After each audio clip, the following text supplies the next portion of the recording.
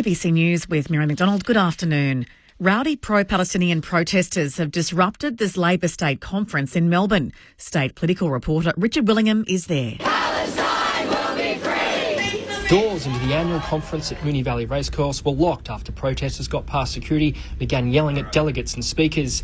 The protesters have since left, but some state and federal MPs were locked outside as the crowd chanted and yelled abuse at them. The protest delayed key speeches from Premier Jacinta Allen and the Prime Minister Anthony Albanese.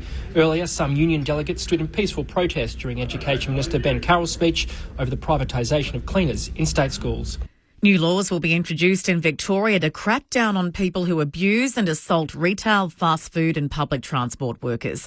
Premier Jacinta Allen told the annual Labor Party conference the laws would be designed in consultation with unions and industry. Ms Allen says the laws will be introduced next year. These laws will be dedicated to protecting customer-facing workers in retail, but also too in hospitality and in public transport as well. Pro-Palestinian activists are standing firm at a number of universities across Melbourne despite calls for them to dismantle their encampments. Costa Haratos reports. La Trobe University says encampments at its Bundoora campus pose safety and wellbeing risks and has given protesters 48 hours to dismantle their sites. The protesters are demanding the university cuts ties with weapons companies amid the ongoing conflict in Gaza. Meanwhile, encampments are still standing at Deacon's Burwood campus despite several requests from the university for their removal. The University of Melbourne's Arts West building also remains filled with tents and protesters bearing Palestinian flags as they enter their fourth day of action. The university has labelled their actions as unacceptable. The Monash University encampment was dismantled yesterday. The Australian government is providing consular assistance to the father of star Brisbane Bronco Payne Huss, who's been arrested in the Philippines. 46-year-old Gregor Johan Huss is accused of allegedly smuggling more than 5 kilograms of methamphetamine into Indonesia late last year. Government Minister Jim Chalmers says the Department of Foreign Affairs and Trade is providing support. There is a legal process underway and we will provide all of the consular assistance that he needs at this time. You know, the Commonwealth Government has the ability to provide that kind of assistance, and that will be provided in full. The United Nations has stressed that people in Gaza will continue to die unless conditions dramatically change for the better. Aid deliveries have begun arriving to the territory through a new maritime corridor and a temporary floating pier built by US armed forces. The UN has agreed to assist in coordinating the delivery and distributing the supplies.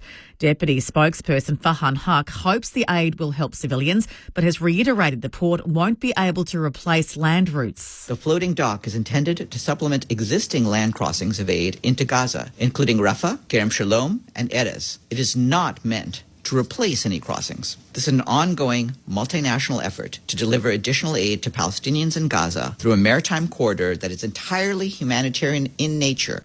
3 Spanish tourists and an Afghan citizen have been killed in a gun attack in the city of Bamiyan in central Afghanistan.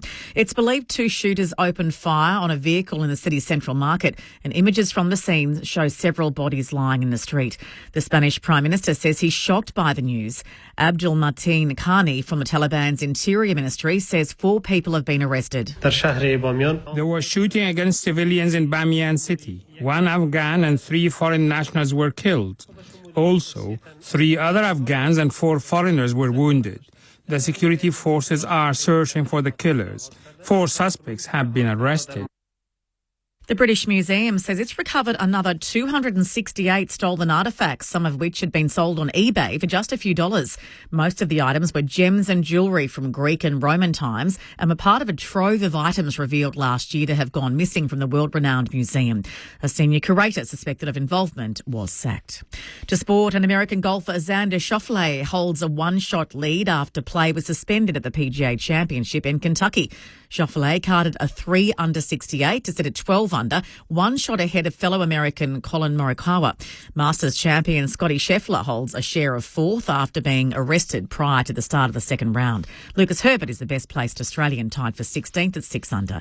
To the weather now for the state, dry and mostly sunny. For Melbourne, mostly sunny with a top today of 14 degrees. Right now in Melbourne, it's 11 degrees. This is ABC News. Jimmy Steins here, and if you're looking for life advice, let me suggest the ABC Listen app. Try Ladies, We Need to Talk. What if it's a choice between I'm staying or I'm living out of my car with my kids? You might also like Parental as Anything, Teens. We all need to face the fact that teens are sending and receiving nude pics. Or Life Matters. Let's begin at your 60th birthday party. Load up a podcast and level up your life with the ABC Listen app. ABC Sport. This is AFL Saturday with Corbin Middlemass. Here pass to Ngoe, the Collingwood superstar. Ngoe, the destroyer. AFL coaching record holder. Mr. Mick Malthouse. The man's about to coach a team for the 715th occasion. Premiership player. Number 12, Luke Ball. Finals pressure. Luke Ball from 45 metres out directly from goal. Score the level. AFL Saturday with Corbin, Mick and Bally. AFL Saturday on your radio, ABC Sport Digital. And take us with you on the ABC Listen app. The Sydney Swans are 2 games clear on top of the table. Has the competition got a dominant team and a clear premiership favourite? The Blues, meanwhile, have dropped 4 of their last 6. Is it time to panic for Michael Voss? The Suns owned the territory, sending the Cats on a 3-game losing skid. It is Sir Doug Nicholls' round, but Aboriginal participation in the AFL is dwindling for the first time in almost 3 decades. Why is that so? And Thursday night footy is out of vogue in the next set of fixtures, and the concussion debate rages in the game. All of that ahead right here on AFL Saturday through ABC Sport. Picked off here again by McLean. Sweeps it wide for Warner. He's goal side from 35. Snaps and curls it around. What about that from the chat? 3 goals for Warner. It's a blood blitz. They were challenged early, Sydney, but they have made a massive statement in their premiership quest. The Swans thumping the Blues by 52 points at the SCG. Sydney Chief Executive Tom Harley is our feature guest today on AFL Saturday. We are on ABC Sport, Sport Digital and streaming through the ABC Listen app. Your calls on 1300 558 222. That's 1300 558 222. The whole gang's here, as you heard in the opener. My name's Corbin Middlemass. We are at, as Greg Baum once beautifully wrote, the theatre of the great and the grand at the Melbourne Cricket Ground. Saturday afternoon footy here between Collingwood and Adelaide. A little later on, Mick Malthouse is here, the coaching icon. Hello, Mick. Corby, you got me worried with that big jacket on, and you're jumping around as if it's minus. So tell me, is there a what's the main reason, do you think? I think it might have something to do that I've spent the week in Darwin. I acclimatised beautifully. I had the shorts and the T-shirt and the Burkies on all week. Oh, I reckon that's... And now all of a sudden, it's hit me straight between the eyes, Mick, as soon as I walked back into Melbourne. Yeah, and then if we went up to Darwin, Bally, we'd be melted on the tarmac. It really does take time to acclimatise. That's why I don't get caught up in why Geelong won, lost or didn't. Well, they didn't, because it is such a different environment. And then we're going to have these people say, well, the 20th side is going to win the first 10 or 10 home games. Well, no. But it is a contrast. And if you keep getting whacked like that, it does take its toll. But anyway, it's great to be here, Corby. Great to be at the MCG, especially with Bally next to me. Bally, my last game with Bally here, he was a very, very good player for the Collingwood Football Club. So don't get a big head out of that, Bally, either. And I've come up from Geelong, not to live in Geelong, but I went and was a grandson, and I beat him here, and he has to come in from where? What, about 10 minutes away, and I beat you here. Is that because the roads down your end are a bit different, Paulie? Well, Mick, and good afternoon to you, Corb. And I actually put the extra layer on today. I need to take it off because I've run from the car park to get here right on time. I hate being late, and I still haven't been because I've made it. But there's something going on with Punt Road. I mean, either that or there better be 90,000 here today, Mick, because there's 90,000 cars on Punt Road all the way back to Toorak Road. Anyway, enough about that. That's Melbourne traffic. I bet you they don't have the traffic issues up in Darwin either, along with the weather, Corby. But great to be back at the G. And interested to hear a bit more about your Darwin experience. But to fit everything in, we got the full tourist front, went out to Litchfield to National Park and floated in some natural springs and saw the jumping crocodiles on the Adelaide River and little sunset down the beach. So we've had a wonderful week, and back into the footy today, but it was good fun. So perfect spot for a 20th team. It sounds like you're on the ticket now. It sounds like it. Dominate. Selling it. I worked with Joel Bowden on Thursday night, who is actually the tourism minister among various other ministers up there. So I did give him a little nudge and said, mate, if you're looking for any ambassadors, I feel like my 3 days here has been pretty good on that front. There's a lot of discussion up there about Team 20, as you can imagine, as well. So really good event and huge crowd too. They had over 11,000 there, which is the best the Suns have ever had for a home game up in Darwin. Well, big Geelong. It seemed like on the TV, a lot of more Geelong supporters in a sense, or at least as many. Is that fair or no? Naturally, like a lot of places, like WA is the same as South Australia. There's a lot of hardcore footy people that have their original VFL team from back in the day. Yeah. So first time the Cats have ever played there for premiership points. I think they've played a pre-season night premiership game in the past, but.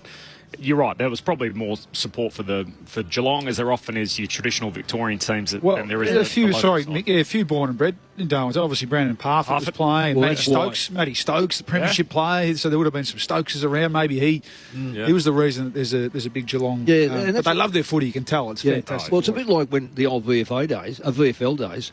If the Crackers, for instance, it was Claremont, wasn't it? So you'd have. Half of Claremont was dressed in North Melbourne uniforms, and Ditchburn was Claremont. Some of those would have Carlton things on, and so it's inevitable that you attract to that person. And they have such an inbuilt advantage with supporter bases across the country for people that have been footy fans for 40, 50, 60 years, their entire lives. Tom Harley's about to join us, the chief executive of the Swans. 44,047 at the SCG last night. Incredible game of footy. The Blues kicked the first 4 goals, and then Sydney kicked 17 of the next 22 goals in the game. So they win, and they win wide. It's the first time since 1945, so back in the old South Melbourne days, that this team has started the season with 9 wins from their first 10 matches. 2 games clear on top.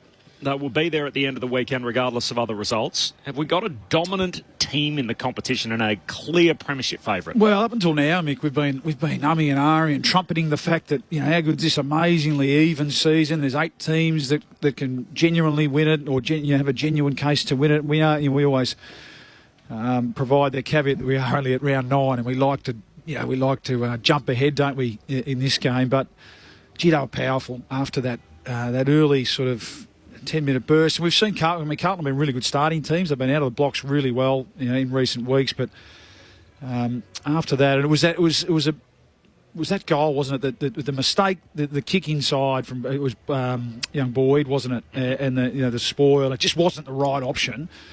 And I think it was Jordan made the spoil. Hayward gets the crumb and kicks the goal. And he just thought, I hope that does it. And sure enough, from then on, it was just a powerhouse performance. They dialed up the pressure. You heard Michael Voss talk about after the game. They dialed up the pressure. They dialed up the heat around the ball. And they've just got so many numbers. You talk about power. So many numbers to throw at the contest now, Sydney. And they're the best team at getting it from in there to out there. And you think of players that embody that. Chad Warner, none better. And Isaac Heaney continues his stellar season. And Carlton, so we talk about the winners. The disappointing part was, and we might discuss them a bit later, was Carlton's inability to stand up. And I thought, regardless of the personnel, I thought they were a genuine chance, Carlton, to go up there and win it. Their numbers forward of the ball, and in the first 5-10 minutes, you thought, well, here we go. This is playing out, how I thought, or how I thought that they could really challenge them. The big guys looked dangerous ahead of the ball, and they were winning the ball around clearance. But, a few little sort of positional tweaks. Jordan went on to Walsh and shut him down, did a really good job. But other than that, it was just an avalanche from then on. And to answer your question, the long-winded way to answer your question, Cor, they're absolutely entitled to be a clear premiership favourite now on that performance. All right, Paulie, your football. Who's got the second highest percentage in the competition at the moment? Well, good question, Mick. Sydney, clearly, 154 is just massive at this time of the year. Oh, there'd be no one else is above 125. Is that right? Probably, but who's got it? Geelong's took a whack the other night. I was going to say, I would have said Geelong before the night. Is it the Giants? It's the Western Bulldogs in 11th spot. There you go. Yeah. Western Bulldogs in 11th. So it's a great point. So when we talk about the evenness of the comp, that's usually a good indication, isn't it? Where teams less than a third and they're under 100. Yeah, well there you go. That's right. So and the drawn teams are all around about the same percentage. So those that were arguing that you've got to play extra time, this is what a new dimension. It's a great dimension to have. Now these sides can't go, well look, it's not a matter of us winning. It's a matter of us winning now bigger and better because our percentage has got to be better because there's 4 sides got to draw. Anyway, so my answer, and I'll make it briefer. Yeah. I think Sydney rightly deserve it. I still say the draw is totally unbalanced. We can't do anything about it. So 9-1 on the season, and the one is Richmond, who can't beat anyone else, which is just such an amazing quirk of the season so far. That's the game they've dropped. Callum Mills, their captain, is out for a prolonged period. Probably won't be back until after the bye. Well, he doesn't need to be now, does he? No. He's got the luxury. Well, Parker looks like getting a few weeks. Oh, he will. Yeah. That was incredible. So Luke Parker had 26 disposals, 9 tackles, been knocking down the door in the VFL, can't get in. And then just a mind-numbing incident last night where he's run past the footy and cleaned up a trailing player in which he's been left hospitalised with a jaw fracture. And so, as we know, you're culpable for the damage. It looks like he's probably going to be missing, if he's lucky, 3 weeks. That's at VFL level. So as a result, he'll be ineligible to play for the AFL team as well. Yeah, I've watched it a few times. To me, it was a split-second decision to impose himself physically. I feel for him a bit. I mean, from a team point of view, it's a great situation to be in. They're able to have that pressure for spots and integrity of selection. I've been in his position, and he goes down to Frankston and plays on a Friday night. It's a 300-game premiership player.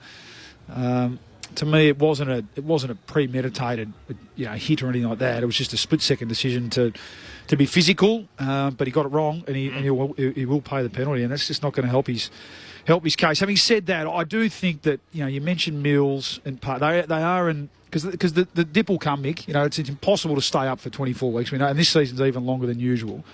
So he will be called on at some stage later in the year, and you just know going in a final series if he's lining up on the wall ready to be picked. It's not a bad position to be in with Luke Parker. To win a premiership, I honestly believe you need 25 to 27 players to call upon because you're going to have that little dip, but also injuries, late injuries. You've got to remember McCartan's not in that side, so he's a walk-up start for that side for a start-off. Parker, if your midfield's functioning like that, sometimes you have to find another position for that player. It may well be just a bench player that can come on, play half-forward. There's no doubt he can play half-back, and he can go in the middle and monster sides. So you're right, he will get in there, but it's okay to say he goes in, who goes out. Some reaction from both coaches out of last night. First of all, John Longmire talking about Chad Warner, one of their superstars throughout the midfield. Again, another explosive night from him. And then Michael Voss with the post-mortem on the loss up in Sydney last night. He was just really damaging. And, he was able to break the lines and get out of traffic so quickly. And he goes from inside to outside really fast. And so that's his ability to be able to do that was significant. We had to win the ball first because we weren't doing that early. We had to win the hard ball gets, and when we're able to sort of wrestle that momentum back, then we're able to get the ball going forward out of scramble, surge the ball forward. It was pretty slippery conditions, so basic footy was what stood up for us. I just felt like we lacked any drive through the middle part of the ground. So when you lack that sort of drive and being able to own territory, then the guys up the front are always going to struggle a little bit. It's a lot easier to read the play. It's probably easier to come off and support. It's a bit more predictable where the ball's going. But it was pretty clear in terms of the game itself. It just wasn't us. It just wasn't our identity. We just didn't bring what we've brought to these contests, over the course of the last 12 months, and we fell well and truly short. So there's some things in that we'll take away, but there's obviously a lot of things that we need to be able to make sure that we get back into our game ASAP. We'll come back to the Blues. Only North Melbourne has conceded more points than Carlton over the last 4 weeks, which is crazy to think they're second last for points against. They've dropped 4 of their last 6 games, so that's the Carlton front. This is AFL Saturday on ABC Sport. The Sydney Swans, big winners last night. They're 2 games clear on top. I'm fascinated how footy clubs view this stuff, and Mick, you've obviously been inside them. Tom Harley's about to join us, the Chief Executive of the Swans. Jim Harbaugh, who's the famed coach in college football in America, he's actually just moved into the in the NFL with the Chargers, but he used to talk at the Michigan Wolverines about, we're team 144, we're team 143, and the idea is we are the team for this year, and it's the only time that this collection of players will be together, and that's it. And so we've got a special place in history at this university that we're team 144. And obviously it's a little bit different in professional sports where there's less turnover probably year on year as guys graduate and everything else. But people often forget this Sydney team played in a grand final in 2022 and they had 12 guys under 100 games. And some of those guys are Goulden and Warner and Blakey and Rowbottom and McInerney and McCartan. And I wonder if they look at it as, is this a 3-year journey that we've been on that hopefully we're trying to win that next premiership for the club, or whether they just look at it as every year's a new year and we start again? History shows that when you have a good side, a younger side through a grand final, winning it or losing it, that you'll have another crack at it. Something you might just, if I want to go back far enough, I'll say 1980. 1979, we didn't make the finals. 1980, we won the premiership. 1981 fell away, and I reckon that was mental. 1982 played off again. I can say 1982. So I can go West Coast 92, 91, 92, and 94. Sydney, Geelong. I mean, I wrote Geelong off this year, but I'm not sure now it's right. Sydney, I certainly thought it's going to be a struggle for them. But when you go back and you have a look at the history over recent history, it was inevitable they're going to jump up because those kids are too good and the competition's too flat. There's no one in the competition that's that good. So if they can hold their nerve and keep fit, which they are, if you look at the injury list, and who's on the boundary line, who could come into the side at some stage, wow, they are going to be very tough to beat, and we're talking about round 10. This is AFL Saturday on ABC Sport. Corbin Middlemass, Mick Moldhouse and Luke Ball. The Chief Executive of the Sydney Swans is Tom Harley, and he's been good enough to join us again on ABC Sport. Tom, appreciate your time. No, any time, Corbin. Thanks for having me. I'm sure you'll be a happy man this morning. Just on that question I was just posing to Mick, do you look at each year as a new year, or do you see this as a continuation of something that you started a couple of years ago? Oh, look, yeah, I really enjoyed listening to that part of the conversation, and I think there's a stat that does speak to the fact that premiership teams are never replicated as early as obviously round 1 the following year. But I guess where our squad's at, and we have been building for a period of time, and there's certainly some value in having a group of players come through together, which I guess our journey of the current crop probably started around that 2020, 2021 period. And footy's no different to life in that, time on the block and experience you can't buy. And I know with our core group of players, they may be young, but they have played a fair bit of footy together, and they're really enjoying playing footy and training together. So that's certainly part of the build for us. And obviously at the right time, you need to bring in some players, which we identified some gaps last year, and some of the acquisitions have had been really important for us. So combination of both.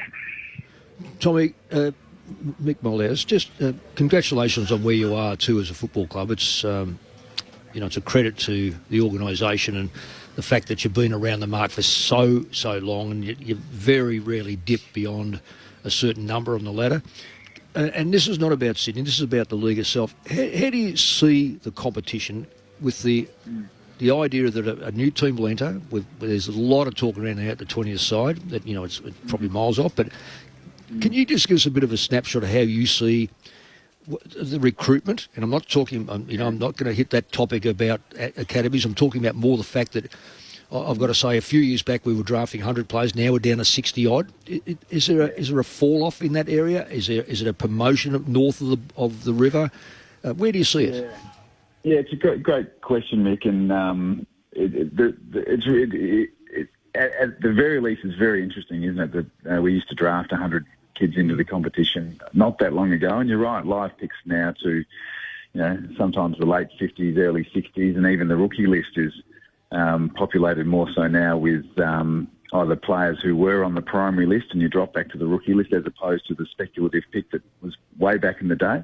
Yep. So look, I think and I've got young kids myself now, and I see them coming through. The competition for hearts and minds of those young kids, whether it be sport or entertainment, is pretty fierce. Basketball's had a resurgence, and obviously soccer's been big, and all of those sorts of things. So at a macro level, the game needs to be really attractive to young boys and girls to come through to really build that critical mass of players. So, look, the 19th team is coming in. There's no doubt about that, and there's been plenty of commentary around whether the talent pool can sustain that. I think it can, but we just do need to make sure that the game, which I think it is really attractive and appealing to the young kids coming through, because they're your future AFL and AFLW players. So it's a bit of a watch, but currently I think we're okay. Okay, now this is a hot topic, and you may not want to answer it, but there's a perennial side that has been down near the bottom since it's won its premierships, in the 10-year rule, and then under Dennis Pagan. A small supporter base, doesn't attract many people at all to games down here, been around the bottom for a long time. Should they be in the competition? Oh, they absolutely should be. What do we do about making them more competitive and getting more supporters?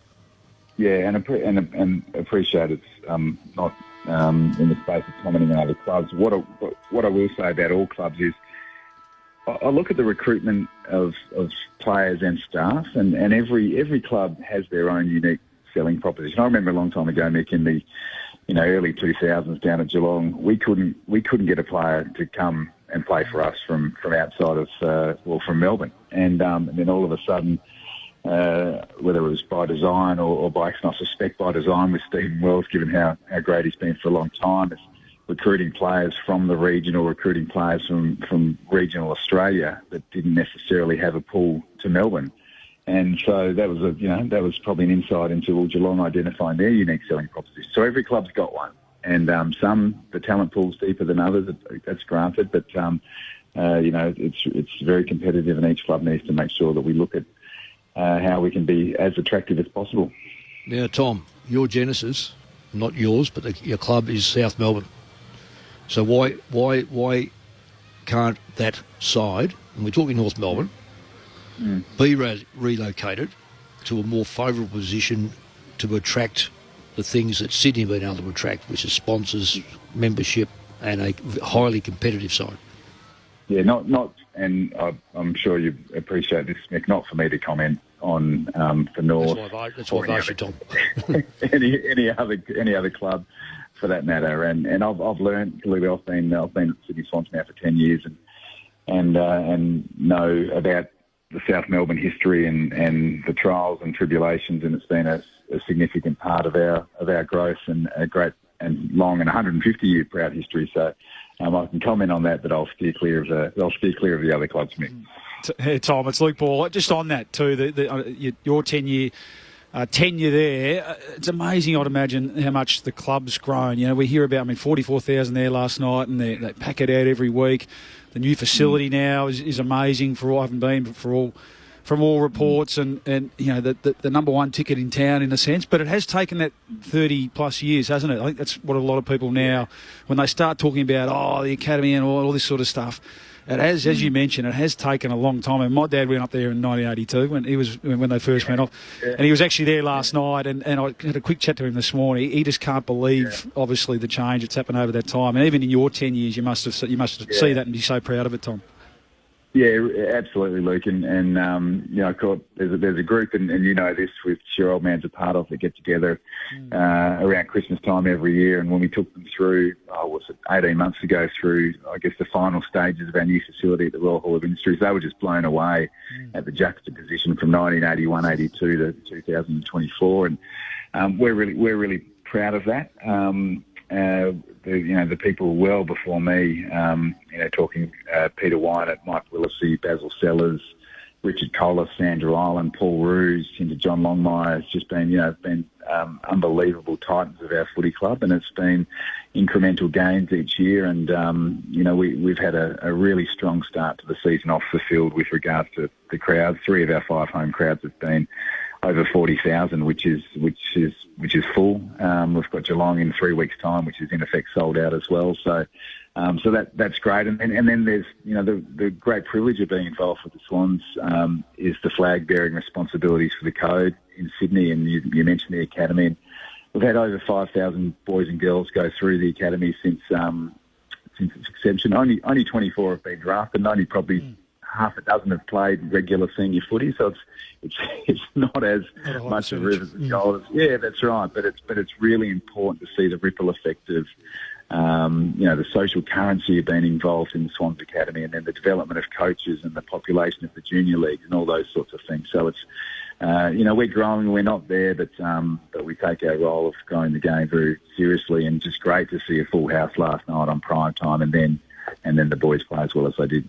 Yeah, I mean, on the field, Isaac Heaney is obviously his Brownlow medal favourite. He's probably become the pin-up boy a little bit of that academy. But I think the other part to that is, if not for the academy, he'd be playing for Newcastle, wouldn't he, in the NRL? So it is from that point of view, it is a fantastic success.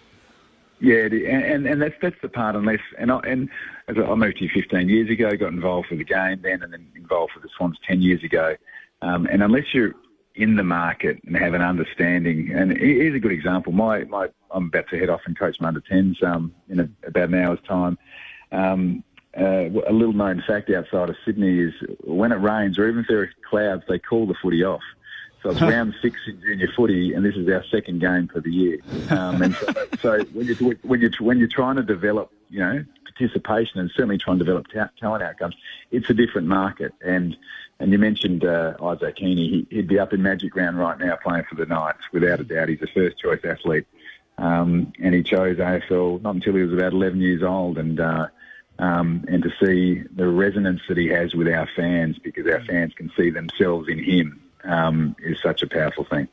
Tom Harley with us, the Chief Executive of the Sydney Swans. I've got some newsy ones here for you, Tom, just to take us through. We're on ABC Sport, by the way. This is AFL Saturday. Corbin Middlemass, Luke Ball and Mick Moldhouse. It is Sir Doug Nicholls round, and you talk about the academies, and just to differentiate for people here, there is a difference between the next generation academies and the northern academies. So northern academies are basically for the teams in New South Wales and Queensland, but I want to focus on the other one, which is the next gen academy, and that basically the idea is for people that aren't aware, people from non-traditional backgrounds trying to get them into the game. So Jamari Ugle-Hagan went through that at the Western Bulldogs, was ultimately drafted number 1. The rule has changed, so players that come through that academy, you can't basically bid on them in the top 40. And so as a result, you could put all the time and effort into developing those players. And like Mac Andrew, for example, who went top 10 to the Gold Coast, Melbourne did a whole lot of work with him. They lose their rights to him. They put all the time and effort into him. He goes and plays for another team. Do you think that is partly to blame why we've got these dwindling numbers in the game when it comes to First Nations athletes? And if so, what can we do about it? Yeah, look, I think it's a contributing factor, and I know there's a competitive balance review going on at the moment. As a club, we're supportive of the bidding rights coming in from Pick 40 to greatly incentivise those clubs to really invest. And your point is right. There's clearly a First Nations element, but there's also the multicultural element, and clubs, if there is an incentive to invest, will invest into a pipeline of talent. And I think specific for us, that's clearly been an MO for the Swans and the Swans Academy, and I'm sure I can speak on behalf of the Giants, the Suns and the Lions, and the way they view their academy as well. And interestingly, now the next iteration is given fundamentally all of Australia's carved up into NGAs, Next Generation Academy Zones. The pipeline for the Swans to bring First Nations players is through our academy, which fundamentally is a development academy at its core. So we need to really invest in areas where there might be some untapped First Nations talent. And we've developed a First Nations Foundations Academy, which is supported by Nick O'Loughlin's business, to really understand the culture of First Nations in our academy zone first and foremost, and then look for talent outcomes. So I think we do, as an industry, need to look at the levels of investment, because you just see, clearly we've seen the amazing exploits of Indigenous players on our game, but I watch Alir run around, and you watch CJ at the Hawks run around, and you see the stuff that Mac Andrew's starting to do, or Lekalir at the Giants, and you think, wow, what a great talent pool that is for our game going forward. again, Andrew Dimitri used to talk about the mirror test. You can't be what you can't see, and the more diversity within our game that we can get, I think, is a really great thing. And to ensure that we get that representation of the game, significant investment and culturally appropriate and sensitive strategies need to be put in place. Tom Harley with us on ABC Sport. Just as a footy guy and someone that works in the media landscape, I look at the bidding system, Tom, and I think that it's excellent. And it just seems like it makes a whole lot of sense. Father-sons, academies, that if you want the player, great, but you'll pay a high price if someone wants to bid on them at an earlier pick. You sit around the table with the other CEOs. Is that not the sense that you get? Is there not a consensus that the bidding system is working? No, I think it actually is, and I think the consensus is that it's working. I think it's appropriate to constantly review. Review doesn't always mean you need to change. And if you look at the history of father-sons and then into Northern Academies and NGAs, there's always been a snap judgment change to the rules off the back of one player. I think it was Tom Hawkins from a father-son's point of view, which brought in the bidding system. Then it was Callum Mills, and then it was Jamara Ugle-Hagan, and then the conversation starts again off the 4 Gold Coast Suns players. But the hysteria around the Gold Coast Suns was, I think, unwarranted, given that they're actually pretty tight guardrails. If the Suns had made the top 8, they would have had to pay a bit more if they wanted to keep all of those 4 players, and if they'd made the top 4, they might have had to tip a couple into the overall draft pool. And I think at the end of the day, if they're an over supply of whether it's NGA or Northern Academy players that can't actually end up at the club where they were developed, that's a good thing, and then that feeds into the strategy around the growing the talent pool for Tassie and maybe future teams in the future. So. We are clearly supportive of the academies, and we are absolutely supportive of the current settings because we think they're appropriate. And I suspect that might not be the universal view, but it's certainly a strong view. Some super quick ones, Tom, because we've held you long enough. I saw John Rolfe's report last night indicating that Leon Cameron had expressed a lot of confidence that the deal was just about done, and a whole lot of optimism around Will Hayward. Is that your understanding, that you're close to putting pen to paper? Oh, look, we're having very, very fruitful and positive conversations, and what we do know is that Will is really keen to stay, and so that's always a good starting point. So you're never confident until it's done, but we'll work our way through that in the next little while. Have you seen Luke Parker's late hit in the VFL last night? I have online. I haven't seen or had a deep interrogation of that. So, that'll obviously play out in the next little while. The team would be coming back now to Sydney, so I'll catch up with our football department a bit later on this afternoon and tomorrow and work our way through that if we indeed need to work our way through that. And last one, we saw pictures last night on our television monitors of members basically being turned away outside the gate last night. I mean, awesome that you had an excellent crowd, but can you explain to us what on earth happened there? Were they members that weren't actually able to get in despite having a ticket? How were there people that arrived at the ground and then not able to actually make it inside? Yeah, so a little bit. There's not so much confusion around that. There's a part, and Corbin, I think you know this well, there's a part of the ground which is the SCG members, and we have red zone members that can get into that part of the ground as well. And that was at capacity, and I must say our staff, I was really proud of our staff that manned the gates and were able to facilitate, as far as I know, pretty much all of the Swans members. I can't speak on behalf of the SCG members, but the Swans members who couldn't get into the oversubscribed area, but we were able to sort of, do some jigsaw puzzle work to get them into the ground. So, a good position to be in. Clearly, when there's scarcity, at the same token, you don't want to be turning anyone away. But the message is clear that membership is your best ticket into the ground, and we're able to facilitate that last night. Tom, thanks for being so generous with your time. The boys are absolutely flying at the moment. Thanks for dropping by once again on ABC Sport. Thanks for having me, guys. Have a good day. Tom Harley, the Chief Executive of the Sydney Swans, and of course Premiership skipper in his own right, a couple of times over with the Cats, of course, in Captain 2007, 2009. Yep, correct. Yeah, actually no, 2009 he wasn't. Oh, sorry, I've got that. He was. He was. 90, my bad. and then he left. He didn't play in 11. 11, yep. Our man Cameron Ling came in and over those years. Just to put a tie bow on last night, the Blues. So we heard from Michael Voss a short time ago. Always comes across very pragmatic, but to be 17th for points against, that is a worry, surely, to be that leaky defensively. Well, and it's not necessarily your backline. That's the fundamental thing is that people get confused. Oh, your backline's no good. Well, it may not be, but a lot of ball goes in their forward line, comes out too quick. A lot of ball gets monstered in the centre by quicker players. They are one-paced through the middle. That's been... If I've looked at the Carlton side and thought, where can they get better, they have to be more diverse through the middle, because if you have the one pace, you can get knocked over pretty quickly. And I think Longmire was the first to say that once a couple of their midfielders were able to break out, they broke out and they absolutely cut them apart. I didn't watch the game. I was here last night doing an SAS with the SAS boys. So I've only seen bits and pieces, but I wasn't surprised. One, the ground doesn't suit the two big forwards. That doesn't excuse an 8-goal loss. Two, when you start to get crunched through the middle, there's no better way of getting home at Sydney. It is a shorter ground, and it just opens you up.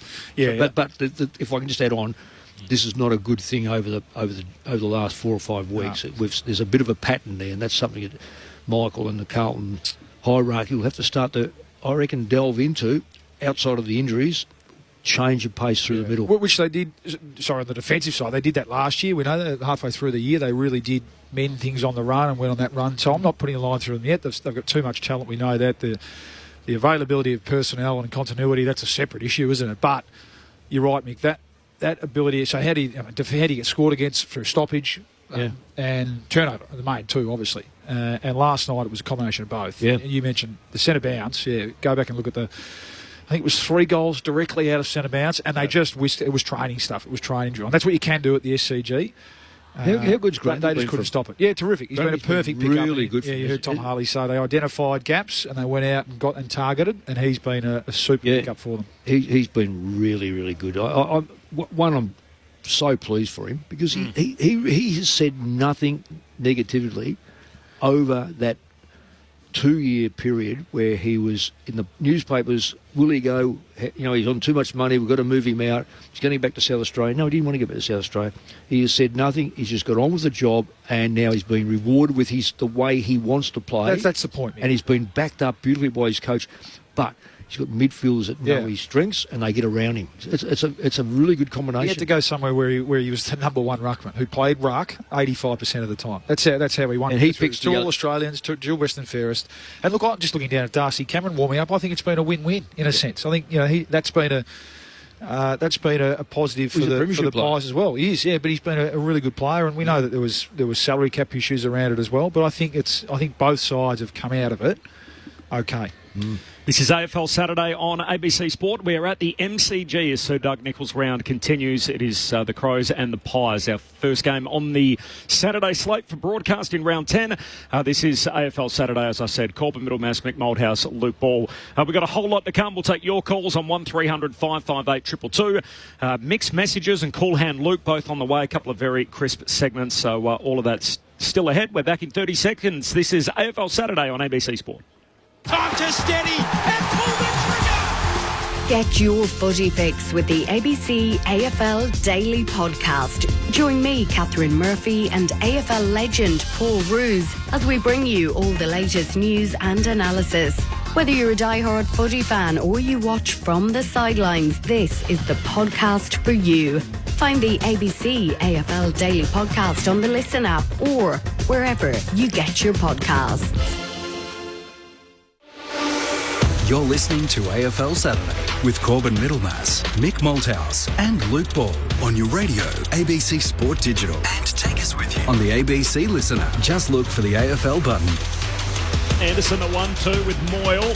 Then a hand pass away to Davies. Handball out of the centre square. Berry gives it back to Anderson, who keeps on moving. Anderson. Neo. Oh, this brother can really go. And Noel Anderson kicks his second goal of the night. What a night from him. Noel Anderson had a career-high 41 disposals. There were career highs across the board. 37 touches for Flanders, 35 for Rowell, 5 goals for Bailey Humphrey, and Lukosius kicked 5 of his own. It was a big win for the Suns. We won't get too bogged down on this, but did it say more about the Suns or did it say more about the Cats, what we saw on Thursday night? I reckon it said a lot about Geelong. Having said that, I said about playing up there for a start. That it will be dismissed. It shouldn't totally be dismissed, but they are also one pace through the middle.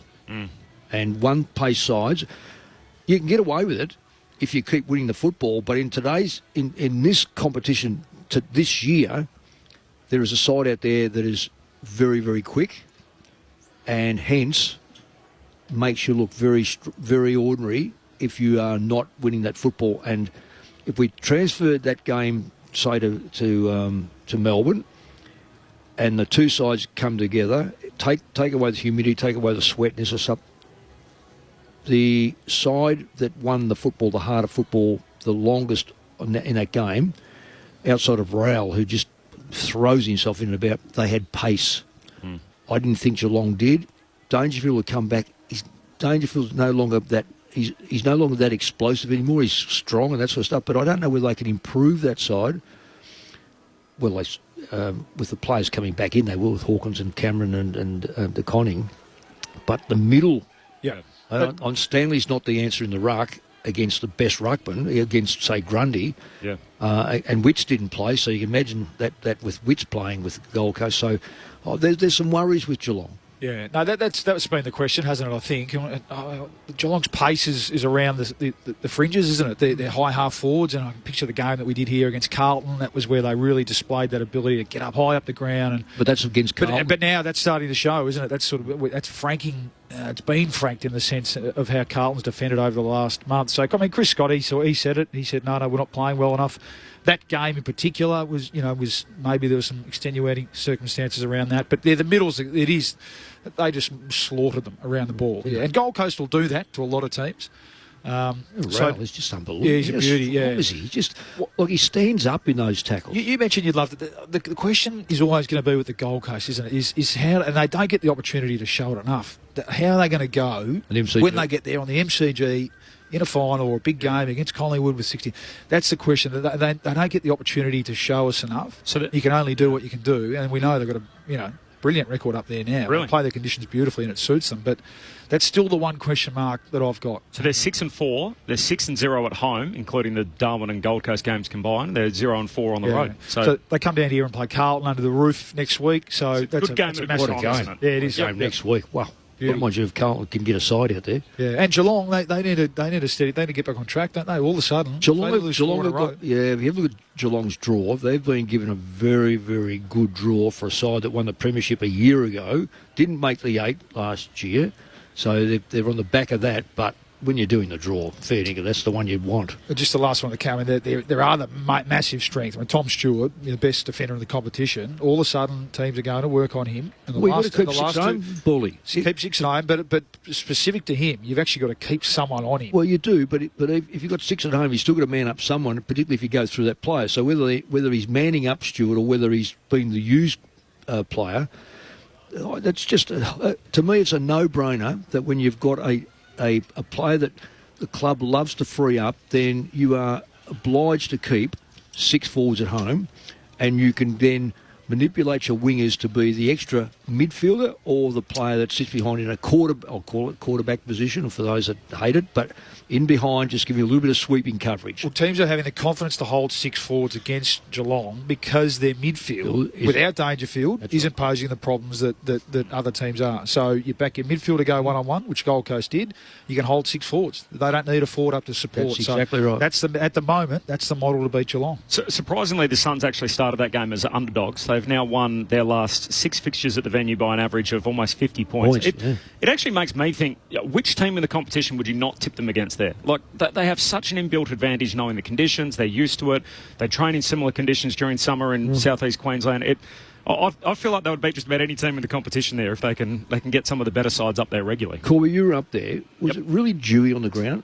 Or was it just the sweat? It was more just the sweat and Was the it right? humidity. It wasn't super dewy that time of year, so Right, it's okay. You heard Harry Sheasel say from the week before, as the game wore on, the energy Sapping out of them. You could tell. What are the goals in the last quarter? 7 goals each. It virtually was, look, we've had enough here. This is just get it and throw the ball at the hoop.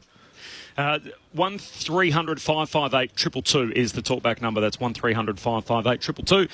This is always sure to generate a little bit of debate every week. Is one of our sharpest segments that we have when we go inside the mind of the coaching icon himself, Mick Malthouse, with mixed messages on AFL Saturday. What do they reckon? They come to play marbles or football, or think they sat in their cars waiting for the game to start and go out there? This is Mixed Messages. Thanks, Corby. This is something that it's been dear to me. I've had the fortune to be put into a Hall of Fame at the AFL, and that I've gone in as a coach. It's got to be earned. I'm delighted to be part of that. Player, coach, umpire, administrator, media, and pioneer. My suggestion to the AFL is look very, very deeply at Sir Doug Nicholls to be in the Hall of Fame as a pioneer. Because he is in a lot of eyes. He certainly is in my eyes. I can't think of anyone better to be inducted into the Hall of Fame as a pioneer than Sir Doug Nicholls. That's a great point. It's amazing that he's not there when you think about the life that he's had. I mean, this is a guy who is a incredibly important figure in Australian life, not just in football. He's a civil rights leader. He was Father of the Year. He was a pastor. He was Governor of South Australia. He set up hostels in Melbourne for Aboriginal people who were working to try to come to the city to try and find work. They helped plenty of people in need, all Australians, with food, shelter, other support in the work that he was able to do in his life. And from a football point of view, gee, was ahead of his time. So he spent 6 seasons at Fitzroy playing 54 games. And the reason he ended up at Fitzroy is because he was previously with the Blues and a trainer refused to rub him because of the colour of his skin. And as a result, he went to Fitzroy. He was befriended by Hayden Button Sr. and went on to become a very accomplished footballer, represented Victoria at State of Origin level. And after he finished in the VFL, went to the VFA and won a premiership with Northcote. So it is amazing that we have 2 weekends of the year under his name, and yet he's not in our Hall of Fame. It's a Martin Luther King situation, isn't it? Probably just a little bit less extreme in one case, but he was such a passionate man for the Indigenous Australians, and we are talking about playing football. I don't want this to be diminished, this Hall of Fame. I think that you've really got to earn your spot. It just can't be given out. I've had a long time to think about this, and it was on my mind last year, and I'm glad this has come up, because I just think that we can categorise, yes, he's not going to fit in as a player. He's not going to fit in those other categories, but for a pioneer in this game, that I think, and Benny was the one that dug up the figures, there's only 6 pioneers. They're well truly past. It's a different name for a different cause, but it's all about football and the promotion of our Indigenous players to be able to play. So I just think it's a no-brainer. It's almost like there could be just an all-round general impact clause that what he's done. And then you'd have to be exceptional, which we're saying in this circumstance he is. But so you're saying he doesn't qualify in this bucket, but just for general all-round impact. It's probably hard to measure, I know, but pioneer though, Ball. That's perfect. If you go back through the other 6, I think you'll find that they have got similar interests outside and inside the game, and they probably weren't part of the game for a long time. This is impact. He's had a massive impact. And as you said, Corby, we're celebrating it. Absolutely. One of the most prominent figures in Australian life, Sir Doug Nicholls, and we get to celebrate his story and all of our great First Nations players over the years, and many of them on the field again this weekend over the next 2 weeks. This is AFL Saturday on ABC Sport. Corbin Middlemass, Mick Malthouse and Luke Ball. Your calls on 1300 558 222. I might just jump to the first of our callers in this block, in Tim in Doreen, who joins us on the talkback line. Hello, Tim. Oh, g'day, guys. I'm enjoying the discussion, the conversation. I just wanted to talk about the academies, if I could. Fire away. Yeah, so I was listening to your discussion, and I support the idea that academies grow the game, especially in the northern states, but what I can't understand is why can't they be run by the AFL and not the clubs, and then all players go into the talent pool and the draft's not compromised? And I heard the argument they said, oh, well, Isaac Heaney would be playing NRL if that wasn't the case. But are they saying that he wouldn't have left Sydney if it wasn't for the academies? Because I'm not sure about that. Plus, Newcastle's not Sydney, by the way. Newcastle's, 90 minutes out of Sydney.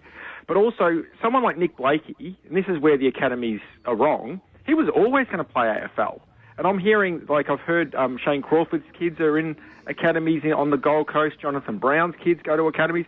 This is a con. If they're telling us that they're developing players to try and keep them in AFL, some of them, yes, but some of them are definitely not. So I'd like to see, run by the AFL, everyone has access to them, and then drafts aren't compromised, which at the moment they are, and that's why teams like North Melbourne can't get off the bottom. Tim, appreciate your call. Is this Tim? Yep. Tim, absolutely spot on. You are... I get every part of it. Okay. I say father-son, it's all quaint, it's beautiful to look at. No, you're in the draft. You would do away with the father-son rule? Father-son's out. No, we disagree there. Yeah, of course we're going to be. Yeah. There's 1,000... If there's 1,100 people, 1,000 won't agree with me. But I'm after an uncompromised draft, and the academy. If the AFL are going to pump money in, they put money into coaches of Auskick north of the border. Nothing here. Yeah. Well, hey, hello. We're all Australian. I think the most interesting point that he made was about who should run the academy. So I agree with the AFL. This is a constant push or pull ball as to whether it's the club's responsibility. And basically the AFL look at the clubs and say, you do it. And the clubs are saying, well, particularly when it comes to the NGA stuff at the moment, why are we pumping money into this? So if you're, I'll give you an example. You're a kid who's let's say even from a international background. Soon as you come over here, you're wide-eyed, bushy up, and you're trying to work out which sport to play. Mm-hmm. And there's an option to go to a clinic with someone with an AFL thing with a blue polo top and an AFL badge on who's rolling footies out, or you go somewhere which with a Sydney Swans branded or Gold Coast branded or Brisbane Lions branded staff running the programs. Which one's more likely to be stickier? It feels more attainable. That's the reason. That's the reason why. And all the clubs have the NGAs now with the branding, and that's the reason why. Because these non-traditional talent pathway. There's non-traditional kids are going to be more attracted to the AFL branding, and that's just a fact. Yeah, I'm not denying. The AFL pay for it. The AFL put money into it. But it has to be the club branded. Otherwise, it doesn't have the impact on the kids that are deciding who to play. Jim is spot on. It's compromised. So straight away, no doubt the draft is. Yeah, well, you can't have. If you're going to have a competition, you can't have it compromised, Paulie. All I'm saying is, I'm not saying disputing, but it is a compromised draft when you have father-son, academy, and any other. Quainar out here is playing football. He was going to play football regardless. It's because his dad or his mum come from Africa. And he was fouled, and Collingwood saw a little loophole, and they pluck a player who... Well, they got him in. They got him in as a 15-year-old. But does it matter when they got him in, Paulie? No, of course it doesn't. I take your point. He was going to play anyway. But the way it was set up, and that's why it wasn't set up to disadvantage him. Everyone had a region, and everyone has benefited out of it in some way, shape, or form.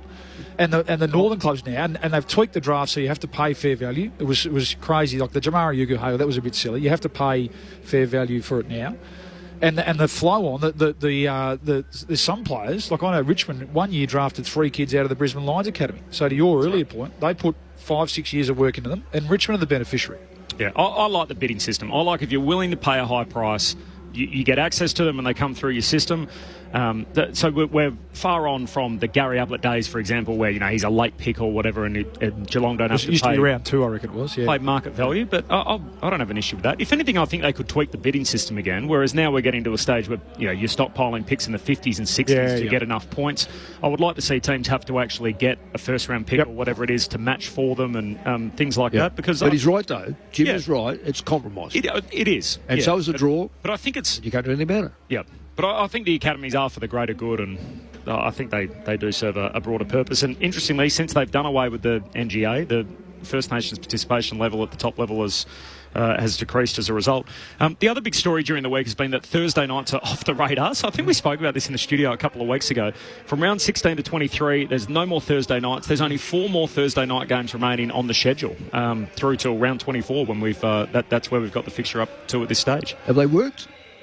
They've been pretty big crowds, haven't they? Good crowds, good ratings, but the fixture's also loaded, so they are, glamour games. Yeah. So you put glamour games on in any time, people will watch. And I missed the explanation. Was that the main reason that was it Andrew Dillon, whoever it was, gave that we don't have or it was skewing the games over the weekend, so we don't have the blockbusters, and especially during the winter months, as the weather impacts the footy. Here's Josh Bowler, who's the AFL's fixture boss during the week. We started off the season with a record 14 Thursday nights in a row. And Thursday nights, it's important to find a balance. And so as we head into winter, we've decided to go with a more traditional time slot structure. Heading to the new broadcast deal next year, we would really want to build on the success of them this year and would expect to try to incorporate a few more depending on how they're going. So that's part of the explanation of it. Keen to hear your thoughts on this as well. The talkback number is 1300 558 222. That's 1300 558 222. If you are listening in South Australia, you're off to the footy. It is the Crows and the Pies. Everyone else, we're back in 5. Everyone else.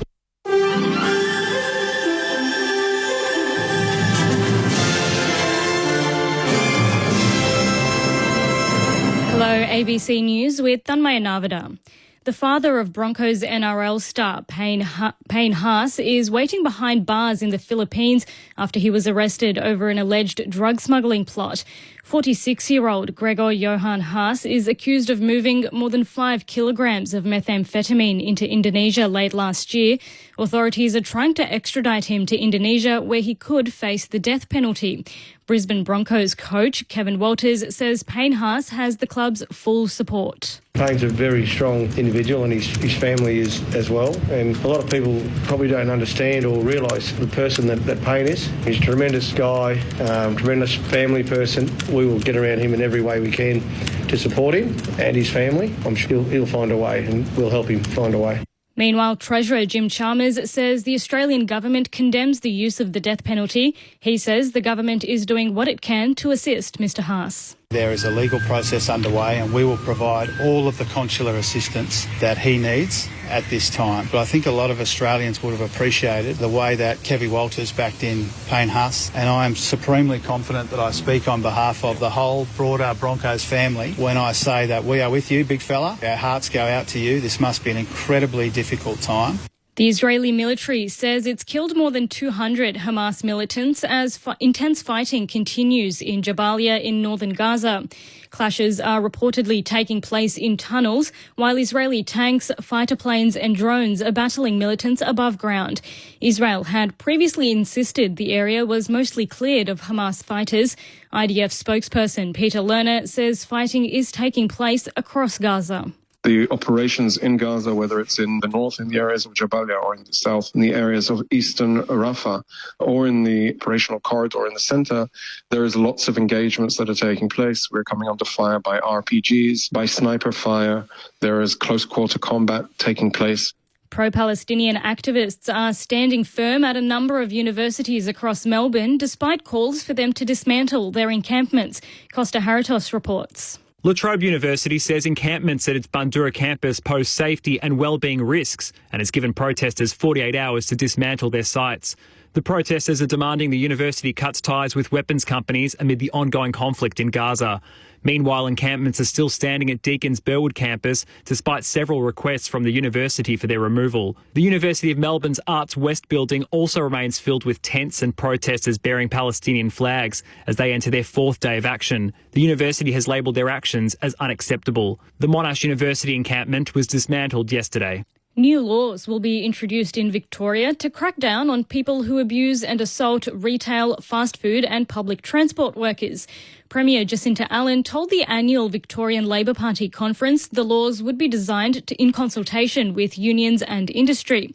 Ms Allen says the laws will be introduced next year. These laws will be dedicated to protecting customer-facing workers in retail, but also too in hospitality and in public transport as well. The outgoing CEO of embattled plane maker Boeing will receive a nearly $50 million final pay package. Shareholders have also re-elected David Calhoun to the board of directors, as the BBC's Michelle Fleury reports from New York. With the plane maker facing lots of questions about recent production and safety lapses, it wasn't clear if shareholders would approve Mr Calhoun's compensation package at its annual meeting. Ultimately, Boeing investors decided to back his pay deal and to re-elect all 11 directors, including Mr Calhoun, to its board. The meeting comes as the plane maker faces multiple investigations after a door plug blew out on a 737 MAX jet operated by Alaska Airlines. The napkin on which Barcelona Football Club committed to signing a 13-year-old Lionel Messi has been sold in an auction for nearly $1.5 million. The napkin, signed in blue ink in December 2000, carries a pledge from the then Barcelona director Carles Reixach to sign the Argentine player. Messi joined Barcelona a month after the deal. He made his first team debut aged 16 and scored a record 672 goals in 778 games for the Catalan club. And in tennis, Alexander Zverev is through to his third Italian Open final after beating Alejandro Tabilo in Rome. Zverev will face Nicolas Jarry in the decider after he beat Tommy Paul in 3 sets. You're up to date with the latest from ABC News. It's the most magical time of the year, right?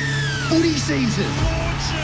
This season you can get your footy live and ad-free on the ABC Listen app. Unbelievable. AFL, NRL, men's, women's. Whatever you fix, we've got you covered. Every goal, try, mark and tackle, called by ABC Sports expert commentary team. A wonderful goal! Game, set, bingo! 100% pure footy, live and ad-free on the ABC Listen app. You're listening to AFL Saturday with Corbin Middlemass, Mick Malthouse and Luke Ball on your radio, ABC Sport Digital. And take us with you on the ABC Listen app. Just look for the AFL button. More of your calls coming up in just a moment. 1300 558 222. Corbin Middlemass alongside Mick Malthouse and Luke Ball. This is AFL Saturday on ABC Sport. Now, coming up today, the first of our broadcast games is Collingwood up against Goanna. So Goanna is the Ghana word for crows. So basically the First Nations word from the Indigenous people of Adelaide in and around the CBD. So as a result, it'll be Goanna and Collingwood today here at the MCG as the first of our broadcast games. A third of the teams this weekend have actually changed their names to First Nations language, so to be able to push that across the competition. So you'll see a number of teams with their First Nations names. So that is our broadcast game, which is coming up first. We'll bring you the team news right now. There's no late change. Harvey Harrison is the sub for Collingwood, and for Adelaide it is Ned McHenry. Cool hand Luke in just a moment. The other big story of the week is clearly the concussion conversation, which continues to rage at the moment. Dominating discussion was the Jeremy Cameron incident, which was ticked off by the AFL. So you can imagine the responses to that after he fell from 6 foot. 6 foot from... Yeah. Sorry, yeah, 6 foot. Yeah. Falls down, hits his head, bounces off the turf, and the AFL tick off on it and basically say, yeah, we believe that that's best practice in the way that it was handled. There was also a survey released by the AFL Players Association revealing that 12% of players are not reporting symptoms. It feels like we talk about it every week. And well, that won't change. It feels like the message is not getting through. Corby, why did he miss on Thursday night? Concussion. Yeah. Yep. The delayed. Yeah. So he had delayed. So that can happen too. We know it could happen, but he's fallen 6 foot. He's landed on his shoulder and whiplash smacked his head on the ground. And he had a 39-second visit from the doctor on field. So I can understand that might be the protocol at the moment, but we've just had a change at head office. So it's a chance for Laura Kane, the head of footy, and for Andrew Dillon, the CEO, to come in and put their stamp on it. And I don't think you need to lean on doctors, to be able to say that's not world's best practice. That if we are really serious about concussion and we're putting our stamp on it and saying this is what we do in 2024 and we think is the best thing that we can do, surely, like I think Jimmy Bartell said, treat it like the blood rule. Get someone off the ground. He wouldn't come off the ground. Call a stop it's play. A free kick immediately. We need to have a better process. Stop the play. We need to have a better process. Absolutely. Stop the play. It's like you say blood rule, I say the old too many in the square or whatever the case may be. You stop the play. If he has to be marched off the ground, the emergency umpire grabs him, marches him off, and a free kick's paid in the centre of the ground, wherever it is. And I tell you what, it'll be coaches. The onus then comes back to coaches to say, your onus now is back on the place. Oh, yeah. Look, let me tell you, nothing annoys coaches more than rules that aren't implemented properly and the player doesn't acknowledge. You just get that, so that was a bugger up by Geelong. Mick always teases you, Bawley, about being our AFL figure on this program, having spent time in the past at head office. Why doesn't the AFL just speak in plain terms? Is it a legal thing? Are they worried about the ramifications? Like, surely if you're the AFL, you can come out and say, hey, we saw it as well. We didn't actually think it was that great. We're going to make changes immediately on this front. Like, why wait another day? And the living embodiment of it this week was young Aidan O'Driscoll, who's a kid that was drafted in November, had a concussion in January. He'll never play another game of Australian rules football ever again. To me, it seems like they're so conscious of not calling the doctor's integrity into question when they might release a statement like that. Well, they didn't muck around with Port Adelaide. Who got fined?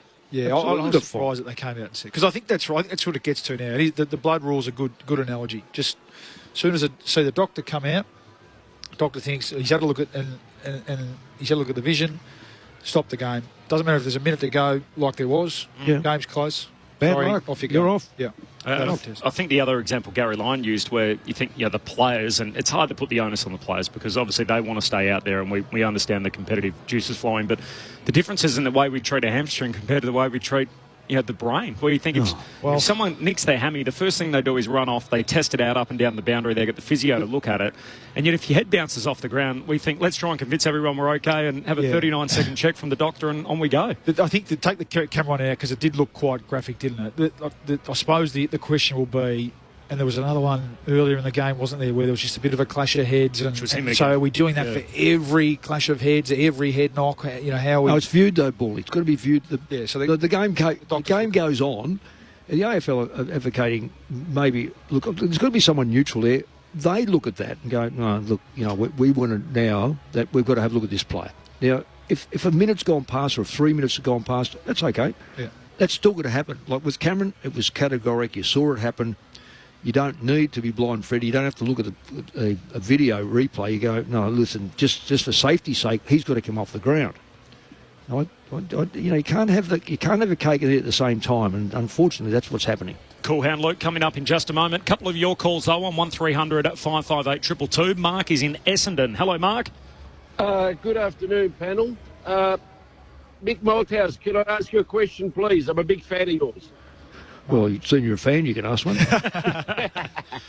Now, Michael, last night's game, awesome display by the Swans, obviously, but for the life of me, I couldn't work out, Mick, it wasn't even halfway during the third quarter, even before that, the coaching panel of Carlton and Michael Voss go and put Curnow in the back line and as Harry Mackay right up the ground near the wing.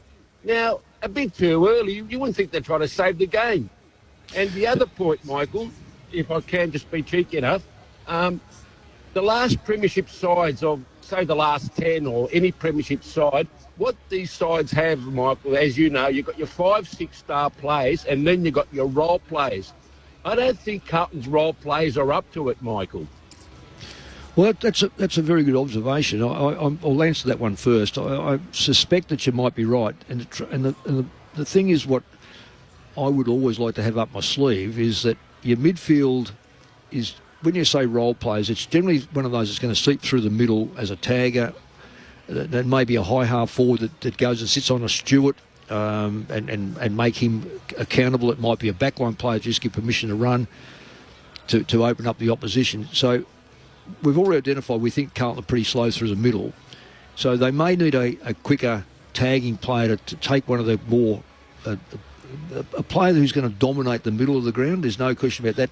So you're right on those phones. I can't remember your first one. Just on that, a good example of that. Matt Cottrell didn't play last night. Yeah, he's a great. He's going to be out for, a while. He's going to be out for. Yeah, it's a real shame. He's an example of a player that one of those role players that they really need. It was really important to them. Kerno, was that a bet? What they do, they tend to put Kerno behind the ball the last 2 minutes of every quarter, whether they're 2 goals up or 2 goals down. But, or trying to stem the flow of momentum. So I think that's what they. Sydney had a bit of momentum. Look, as I said to you, I was here last night, so I didn't see it. But from what I can gather, Kerno is a perfect player to be behind the ball, to set it up, to take a mark and just steady the ship. But if you're 4 or 5 goals down, it's not going to give you an opportunity to perhaps be a bit closer. All you're doing is saving the 6th goal. Perhaps you've got to bring it back. So you've got to roll the dice there. AFL Saturday on ABC Sport. Lawrence from Croydon is the next of our callers. Hello, Lawrence. G'day. I've been interested in the father and son. How many players can we name that have father, son and grandson have played? I can think of 2, Silvani and Darcy, but are there any others? Well, there would be. Mark Murphy. Yep, right. His father John and his grandfather Leo. Oh, yeah. Played in the league. Well, is that 3? The Spargos are 4 generations. So Charlie Spargo, I think his grandfather, great-grandfather, great-great-grandfather all played in around North Melbourne and North Melbourne, Footscray. So across sort of those teams in that time. I'm sure there would be. But you don't get any. You can't go.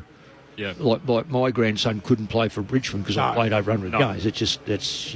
Yeah. Once the broken by the first generation. You don't like it anyway, Mick. No, I don't like it. I don't like it. I want something even. You still with us, Lawrence? Did you have a second point? Yeah. I've had a second question. Glenn James was a fabulous umpire back in the, I think, late 70s, early 80s. Yes, totally. And you're right, great umpire. Now, he's the only Indigenous umpire that I know of. Can you possibly suggest why the Indigenous people don't also come up through the umpiring ranks? That's interesting. It's a great question, and I'm so glad you hit on it. Charlie King, who's one of our favourites, our colleague up in the Northern Territory, Gurindji Elder, he's a Hall of Famer in the AFL, NT's Hall of Famer. He spoke about this as part of our broadcast back on Thursday night. Here's a little of how that conversation went. They need to do more, I think, the AFL. They need to look at pathway for Indigenous umpires. We really must one day start to see Indigenous umpires out there umpiring the footy matches, and I know people will be howling and saying, well, that'll bring out racism. Well, if it does, then you know what you're dealing with. I think that's something really just begging to be done. Are there First Nations Australians in the umpiring ranks in the NT that you're aware of, Charlie? No, not at all. Not at all. Think of Glenn James famously all those years ago, when you're right, there hasn't been the pathway there for First Nations umpires. 1982 was the last time Indigenous umpire umpired. 1982? Well, that's sad. And like Charlie said, I mean, it feels like a lot of the the money and the funding and the fear that if we have Indigenous umpires, what's that going to bring out from the fence? And as Charlie said, well, then we deal with that problem. And it's just to pretend like it's not a thing, or we're worried about it. Can I say, Glenn Jones umpired against sides that I played with. He was an outstanding umpire. Not only an outstanding umpire, just a ripping bloke. Because as you walk off the ground, you don't necessarily always talk to the umpires. But in early days when I was playing, the two teams would meet under the grandstand for a cup of tea and a pie or a scone or something like that. The umpire was invited in. He was always there, and we just loved his company because he was such a decent bloke. And isn't it a shame that's 1982? We're talking 40 years. Well, there's something that we can build on. Absolutely. Great call. Thanks, Lawrence. Appreciate that. James Hird. Would have been multiple generation football. Yes, exactly. So 3, yes, you're right. There would be a few. We'll try and come up with a couple as the program progresses. Liv in Mooroopna off the SMS. Sorry, but the AFL are in danger of killing the goose that laid the golden egg. I know the TV producers want to have games on as often as possible, but 4 days per week is too many. Is a 6-day recovery period enough? St Kilda had 3 weeks of that so far this season, and of course the fear that when it comes to scheduling is the AFL are reluctant given the lack of the amount of 5-day breaks, let alone 6-day breaks with travel involved. But Liv, appreciate your contribution off the SMS. We only spoke about the Thursday nights a couple of weeks ago, and I know we have a different experience as people that work in the games, a game and everything else, but I like to let the big matches marinate a little bit, where you think when you have more days of footy each week without footy, you don't get that water cooler buzz type chat during the week where people say, hey, you're looking forward to Collingwood Carlton Friday night or the Western Derby, because half the time it gets to Thursday and people think, oh, there's a game on tonight, who's playing, what's going on? You don't get the chance to actually let the big games build up, but... Totally agree, Corby. Again, it is probably a little bit of a different experience. That's Liv and Mooroopna. All for Thursday night footy every week. Allows us to watch more footy from Luke in Booragoon, so other side of the coin. From Jan, everything about the AFL is compromised. So just to back up on your point, Mick, and the talk about the draft. Wendy in Bendigo, Thursday night games are unfair for the members who pay full memberships but live in country Victoria and doesn't promote the sport for school kids. So that's another factor, is country audiences making their way in. And I think where Thursday night's also a challenger for parents with young kids. Bally, you've got young daughters trying to stay up and watch the footy, and then you've got to get them up and get them ready to go to school the next day, and everything else has its challenges. Really don't like Thursday games, or certainly not as often. It's like we barely catch a breath before the next round starts, and Thursday night is a school night. There we go. So it can't be good for kids watching or families going. Just a little sample off the SMS. Sorry, Cole, I can't believe it. I'm not switched on today. What about the Kennedys, Mick? Oh, yes. Just happened to be first cousins with them as well. Yeah, first cousins. First cousins and doesn't get it right. Oh, gosh. Thank you, Ben. I'm not even going to pretend that just came to my head. I got the text message. Yeah, what are you doing? So you're going to miss the next family reunion. Sorry, Josh. Sorry. You'll have to. Sorry, Uncle John. You'll have to sit one out up front. Hi, boys. Phil from Victoria. I thought the Swans would be good this year after flying under the radar last year, but I thought the Swans would be good last year, flying under the radar, but they fizzled out. Certainly this year, Longmire has delivered. One of the best coaches going around from Phil. Thanks, Phil. Appreciate that as I butcher the reading of your text message. Anthony in Wild Dog Valley, one of your favourites, Luke's best mate here. Don't underestimate the Buddy Franklin factor. He was huge for the brand and the popularity of the Swans. They did have the big name player, didn't they? Obviously, going back to Kappa and Locker. All key forwards. They're the hardest to control too, Corby, just quietly. No late change here at the MCG. The sub for Collingwood, Harvey Harrison, and the sub for Adelaide is Ned McHenry. All right, it is time on AFL Saturday through ABC Sport. For Cool Hand, Luke. On AFL Saturday. What we've got here is the champion bloke. Failure to communicate. This is Cool Hand Luke. I had to go a little bit deeper, Mick, this week, just to try and find something that needed a bit of cold water poured on it. But competitive balance review is underway at the AFL. And so that's where, and very much in keeping with everything we've spoken about today, with interstate teams and academies and the haves and the have-nots and all that sort of thing. All the stakeholders are canvassed, coaches and players, of course. And just a couple of little things that caught my eye that came out of it, as reported by Sam Landsberger in the Herald Sun. And one of them is probably something that's dear to your heart, and it just seems like when you mention travel over in the West, they get very, very prickly about it. Now, we know that one of the, what we love, and when the Tasmanians come in, we're talking about Darwin coming in, we love the fact that it's a truly national competition, and what wonderful things that the WA teams have brought to our game over the years. But the very nature of it, unfortunately, is that the tyranny of distance that the WA clubs have to travel, Mick, as you know all too well.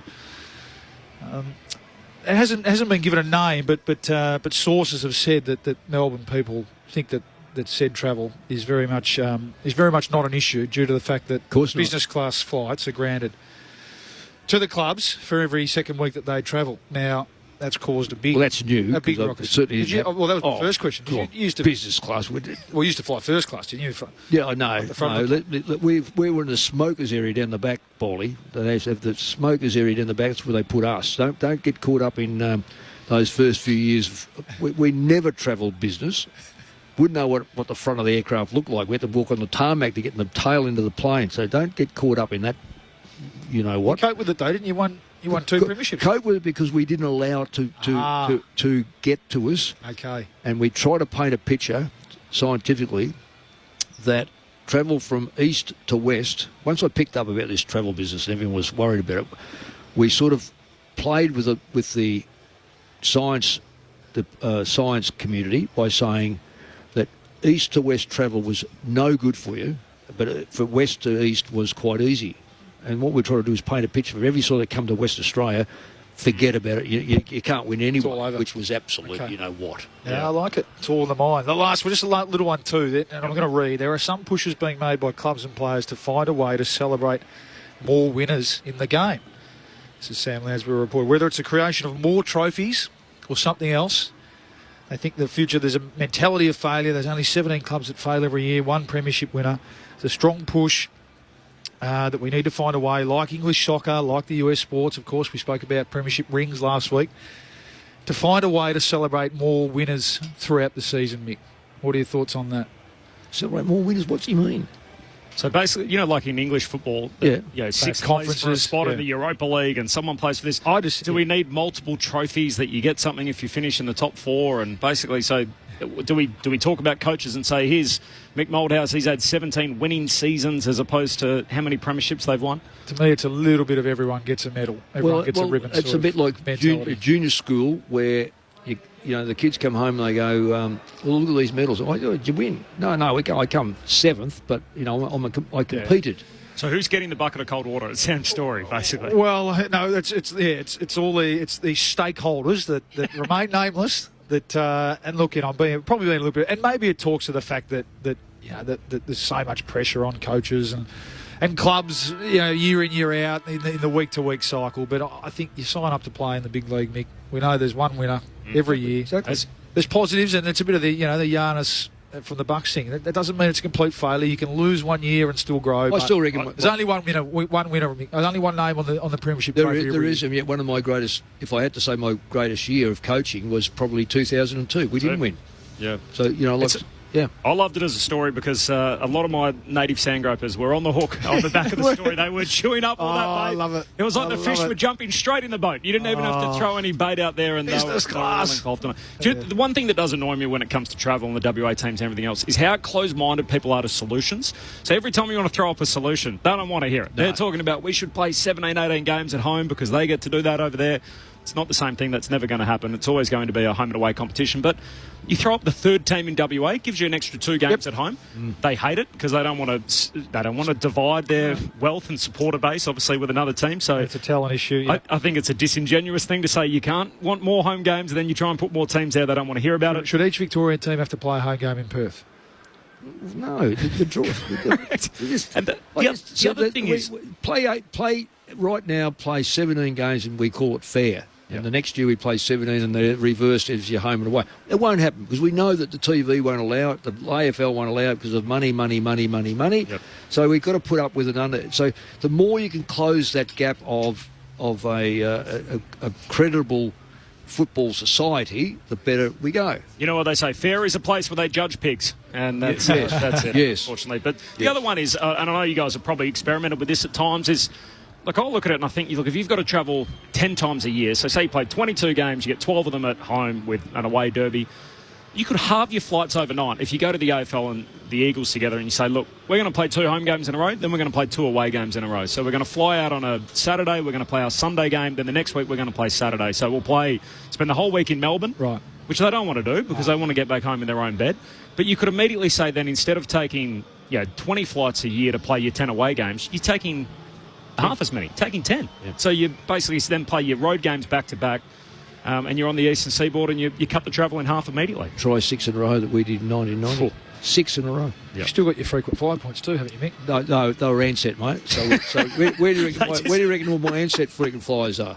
The Crows are making their way out on the ground. They're known as Gowana today, which is the First Nations word in Adelaide for the Kaurna people of Crows. So as a result, they will be Adelaide Gowana today for the game here at the MCG. I want to give a shout out to Steely Green, who's named after Steely Dan. So he's going to make his debut today, drafted out of South Fremantle. He's playing for the Richmond Footy Club tonight up at the Gabba against the Brisbane Lions.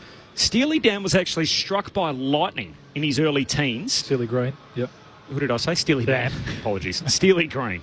As he in his early teens, he was hanging onto the mast of a little sailing boat. The lightning struck.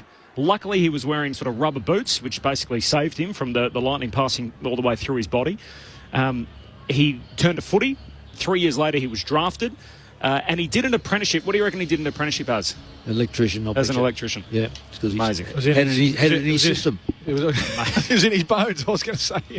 He was named after the 70s rock band Steely Dan, as mentioned, and he's going to make his debut tonight. He's a eye-catching, sort of zippy half-forward, so you won't be able to miss him. But good luck to Steely Dan. What a great Steely Green. I'm going to do that all day. Good luck to Steely Green, who makes his debut tonight. Ben Mackay and Todd Goldstein both grew up as Essendon fans, played a lion's share of their career at North Melbourne. They play against their old team tomorrow. Geez, they've been good pickups for your mob, Corb, haven't they? Terrific. Corby, especially with now he says he nods because he knows that mob that he didn't want him to do with. But how inspired though? Were they? No, you've done very well. Do you know if they win tomorrow, they will be second at the end of the round, and deserve it, and probably under 100%. But with Draper out now, that's an inspired selection, isn't it? To get Goldstein across, and he's playing. I think he's heard this week. He feels like he's playing like a 26-year-old. Jarman Impey's going to captain the Hawks too, so for Sir Doug Nicholls' round. So regardless whether Sicily was available or not, he will lead the team over the next 2 weeks. Good player too. Isn't he? He's one of your favourites, I know, Mick. So we might even try and catch up with Jarman, I think, in the coming weeks. We'll get him on the show here on AFL Saturday. Thanks for your contribution throughout the day as well, for everyone that gave us a ring or through the SMS line. Just as we get out of here, Mick, we've got about 30 seconds left. Crows or Pies? Crows last year ran the Collingwood the closest of any side in 2 occasions. I think this could be. I'm thinking Collingwood can win, but if there's going to be a turn-up, I won't be surprised. Enjoy the footy today. Thank you very much indeed, couldn't you, Corby? The coaching icon Mick Malthouse with us every week here on AFL Saturday. Luke Ball is sticking around. He'll be with us for the game call. Ben Cameron, Adam Ramanaskas, Jess Webster on the way in. All of that is coming up next. This has been AFL Saturday on ABC Sport. Patrick Stack here from ABC Sport Daily. If you like sport, this is, as we know, a generational team. And great conversation. Their fans didn't want to win or hold City to a draw this morning because they did not want Arsenal winning the league. Then I think you'll love ABC Sport Daily. So when it comes to a major and there's lots of people and they chant his name and they wear the chef hats, you've got to think Min Woo's going to sort of rise no matter where his game's been at in the lead up to it. ABC Sport Daily. Get it on the Listen app. ABC Sport. We begin this broadcast by acknowledging the traditional custodians of the land on which this match will be played today and pay our respects to their elders past, present and emerging. We extend that respect to Aboriginal and Torres Strait Islander peoples listening.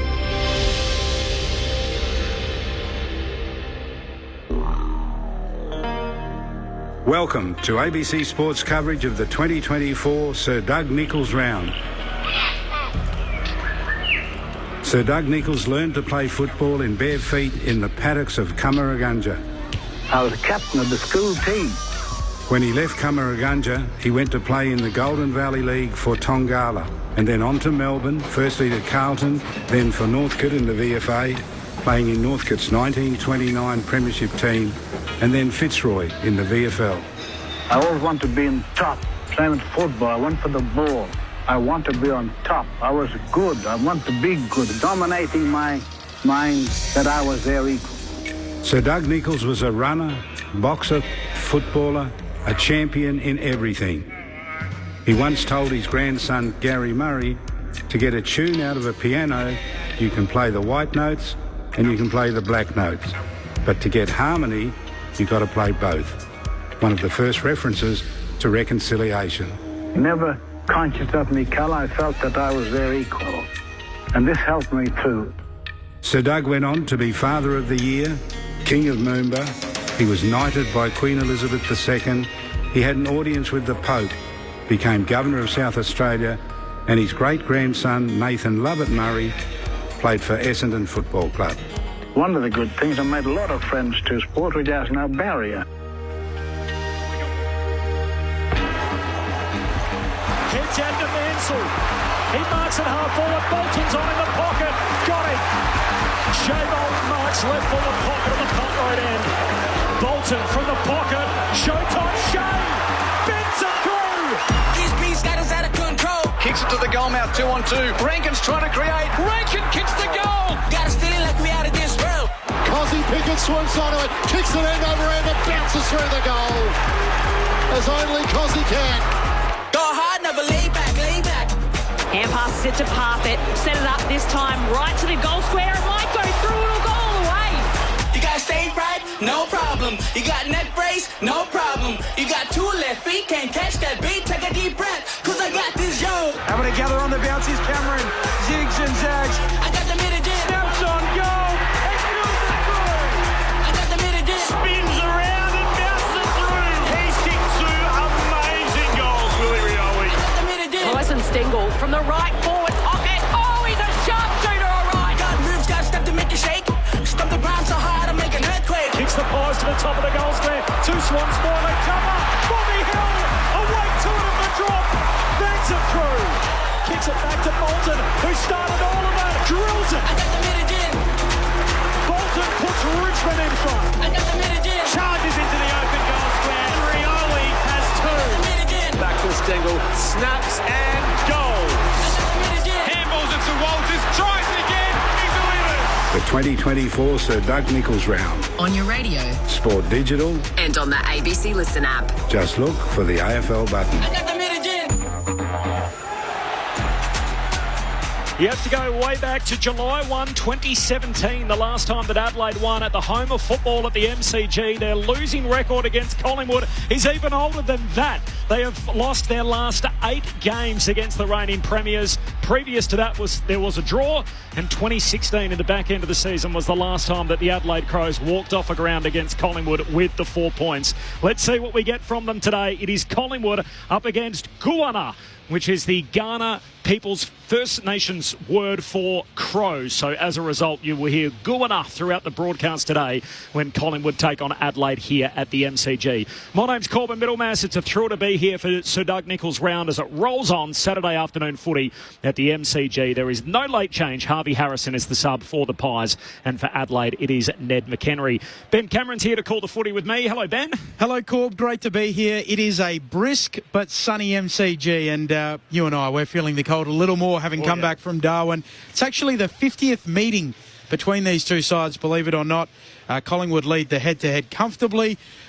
Two rapidly improving teams this year. Who's improving more, and are Adelaide improving fast enough to stop the Pies here at the home of footy? They showed they could compete with the reigning premiers last year in 2 meetings. They kicked themselves out of it on both occasions. 7 goals 16 and 11 goals 14 in a pair of losses, which were decided by 2 points and 1 point respectively.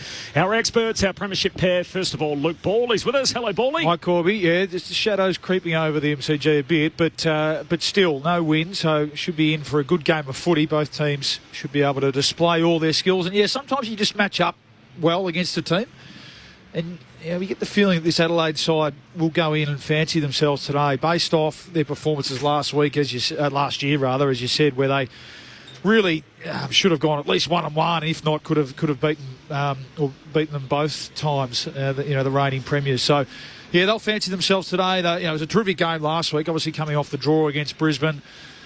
Where again they had their opportunities to win, and really they need to be. They've given themselves a lot of work to do, haven't they? At 3-5-1, to go 3-6-1, you start to really fall off the pace a little bit there, albeit a pretty even season, even ladder. So this is the sort of game where they need to win. Collingwood not at their best, some players out. They'll fancy their chances today. Alongside Luke Ball, the youngest Essendon Premiership player on planet Earth. His name is Adam Ramanauskas. He's with us again on Saturday afternoon. Hello, Ram. Yeah, and it was a photo finish today. So I had my nephew's baptism this morning, so I was over the other side of town. I was in Berwick this morning, and then probably underestimated the traffic on the way back in on that Monash freeway. So I thought I left myself enough time, but I've just snuck in, Benny. And what you two keep telling me is that Adam Ramanauskas is the youngest Essendon Premiership player until this September, when it all changes on the back of the win last week. Yeah, that would be nice. That would be nice. But look, this is a good game of footy. I think Adelaide have turned the corner, particularly over the last couple of weeks with their performance, and Collingwood have clearly clicked back into gear of some description. So they've also introduced some new players into the lineup, the Pies. So it should be exciting. Johnny Noble celebrates his 100th game today. Pick 14 in the 2019 mid-season draft. Amazing. He's the first player since the mid-season draft was reintroduced to play 100 games. He's now played 91 of the last 96. Unfortunately, the 3 that he missed was last year's final series. We are on the land of the Wurundjeri Woiwurrung people for the first time in Sir Doug Nicholls round after starting in Darwin and then in Sydney last night. So the special welcome to country is about to unfold beneath us, and then we'll get ready for some footy and check in with Jess Webster on the boundary. I'd like to start by acknowledging that this afternoon we are meeting on the lands of my ancestors, the Wurundjeri people, and I'd like to take this opportunity to pay my respects to my elders, both past, present and emerging, elders from all nations, but I particularly want to pay my respects to everyone gathered here this afternoon, Aboriginal and non-Aboriginal. Wominjeka welcome. Wurundjeri Balik, Yumin Kundi Bik. The Wurundjeri people welcome everyone to land today. Wurundjeri no Budambor War, Kondi Nagnak Dubin and Big Bullock Bor Tillican. The Wurundjeri people want to look after and protect the land as they did long before. Wurundjeri country extends from the inner city of Melbourne. It goes across the mountains of the Great Dividing Range, west to the Werribee River, south to the Mordialloc Creek and east to Mount Borbor. And the Wurundjeri people are part of the Kulin Nation and of the Woiwurrung language group.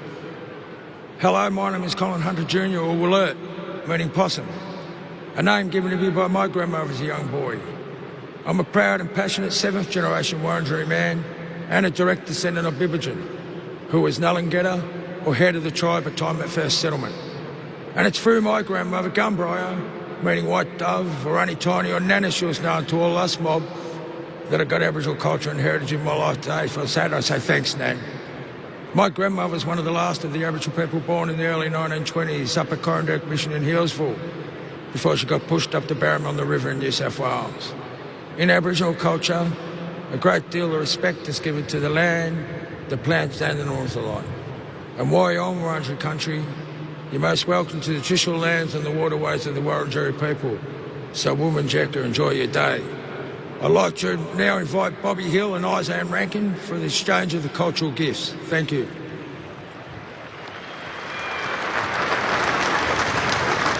Uncle Colin Hunter with the welcome to country. And the 2 First Nations players out there today, one for either team. They dap it up in front of the microphone and exchange some gifts. Both in the number 23. Thank you, everyone. And there is the welcome to country before the start of today's game. Collingwood up against Goonna, the Crows this afternoon, the Kaurna people's First Nation word for crow. So we'll filter that in throughout the broadcast today. The jumpers, of course, look spectacular. Ben, the Pies.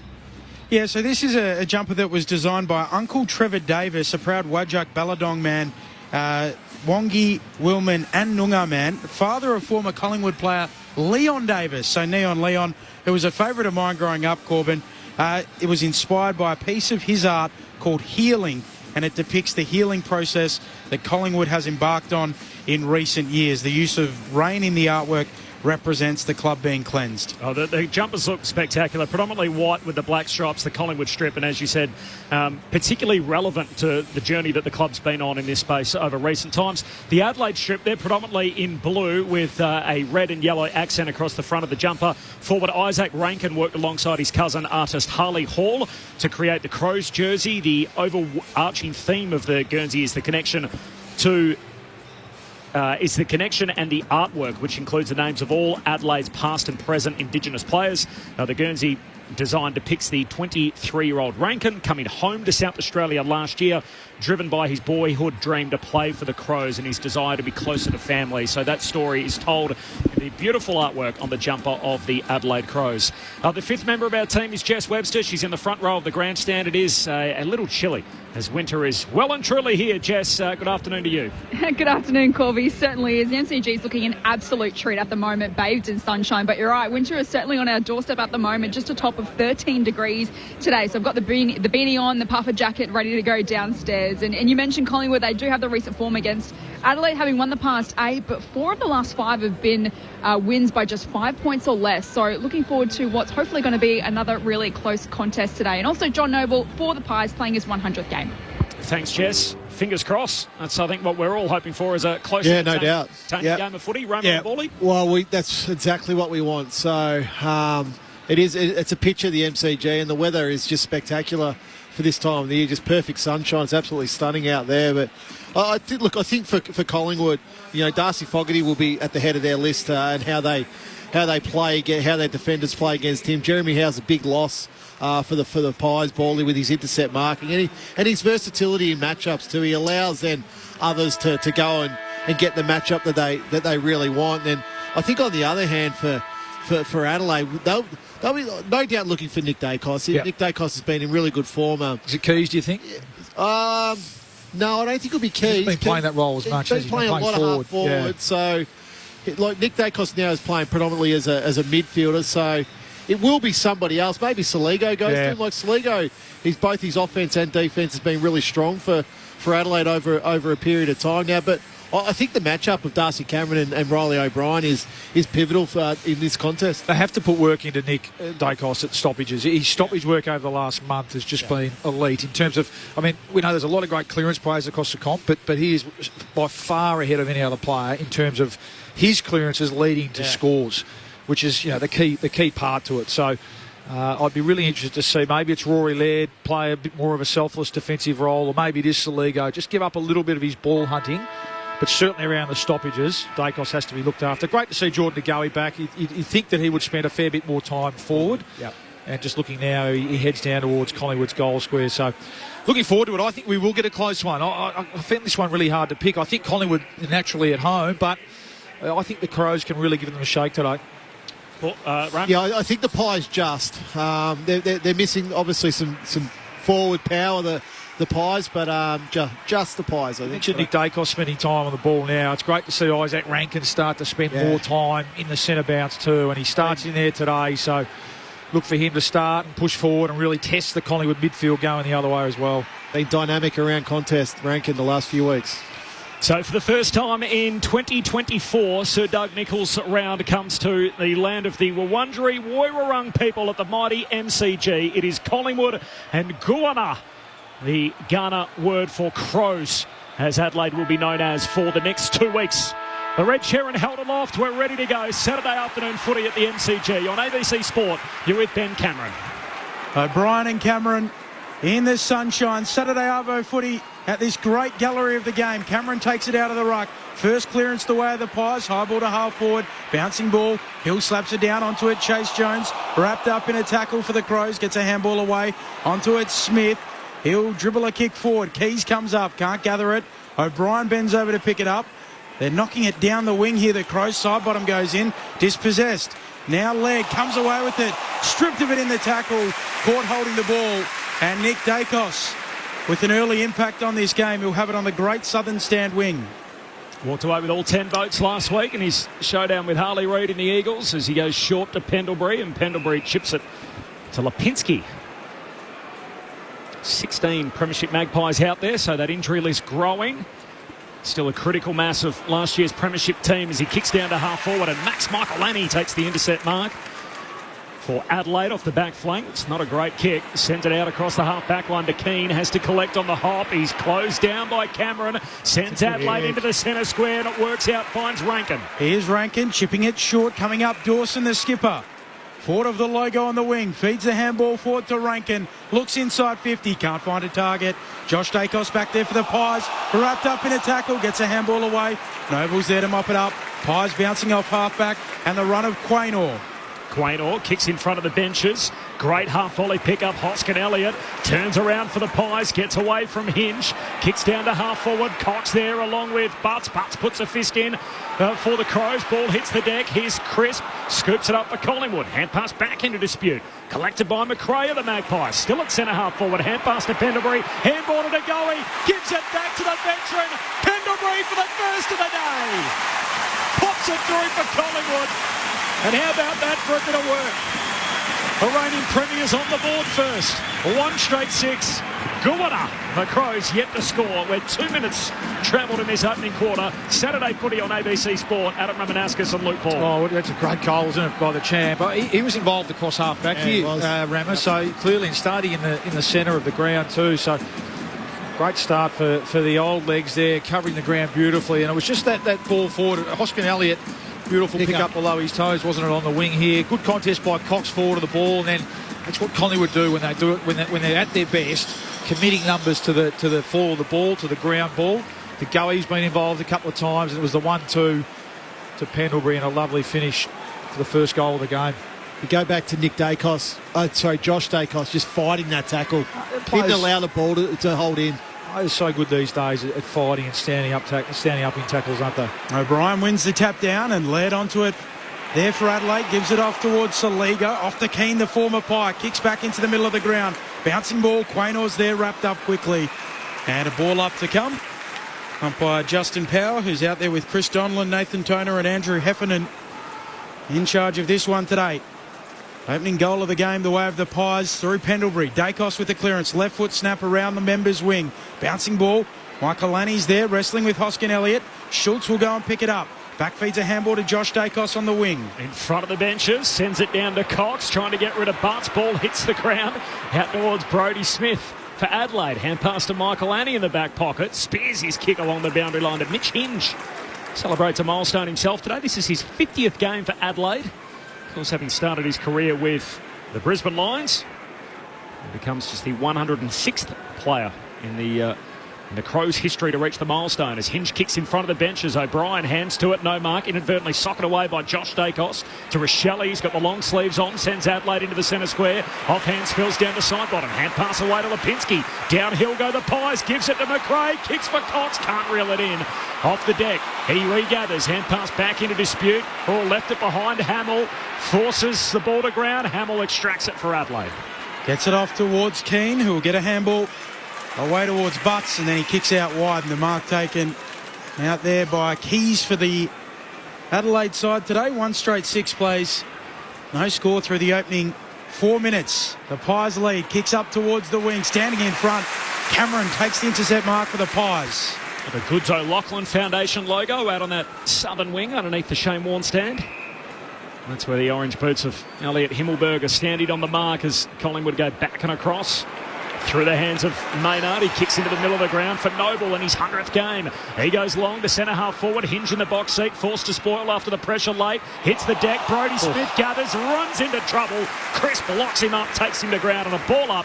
Centre half forward for Collingwood. They lead Guana, the Crows, 1 straight 6 to yet to score after 5 minutes. Saturday footy on ABC Sport. 4:50 stoppage for the Pies. It spits out to Josh Dacos. Centre half forward. He'll kick into the pocket, looking for Hoskin Elliott. Can't take the mark. Hill following up at ground level, trying to paddle. Hamill's there to mop up. Gives it off towards a teammate there in Hinge, who'll snap towards Rochelle, and he'll kick up to the wing for Adelaide. Against the boundary line. Mark taken. A short kick from Keys finds Walker. Taylor Walker for Adelaide, defensive side of the logo, southern side. Pulls the kick back inboard. Brodie Smith trying to take a juggled mark. Just got it. It was burst through his hands. No late change coming in. Harrison and McHenry are the 2 subs for Collingwood and Guana respectively, as Smith kicks inside the forward 50. Getting across. Noble went to spoil and in the end takes the juggled mark. Sends Collingwood back the other way out to Lipinski on the southern wing. And now they're away and running down that southern wing. Nick Dacos. Handball to Geordie De Goey. Back in the side. Handball to Nick Dacos. Half forward for the Pies. Bouncing ball gathered by Hoskin Elliott. Low ball towards Hill. Towards the goal square. It bounces across the face and through for a minor score. Very nearly for the Pies. 1-1-7. Plays no score. Transitions worrying Adelaide at the moment. Pies look a lot more crisp with the ball. It's those shallow entries, isn't it? A couple of times corridor entries too that have been cut off, and they've actually been lucky, the Crows, that would have not been scored heavily against at the moment. Keane marks the kick out, goes short to Jones, and Jones works it up to halfway for Keys in the sunshine, and there's less of that these days as winter fast approaching. Feels like the sun comes up later and goes to sleep a little earlier in Melbourne as we edge towards the start of June. Short kick to Keane. Keane pokes it down the wing, looking for Brodie Smith, out of reach. Collingwood win it back. Nick Dacos trying to share it with brother Josh. Broken up by Scholl. Hits the deck. Quaynor there for Collingwood, and with the numbers they work it out. Noble hand pass to Josh Dacos on the back flank. Left foot kick around the members' wing. A good one. Releases crisp. Short kick for De Goey. Doesn't find him. Overshoots him and tumbles out, trying to come 47 around from the attacking goal for the Pies. Nick Dacos busy early, Luke Ball, Adam Ramanaskas. Sure is, yeah. Just letting him off the hook again there in transition. The Crows, the Pies, just again, you can just see committing numbers to the fall of the ball. So even if a mistake's made, they're there to mop it up. Collingwood by 7 early on. Saturday footy on ABC Sport. Throwing on their attacking 50. Cameron brings it down to the front. Onto it quickly. Butts, he's wrapped up. And another ball up to come. Forward pocket for the Pies.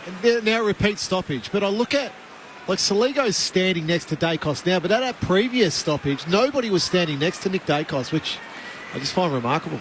O'Brien wins the hit out down to Saligo. Kick smothered. Ricochets to Michael Annie. Still in the defensive 50. Hand pass to Nick Dacos, though. Collingwood gives it to Crisp. Short kick forward to Schultz. He jams a kick out under pressure and floats the wrong side of the post and behind. Well, he's up to 5 possessions now, Nick Dacos, and just starting to do some damage. So 1-2 to yet to score. It's all Collingwood early. 8 minutes in, they lead by 8 points. He was in the coaches' votes last week with the full 10, as Corbin mentioned. He also got the 3 Brownlow votes the last time against the Crows. Kick up to the wing. Fogarty goes up, unable to take the mark. Down at ground level, Pendlebury gets involved. Markov tries to pick it up, can't do so. Laird there for Adelaide. Handball away to Scholl, who gives it to Rankin. Runs straight into Maynard. Slithers free. Now he takes a running bounce down the wing. And a second. Very special. Handball misses Dawson. He drops it. And now the Pies are back involved. Rankin's going to have another go for the Crows. Extracts it but turns it over as Maynard off the back flank to Josh Dacos. Hand pass to Nick. He gives it to Noble. Just kicks hurriedly to centre half forward. Chases on. Ball tumbles 30 out from the Crows, from the Pies goal. Picked up by Keane for Adelaide. Hand pass to Butts. He goes back by hand to Michael Annie. And a short kick out wide finds Smith. Can settle it down for Guana. The Crows in their First Nations name during Sir Doug Nicholls' round. We're 9 minutes in. Collingwood with the first 8 points. Short kick finds Scholl on the back flank. Yeah, 8 inside 50s to 1 for the Crows. And I don't think they've had it inside 40 runner at the moment, the Crows. They just cannot penetrate Collingwood's half-back line. Haven't been able to do it here. We'll get a ball in on the wing right beneath us. Saturday footy on ABC Sport. Round 10 from the MCG. You just got to hang in there. I mean, Collingwood, you can tell they've started well. They're running, they're spreading. Their work rate's terrific, but they're not hurting him on the scoreboard at the moment. So it's got to hang in here, the Crows. O'Brien and Cameron. Cameron with the backhand down. Shoveling out a handball. Laird there for Adelaide. Saligo ends up with it. Tackled to ground by Nick Dacos. Umpire will circle and come in and ball it up. 1-8 plays no score. Collingwood lead through the opening 10 minutes. No late changes. Schultz and DeGoey back at selection. And Howe and Bytel both missing through injury for the Pies from the ball up. Josh Dacos, first possession. Hand pass to Sullivan. Hand pass made it tough for Noble. He coughs it up here. Matt Crouch for Adelaide. Hand pass away to Laird. 70 out. Hooks a kick inside the forward 50. Side bottom. Comes through to lend a hand. His new role in the back 6. We saw him up the back flank last week. He punches that one out of play. Boundary throw in 40 out from the Crows goal. 10 minutes into this opening term, the Adelaide changes. Murphy and Hamill come back in. Worrell and Curtin are the 2 that drop out. Worrell, of course, injured, and Curtin omitted for the first time in his young career. Cameron takes it out of the ruck in the back pocket for the Pies. Gives it off to Crisp. He'll kick a spiral up to the wing. Bouncing ball, trying to run it in. Hoskin Elliott. He can't. Throw in neutral territory members' side of the ground. Back in form, Jack Crisp was in a really quiet start to the year, but his last couple of weeks have been super. Last week, 32 possessions and a goal. He's back to his best. It was his most since 2022 last week. A lot more on ball time over the last few weeks. O'Brien and Cameron again. O'Brien palms it to the front. DeGoey sharks it. Handball knocked down back into traffic. O'Brien goes in, stands up in the tackle. All up on the Sir Doug Nicholls round logo, members' side of the ground. Collingwood by 8 points. Keen to get your take too, Bally, on your old teammate side bottom. Matching up against Keys from the boundary throwing. Nick Dacos was blindsided, mowed down by Saligo. Wins it back for Adelaide in front of the interchange. Yeah, I like it. I just think a player who reads the game so well. I mean, we've seen Pendlebury go back behind the ball. To me, it makes sense. Just to try and get his hands on the footy and with his footy IQ behind the ball, can be a really impactful player. Saligo short kick to Nan Curvis, and he pokes a pass out wide for Laird. Conversely, for the Crows, they've got to get a dangerous player on him and try and make him really defend. Laird, long bomb inside the forward 50. Walker the target, shoved out of it. Spills down to Murphy. Hand pass into the pocket. Rochelle tracking the footy. Noble comes across to intercept. Hand pass to Frampton. He's locked up and will have a ball up. Forward pocket for Adelaide, known as Guana. During Sir Doug Nicholls' round, we'll filter that in throughout the broadcast. 12 minutes into the opening term. Collingwood with the only 8 points of the game. In the forward pocket here for Adelaide, in the shadows of the MCG. Walker knocks it down, trying to come through Shoal, stripped of it, ball jars free. Nick Dacos picks it up, gives it off to brother Josh. He'll kick up to the wing. Mark taken by Butts. So Guina back in possession of the football, right in front of the members' stand. Half forward flank, looking into the pocket, trying to find a marker. Himmelberg goes up and comes down with it, bundled over by Cox. A smart kick. A couple of metres in from the boundary line, 40 metres out, right forward pocket. Because all the numbers were sort of deep in Adelaide's forward 50 there, and Butts just dropped it, albeit it's on a really tough angle for Himmelberg, but it was the only little pocket of space inside forward 50 for the Crows, and they get their first sort of real look at the goals in this game. Haven't had a lot of chances. A tough one to start here. Up against the boundary line. It never looked like it. Just sneaks through for a minor score, so a blemish to start for the Crows. 1-8 plays one behind Elliot Himmelberg in the number made famous by the great Benny Hart. Oh, number 34 at the Adelaide Crows. Twice an All-Australian before he was 20. The player he was as Noble on the kick-out duties, takes some ground and goes long and wide out towards Cox. Butts punches it out of play. That may have been one of our trivia questions during Gather Round, I think, Corbs. Right. One of our late-nighters. I threw it up. Yeah. Jeez, we solved a few issues, didn't we? We did. During Gather Round. Spent a lot of time together those 5 days. Some would say too much, Rama. I think you, mainly. With you. Everyone else, no worries. 1-2 behind. Collingwood leading early after 14 minutes from the boundary throw-in. Hurried kick forward from Jack Crisp. Down the wing, then Curvis collects the footy. Shakes the would-be tackle from McInnes. Oh, yeah. As Rama said, trip called, so advantage applied, and the Crows take it by hand. Saligo to Matt Crouch, hand pass away to Michael Lanny. Dangerous hand pass against the boundary line. Wanted to try and link up with Shoal, and Markov came and attacked the footy, bumped him out of play. Boundary throw-in on the wing. Pressure's up. But Collingwood are really pushing Adelaide wide at the moment. They just can't get any ball back through the corridor, the Crows, at the moment. So a lot of it's under pressure handball and little scrappy kicks. So Collingwood defending the ground really well at the moment. Cox palming it down. Laird there for Adelaide. Gets the handball away to Shoal, who moves it on to Saligo. All of this on the wing. Crouch back to Saligo. Short little 10-metre kick. Nice pick up Himmelberg. Half forward here Adelaide. Back to Shoal. Off a step. High spiralling ball to full forward. Fogarty goes up. Side bottom stays down. Roves the pack. Clearing kick. Still inside the defensive 50 for the Pies. And Josh Dacos gives it off towards Frampton. Kicks out of defence but turns it over. Max Michael Lanny with the intercept mark. They've got to have the courage to go off the line here, the Crows. They're just pinned to this city side of the ground at the moment. Son of Jim, of course, 4-time premiership player with Norwood. Michael Lanny goes to the hot spot, no mark. Spills down towards Maynard. He says, just get it out of there. Pumps it out towards half-back. Chopped off, though, by Adelaide. Nankervis, hand pass to Crouch. Kicks inside the forward pocket to Walker. Just got to him in time as he hugs it to his chest. There's a late fist thrown at it from Frampton, but Walker already had it in his mitts, and he'll have a shot here from about 15 out, 45-degree angle. Yeah, you're right. It's hard work, isn't it, at the moment? But they've just been able to wrestle it back, and 6 inside 50s in a row. So repeat efforts and a couple of really good efforts from young players. Michael Lanny with the intercept mark. Young Nankervis, who haven't seen a lot of. A couple of really good one-on-one wins. They've just forced this shot on goal just with some repeat inside 50s.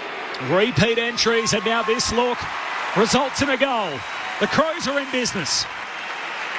And Walker kicks Guana's first of the day. 1-1-7, they trail Collingwood 1-8. It is the Pies by 1 point. 16 minutes into the opening term. Saturday footy on ABC Sport. Luke Ball and Adam Ramanauskas. There's nothing pretty about that at all, Bally. It was really just a quick kick by Matt Crouch, and Taylor Walker just read it better than his direct opponent in Darcy Moore. So Moore was in the marking contest with another Adelaide opponent, but Tex Walker was seen so many times over so many years now just bob up, and he's a beautiful kick of the ball. But you look at Bally mentioned those inside 50s are starting to even up now, but Adelaide have got to start to look to take the ball off the line a little bit here. They're winning enough of the ball. They've had 10 more possessions than Collingwood in this quarter, but it's all been along the boundary. Kicked 5 goals when these teams last met. Taylor Walker has an early one here in the middle. Dawson wins it at ground level.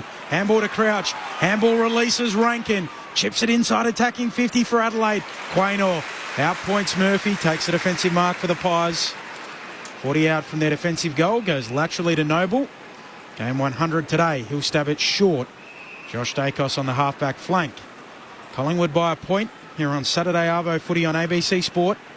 From the G, kicks up towards Sullivan, chopped off there. Rochelle brings it down, now they're onto it, the Crows. Murphy after Rochelle, kick to full forward, looking for Cook. And he takes the mark at full forward, 11 metres out directly in front. Poor kick, poor decision by Josh Dacos going inside to Sullivan, and Rochelle was there for the spoil, then was able to get the ball back at ground level, and Cook all alone in the goal square. Plum in front, 15 out, let him cook. Braden Cook drills it through the middle. And Adelaide have their first lead of the afternoon. Gowana 2-1-13, leading Collingwood 1-8, 18 minutes into the opening term. Saturday Footy on ABC Sport. Luke Ball, Adam Ramanauskas. Well, it's interesting, and we said, Ramo, the first 10, 12, 15 minutes, it felt like it was all Collingwood, and Adelaide really couldn't penetrate their half-forward line.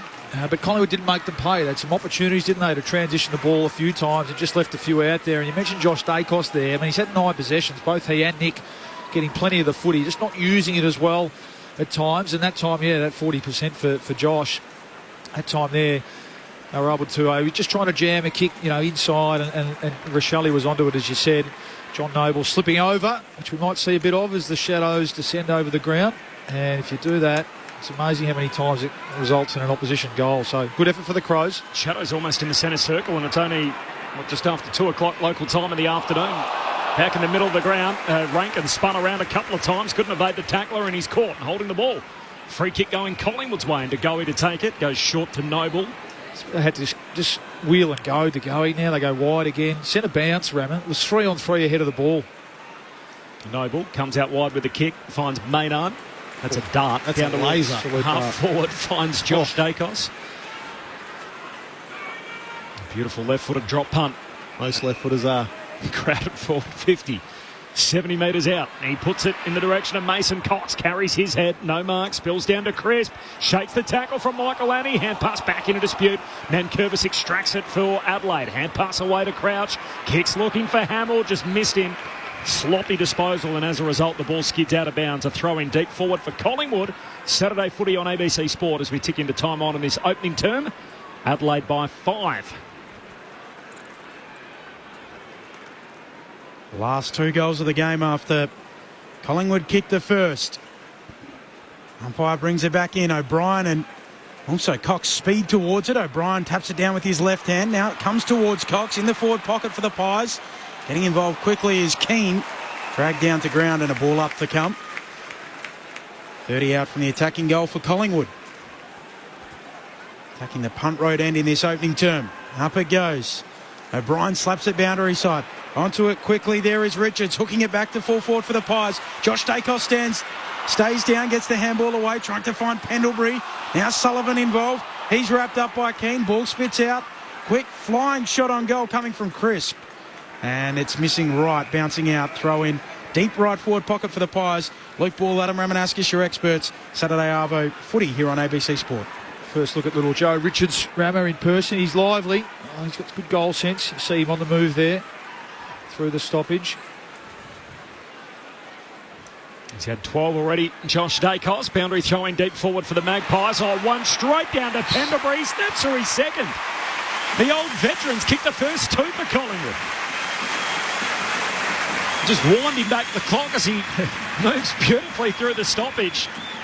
The hit-out was actually won by Riley O'Brien, the ruckman for Adelaide, and yet it serviced Pendlebury to perfection. Collingwood back on top, 2-2 to 2-1, a 1-point lead for the Magpies, 21 gone opening term, Saturday Footy on ABC Sport.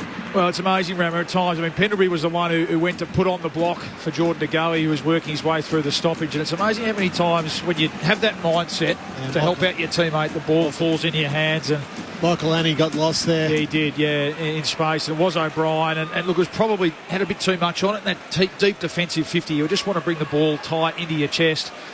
But the champ was good enough to read it. And God, he might have his eyes on 5 or 6 here, Pendles, the way he's going. You swap over at contest, though. You've got to help your teammate. And Michael Annie he was flat-footed. Oh, here goes Pendlebury again, winding back the clock out of the middle. Handball to De Goey. Handball to Nick Dacos on the attacking arc. Back feeds a handball away towards McRae. He'll snap them towards full forward, and Curvis punches it away. Loose ball in the pocket. Pendlebury gathers again for the Pies. Handball away to Hill. He's tackled almost immediately as he gathers the football. Hamill rolls him to ground, and a ball up left forward pocket. What round are we in now? 10, aren't we? Yep. It's amazing. People first month, he's looking a bit slow, Pendlebury, and just, works his way into the season. Starting to look like Scott Pendlebury that we know. Up to 8 possessions. Yeah, 3 score involvements, 2 goals, 2 clearances. Could get to 200 goals today if he can kick 4 as well. So only 2 away now. Gathers it from the stoppage here. Dribbles his kick. It bangs into bodies. Ricochets towards full forward. Pies swarm, but another ball up to come. Collingwood lead it by a point. Saturday footy on ABC Sport here at the MCG on a sunny Saturday arvo. Round 8 2021, the last time he kicked multiple goals in any game, Scott Pendlebury, so over 3 years ago from the restart. Clean disposal for Braden Cook as he sends it out at the defensive 50, but only momentarily. Darcy Cameron takes the intercept mark. And park the bus here, the Crows, all 18 players in line or behind Cameron. Some indecision. And in the end, Cameron's just going to go long into the forward pocket. Hoskin Elliott in the pack. Leaps up, no mark, spills down to Crisp. Tumbles a kick to the goal square, trying to rush it through Hinge. Didn't get it over the behind line, and so now decides to exit himself. Out to halfback. Fogarty flew early. No mark, spills down to Himmelberg. Hooks the kick down the wing, and Collingwood well set up here. Moore just needs it to bounce to him. Does so eventually. Hand pass to Frampton. Ugly handball for him. Couldn't take it clean. Now they're under pressure. Back to Moore. Walker gets rid of him. Ball spills down to Murphy. He's tackled, held in. And a ball up half forward for the Crows. 55 metres out from their goal. Collingwood by a point. Just that tiny little fumble. First Moore, then Frampton. And then the Crows now have got the ball at a half forward flank. Up it goes. O'Brien hooking it down. Pendlebury trying to get involved. It spills out to Dacos. Gives it back to Pendlebury, his mentor. He'll snap it up towards the logo. Bouncing ball on the wing. Getting involved, Cook. It spills back to him. Adelaide back in possession. Handball to Dawson. He'll kick inside 50 looking for Walker. Doesn't find him. Lipinski gets back to cover. Markov coming through. He loses it. Now Quaynor under pressure. Umpire says held to him. Let me come in and ball it up. 40 out from the attacking goal for Adelaide. 24 minutes into this opening term. The Pies fans didn't like it. Rammer and Borley. Yeah, it looked high. Yeah, it looked high, for sure. Yeah, he was bending down to pick ball up. From the restart. Hurried kick out of the defensive arc for the Pies. No mark at half-back for Nankervis. Ball hits the deck. Noble knocks it away to Sullivan. He's crunched in the tackle by Nankervis. Still at half-forward for the Crows. Smith, slick hand pass. A little too hot for Jones. Cleaned up by Saligo. Still in Adelaide's hands. Hand pass out to Murphy. Kicks down to half-forward. Himmelberg leaping up. Can't take the juggled mark. Spills out of play and a boundary throw in left-forward pocket for the Crows. So just on the Pendlebury multiple goals. Hasn't done that since round 8 2021. That's over 3 years ago. Hasn't done it in the same quarter since round 1 2017. Last time he's kicked 2 goals in 1 quarter, and that's what he's done here in this opening term, and that's why Collingwood lead by a point. Saturday footy on ABC Sport. Throw in, forward pocket. O'Brien slaps it towards the numbers. Chase Jones onto it. Little give to Murphy. Swinging onto the left. A sweeping finish. A beautiful finish from Lockie Murphy. His first goal of the season. And Guana, the Crows 3-1-19 lead Collingwood 2-2-14 with 2 minutes to play in this first term. Saturday footy on ABC Sport. Luke Ball, Adam Ramanauskas. That's really just great stoppage play there by the Crows. There's enough space around the contest for their Jones to be able to run onto the ball and operate and pick it up clean and then give the handball to Lockie Murphy, who's on that left foot, back into the team this week and is able to kick a goal. But that's the beauty of forward stoppage. If you're able to allow space around it to operate in, teams are now generally good enough to be able to create a score. Played the first 3 rounds, so hasn't played in a winning team so far this year. Lockie Murphy, they're back on top here. The Crows on by 5 points as we tick towards quarter time. Quick kick out of the middle by the Pies, but it's coming back. Nick Dacos to Crisp. Hand pass to Pendlebury. And how about that for service? Straight on the chest of Hoskin Elliott, hitting up and marking at centre half forward. It's a lovely finish, isn't it? In the end, numbers for Collingwood's he's on midfield. pedals, isn't he? Look, you can tell he's really covering the ground beautifully. That time it was Nick Dacos. It just follows him he got the original clearance, kick in, and the ball just bounced back into his hands. And Crisp involved again. They're off to a good start, the Pies mids. Hoskin Elliott, drop punt from inside 50, sails goalward. It's there. And the leader's swung on the last 4 goals in the game. Magpies back in front. Collingwood 3-2. They lead Adelaide 3-1. Pies by a point, 27 and a half minutes gone opening term. Saturday footy on ABC Sport. Luke Ball, Adam Ramanauskas. Well, clearance numbers are enormous in Collingwood's favour at the moment. It's 14-6. Nick Dacos has had 5 himself in this first quarter. So, the Crows need to go back to work here. Dawson, Saligo, Laird, Crouch, and the ruckman, Riley O'Brien, they're all responsible at the moment. So, it doesn't look like there's a tight enough attention on Nick Dacos. Yeah. I think Saligo is responsible for him. At the moment, Rory Laird's standing next to him at this contest. But Nick Dacos, he's had 13 5 clearances and 3 score involvements in this first quarter. Saturday footy on ABC Sport. O'Brien winning the tap again. Nick Dacos once more involved. Sweeping handball forward. De Goey comes up to win it. Handball back to Nick Dacos. Running through the middle of the ground. Kicks inside, attacking 50. Can't find a target. Bouncing ball for Hoskin Elliott. Handball to McRae on the arc of 50. Snaps a kick towards full forward. Broken up. Spills down to Richards. Kicks into the back of Schultz. It ricochets back. Hoskin Elliott goes and gets it. Jams a kick on goal. And misses the lot. Out to the right. So Adelaide to get it in their left back pocket. Collingwood lead by a point, 1 minute away from quarter time. Saturday footy ABC Sport. Well, you can picture the Crows mid coach. It's a problem now, isn't it? This clearance stuff. They really need to tighten up a bit. It's just become they're having to do all their attacking from back 50. Saligo long to half back, spills off the pack and out towards Quaynor. Hand pass to Maynard, high up and under down to half forward. Keane collects. Hand pass to Hinge. He's shoved out of bounds. Just on the numbers, so Nick Dacos, he's on track for 60, by the way. He's had 15 disposals in the opening quarter. Well, if he keeps running around by himself, he'll get 60. He will. I'm not sure. I think it probably has to be Keys. I know he hasn't done it for a while, Renner. He's played on him before, so I just think at quarter time, they need to make a decision. Shutting down in their first meeting last year, and he was best of field in their second, so the boundary throwing, Cook, hand pass to Nankervis, away to O'Brien, kicks out of the defensive 50, leaping up McRae, no mark, but forces it out to Pendlebury, 60 from home, great vision and great execution as he hits up to Goey. True centre-half forward for the Magpies. Pendlebury up to 13 in the quarter, he's kicked a couple of goals. Yeah, and really damaging too, so this will be his 5th score involvement. 2 clearances. And that's probably the problem of it, isn't it? So you put someone on Dacos and Pendlebury gets moving and De Goey, this will be possession 10 for him. Missed the last 2 with a groin complaint. He looks like he's A-OK as he jams that one through from 50. Welcome back, Geordie. And the Magpie fans roar their approval. Collingwood jump out to a 7-point break on the stroke of quarter time. 4-2-26, Adelaide 3-1-19, Saturday footy on ABC Sport. I think, Paulie, though, there comes a period in a quarter where you know you're getting dominated at clearance. So that's 15-7 now in Collingwood's favour. Dacos 15, Pendlebury 12, Josh Dacos 12, De Goey 10. So, guys that have played up around the football. That stoppage there was just on the 50 for Collingwood. But there's still Collingwood players free around that contest. So I think there comes a point where you've got to say, hey, guys, let's just get the arm across in the next couple of minutes. Get the arm across.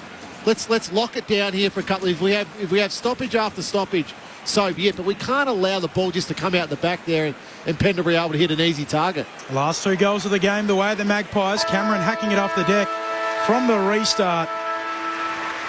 The siren beats them on another forward thrust. Collingwood, their goal kickers, Pendlebury with a couple, Hoskin Elliott and De Goey. And then Guana, Walker, Cook and Murphy are their goal kickers. So 4-2-26, the Magpies leading Adelaide 3-1-19. Collingwood by 7 points at the first change. No late change coming in. Harvey Harrison and Ned McHenry are the respective subs off the SMS. Love to hear from you on 0437 774 774. Jack and Kurt travelling to Mildura for Noel's 50th, listening to the call. Happy birthday to Noel. Magpies to win, thinking Dacos brothers and Darcy to lead the way. So that came through a little earlier. And that's a pretty good prediction. So between the pair of them, they've had 27 in that opening quarter. Nick Dacos with 15 and Josh Dacos with 12. And the ageless one, Scott Pendlebury, 12 disposals and 2 goals, has been mentioned in that opening term. 0437 774 774, the SMS. Standalone Saturday afternoon footy in round 10. We've got a twilight game coming up in Sydney today between the Giants and the Bulldogs, and then different directions tonight. For some of our audience, you'll be getting the game between St Kilda and Fremantle. For everybody else, it is the Brisbane Lions and the Tigers up at the Gabba. So all of that to look forward to Saturday of round 10, Sir Doug Nicholls round in the AFL. This is Saturday footy and we are on ABC Sport. G'day, this is Becky Cole inviting you to join me each week for Saturday Night Country. For more than 30 years, we've been playing the best in Australian country music, as well as the overseas artists that you know and love. So whether it's the classic tunes that you grew up with, the best new releases, or the interviews of your favourite acts, you'll find it all on Saturday Night Country. Saturday Night Country. Hear it anytime on the ABC Listen app. The 2024 Sir Doug Nicholls round. May 90 says just get it out of there. Pumps it out towards half-back. Chopped off, though, by Adelaide. Nankervis, hand pass to Crouch. Kicks inside the forward pocket to Walker. Just got to him in time as he hugs it to his chest. Repeat entries, and now this look results in a goal. The Crows are in business. Boundary throwing deep forward for the Magpies. One straight down to Pendlebury. That's his second. The old veterans kick the first 2 for Collingwood. Throw in, forward pocket. O'Brien slaps it towards the numbers. Chase Jones onto it.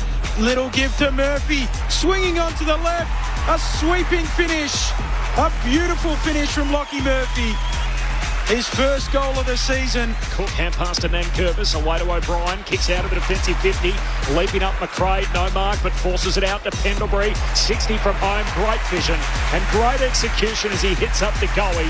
True centre-half forward for the Magpies. Missed the last 2 with a groin complaint. He looks like he's A-OK as he jams that one through from 50. The 2024 Sir Doug Nicholls round. On your radio, Sport Digital, and on the ABC Listen app. 4 lead changes in that opening quarter, but the Magpies kicking the last 2 goals to give them a 7-point break at quarter time over Goonna, which is the Adelaide team under the Ghana People's First Nation name for Crows. So as a result, they will be Adelaide Adelaide will be known as Goonna during Sir Doug Nicholls round this week and for next week's game up against the Eagles. Quarter time here, Collingwood by 7. The thoughts of Luke Ball and Adam Ramanauskas on ABC Sport. Well, Raman, in a sense, you look at the scoreboard, 4-2 to 3-1. It doesn't feel like it really reflects the dominance that Collingwood have had for all bar about 6 minutes of that quarter where Adelaide were able to intercept the ball and generate some repeat inside 50s and score a couple of times. But outside of that, and look, we mentioned it, reference towards the end of that quarter, it's just been a domination around the clearances from the Pies, which has allowed them to set up field position for the majority of the quarter. 15 inside 50s to 11. At one stage it was 8-1. And really in that first 10 minutes, Collingwood let the Crows off the hook a little bit with missed opportunities.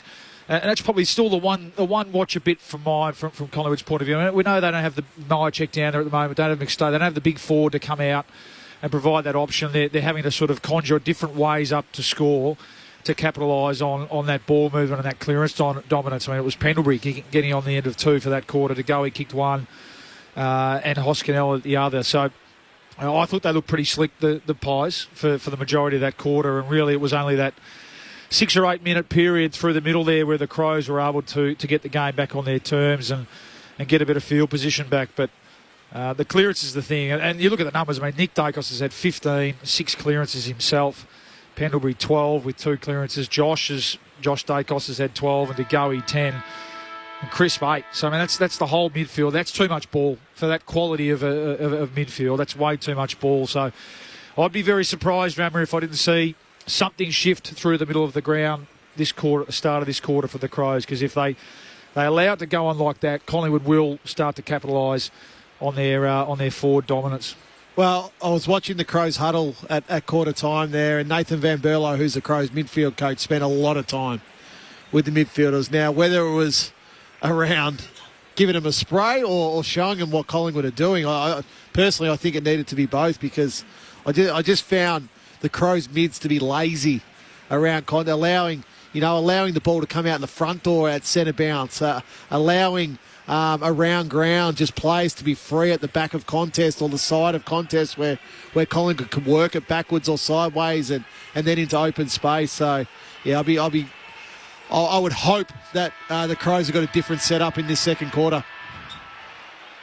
Collingwood lead by 7 points. Saturday footy on ABC Sport. Second term underway.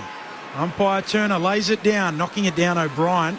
Onto it quickly though, Cameron for the Pies. Sullivan comes and picks it up, tumbles the ball inside 50. Cox is there. Bobby Hill on the burst through. Can't gather it. Hinge tracking it back, worried out of it, leaves it behind, and Richards snaps a goal.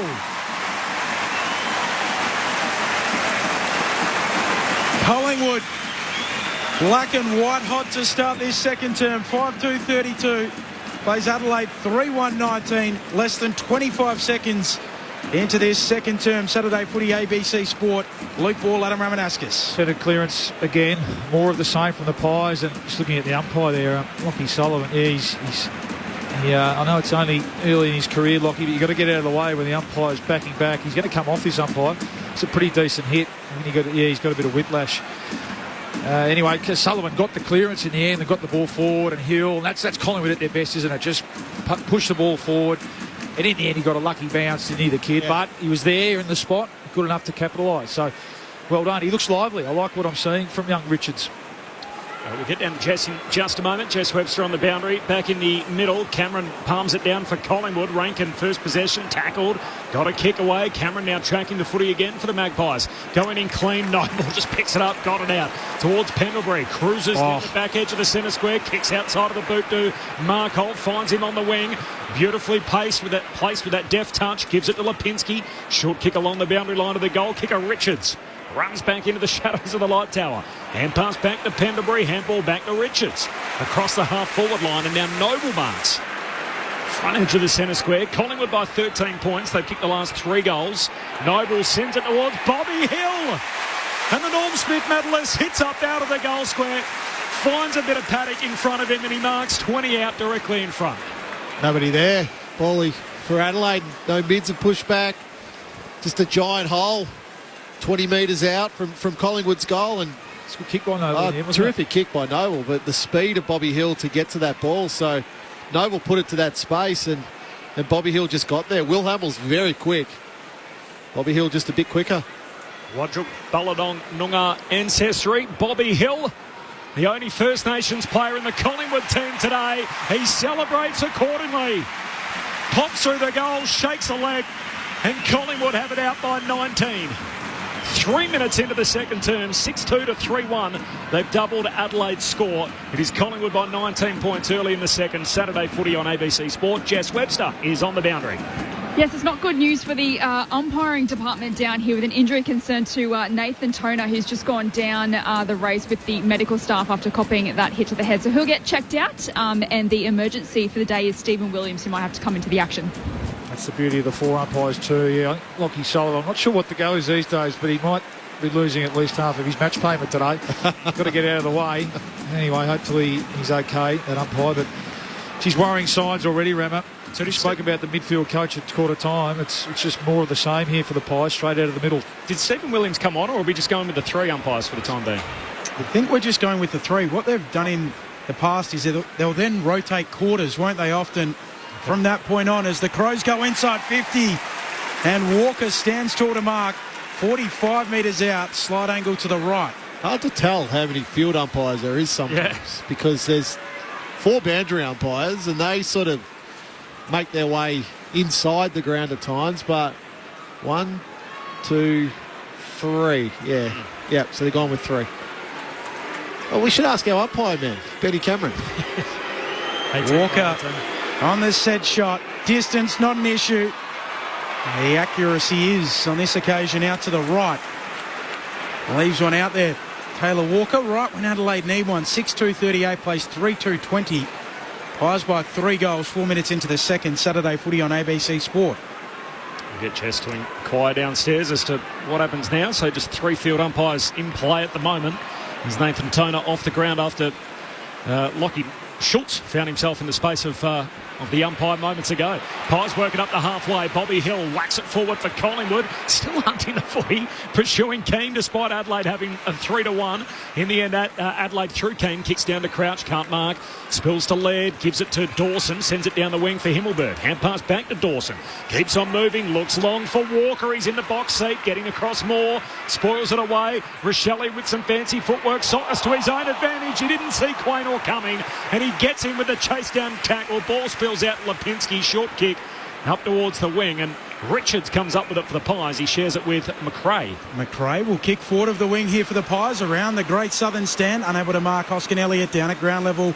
Adelaide have the numbers. Smith shares it with Crouch. Gives it off to Dawson. Cox comes to get him. Time to sidestep him. Now running across centre half back Dawson. Nowhere to go. He'll go back to the back pocket. And Michael Lanny can mark. He'll send Adelaide out towards the southern wing. Just 5 possessions for the Adelaide skipper. He really needs to get going this quarter. Jones takes it and moves it on to Crouch by foot. Jess Webster downstairs. Looks like it's good news for our umpire Nathan Toner. He's back from the race after getting checked out. He's standing on the interchange gates waiting to come on. I thought maybe as an umpire you could just walk on, but I'm not quite sure on that. But he looks like he'll come back into the action soon. Rankin kicks into the forward pocket here for Adelaide. Off hands close to the boundary line. He goes out and he trudges on now. Just waiting for a stoppage in place so they can move from their 3-man formation to their 4-man formation, I assume. You need to get down to umpire training, Benny. I think just you're pretty extensive with your knowledge. Just a little bit more. Training nights now for you. Boundary throw in. Cameron swats it down towards Rochelle, trying to get a kick away through traffic. Magpies set up well at the stoppage. Quaynor smothers that kick and Pack forms behind him. We'll have a ball up. And Bawley, you mentioned about Lockie Sullivan needs to be more aware so he doesn't get suspended or fines. Also Brownlow votes. Like they're not giving him to you if you just run into them. Long memories they do. Yeah. I said Lockie Schultz before too, my apologies. So Lockie Sullivan was the man that collided with umpire Nathan Toner, but he's back out there. Just keep an eye on Isaac Quaynor. He's a bit sore, that hard tackle before. His knee's a little bit sore. Cameron wins the hit out. Nick Dacos is tackled and inadvertently the ball spills off the Adelaide player there in Dawson and over the boundary line. So it's out on the full and it's a free kick for Collingwood at half-back. Pies lead the game by 3 goals, 7 minutes into this second quarter. Saturday footy on ABC Sport. 17th disposal for Nick Dacos. A kick up to the wing and a free kick going the way of the Pies. Lockie Sullivan picks it up. Handball to the goey. Advantage taken. Gives it off to McRae. He'll kick across the square. Josh Dacos on the centre line. Pokes it out in front of Noble. Gathers half forward for the Pies. Low ball for a leading Schultz. Diving low down. He takes it. Like a diving slips fielder. Yeah, he saw too. Yeah, terrific mark, wasn't it?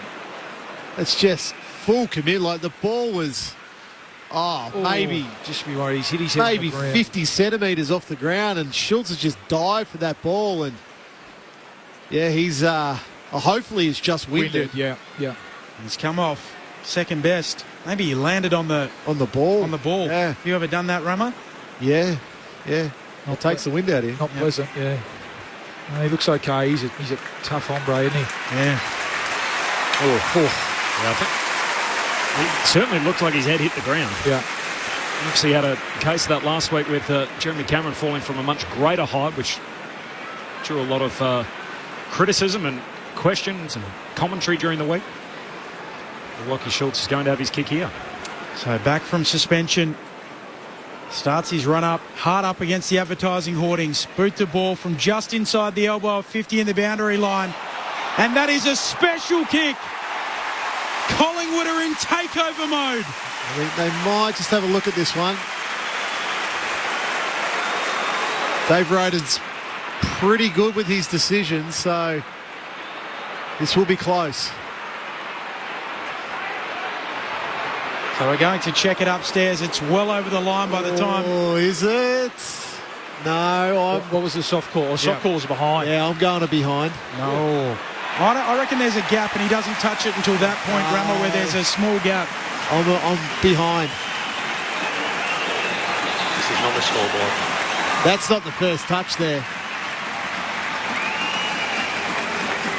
It's going to be a goal, but that's not the first touch. All clear for the Pies.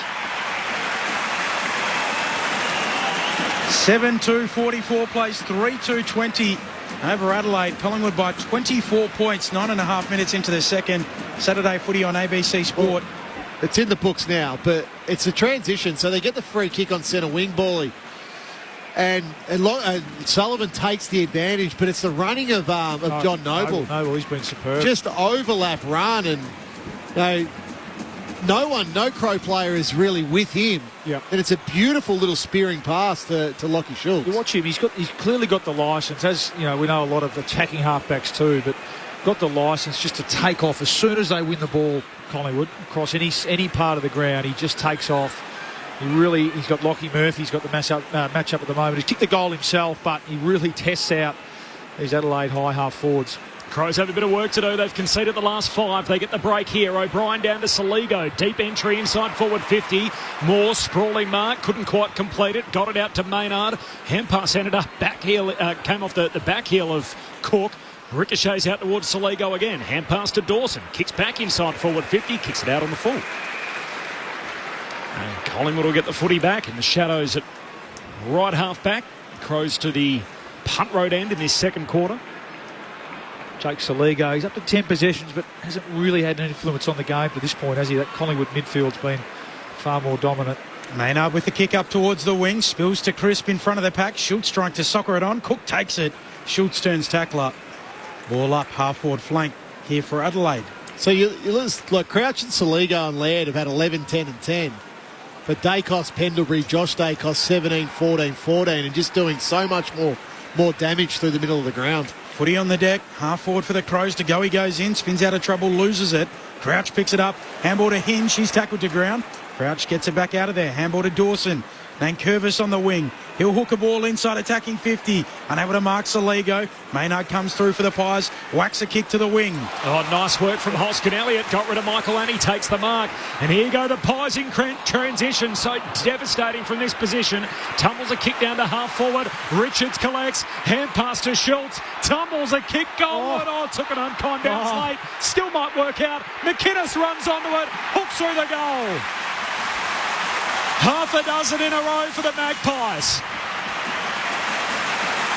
12 minutes into the second term. Collingwood now out by 30. After falling behind, time on in the opening quarter, they've kicked 6 unanswered goals. 8-2-50, Adelaide 3-2-20. The Crows known as Guana during Sir Doug Nicholls' round, so expect to hear that plenty over the next fortnight or so. At the moment, they've got plenty of work to do. Jess Webster's on the boundary. Jess.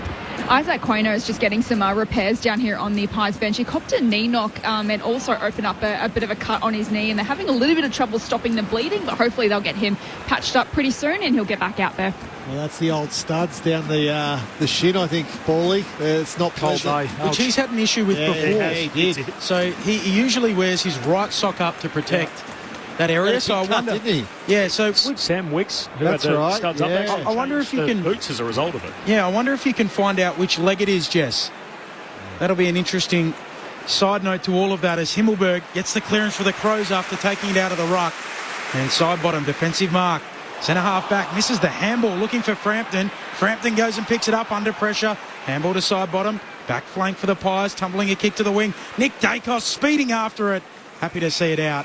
Carries it out for a throw-in. And the other part of the game, we speak about the midfield, but Collingwood is simply running harder than Adelaide at the moment. So just running past them, waves of numbers, more Collingwood jumpers at contest.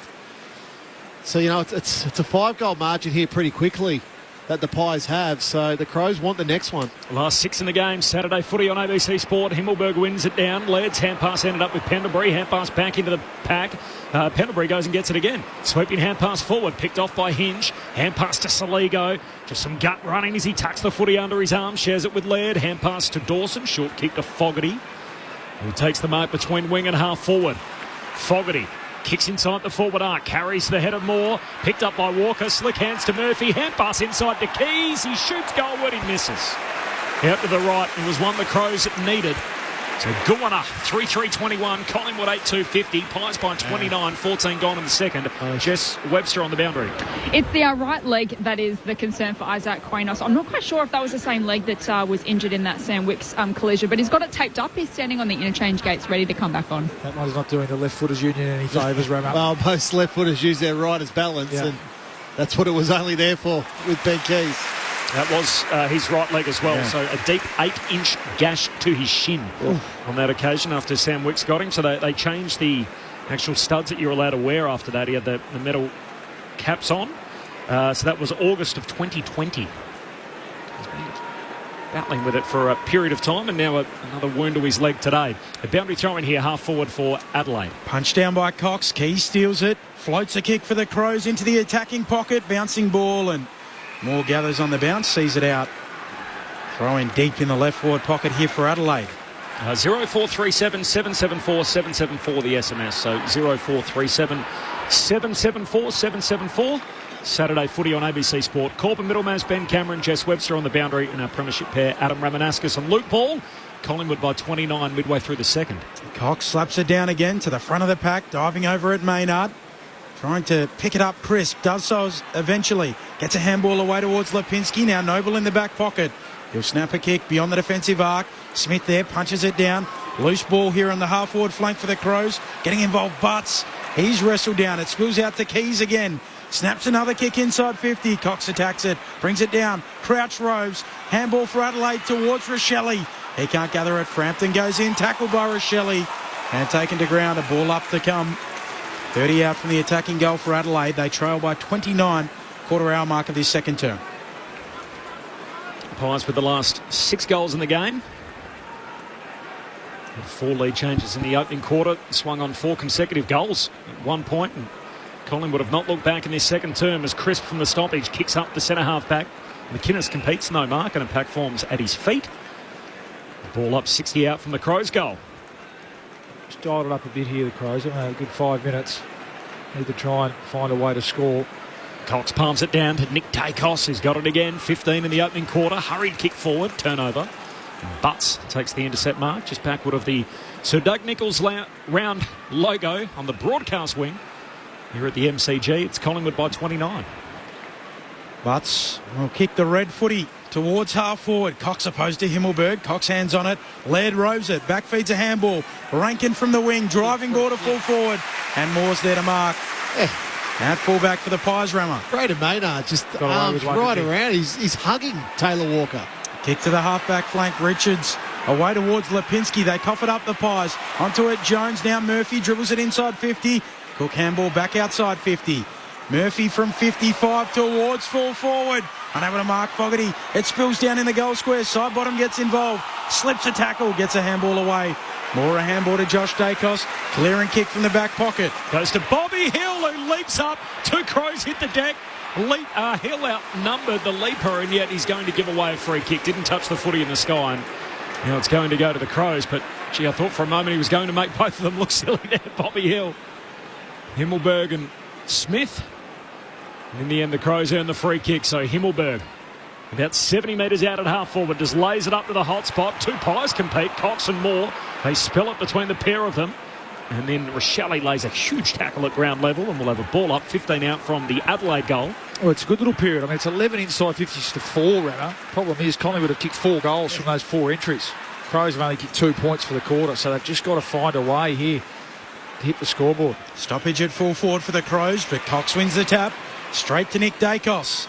He'll send his left foot ball up towards the wing. And Dawson's there to mark. In fact, Michael Lanny for the Crows, who kicks to half forward. Unable to mark there. Himmelberg spills down to Butts. Handball to Keys inside 50. Swings on to the left. Fires on goal and misses the lot. It's the behind post. Out of bounds on the full. Collingwood by 29. Saturday footy on ABC Sport. Round 10 from the MCG.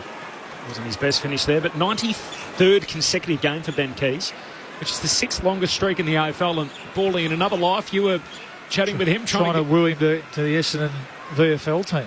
Gosh, that seems like an eternity ago, doesn't it? It's an amazing career revival. It is, From the scrap heap to have great continuity now, and what a second act in AFL footy he's created for himself as Collingwood on the half-back line, side bottom, dangerous, hand pass turns it over. Rochelle links up with Rankin, centre half forward for Adelaide, hand pass to Walker, gets around Maynard, gets his leg free, shoots goalward but misses everything. Out on the full.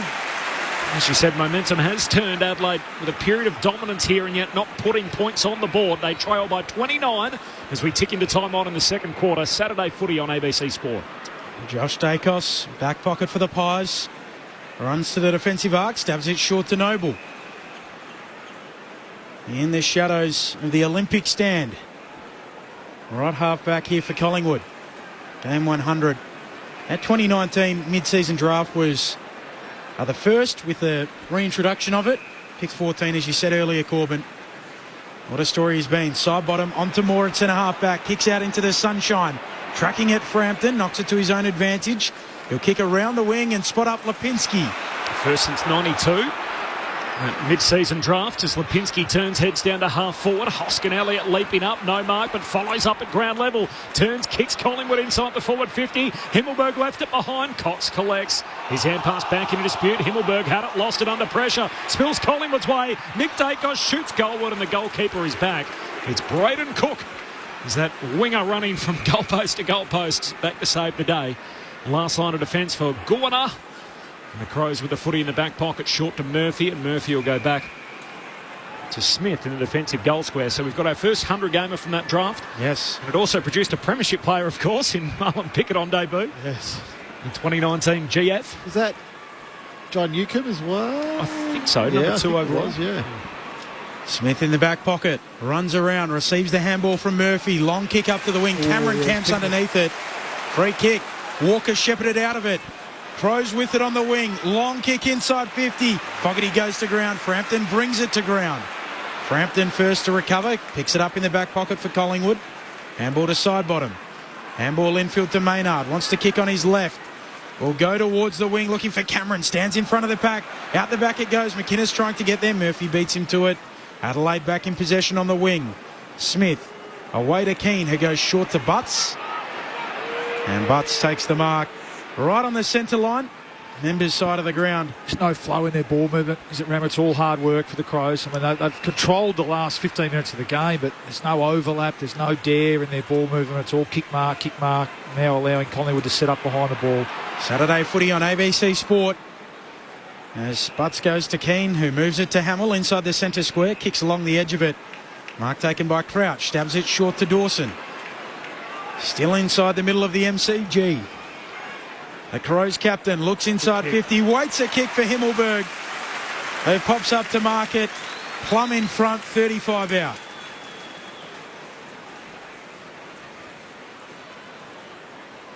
Smart kick, wasn't it? From the skipper, who's got going a bit, up to 8 possessions for the quarter, Jordan Dawson. And he's certainly one player who you want the ball in the hands of. Kicking it inside 50. He just has to kick this. Elliot Himmelberg.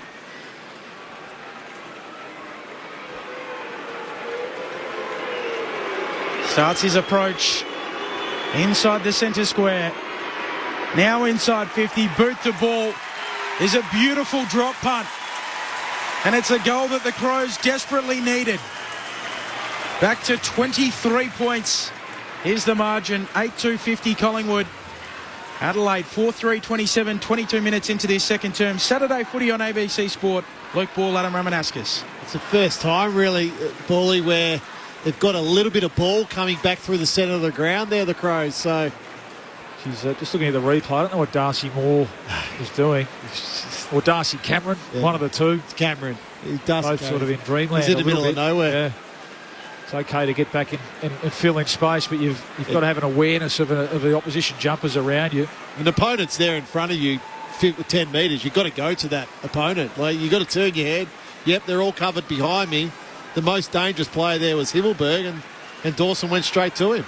23 points, Collingwood's lead. Time on in this second term. Saturday footy on ABC Sport. Hurried kick forward from the Magpies off the boot of Nick Dacos, but the goalie's locked up, trying to claim the mark. Ump says it wasn't 15. Led you astray too, Rammer. It was the following year. John Newcombe, number 2 overall, 2020. Just looking at that now. Sam Durham was number 9 for Essendon. Adelaide breakaway beautifully here. Crouch to Rochelle, hand pass to Rankin, kicks to the top of the goal square. Moore collects for Collingwood. Murphy tackles him to ground. The ump says, I'll have it. And boundary ball up, rather. Left forward pocket for Adelaide. Ash Johnson, number 3 for Collingwood.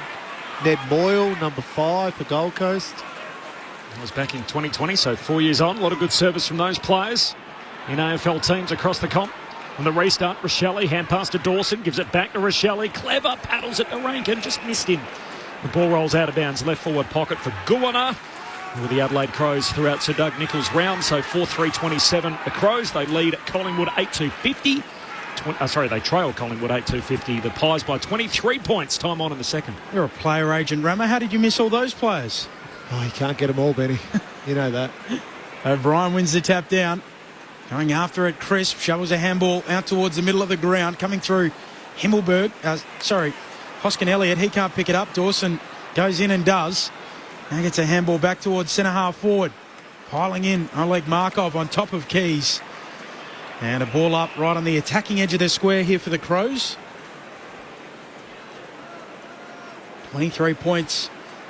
Collingwood's lead. 25 minutes into their second. Saturday footy on ABC Sport. Nick Dacos again picks it up. Hooks a clearing kick up towards the wing. Bouncing ball for Bobby Hill. Paddles to his own advantage. Right there with him, Keane. Hamill comes in to help out. Gathers for the Crows. Handball to Crouch. Room to just cool it down. Back to Hinge. Sweeping handball away to Michael Lanny. He'll kick laterally to the back pocket, and then Curvis can gather. And then Curvis goes further wide to Braden Cook, who marks against the boundary line right half back. Collingwood by 23. Saturday footy on ABC Sport. And the Crows work it back inside the field, back inside the corridor as Hinge kicks into the middle for Crouch. Hand pass to Hamill. Looks inside the forward 50. Noble punches it away, but straight into the lap of Murphy. Runs into the forward pocket. Decided to handball. Gave it away to Fogarty. Steps around a tackler. Hooks through a second in a row for the Crows. It wasn't easy work, but they got there. A goal for Guana. 26 minutes travelled in the second term. Collingwood's lead cut to 17. 8-2-50, the Magpies. Adelaide 5-3-33. Saturday footy on ABC Sport. Calling touch, Benny. It just looked like it deflected when it went past the goalpost. Now, it was bending that way, so it may have just been that the bend really kicked in, but whether it nicked the goalpost on the way through it, I don't know. Well, a little look here. Oh, no, I think it's all good. Yeah, I mean, they didn't make hard work of it, but they're just reward for it. And it was a kick inside, wasn't it, to bring the ball back in through the corridor, some overlap run from Hamill and into an open forward line, accessing the corridor and the open side. And he won that initial contest, Hamill. That was the key. Yeah, with Bobby Hill across half back, and they were able to work the ball through handball. So good play, Will Hamill.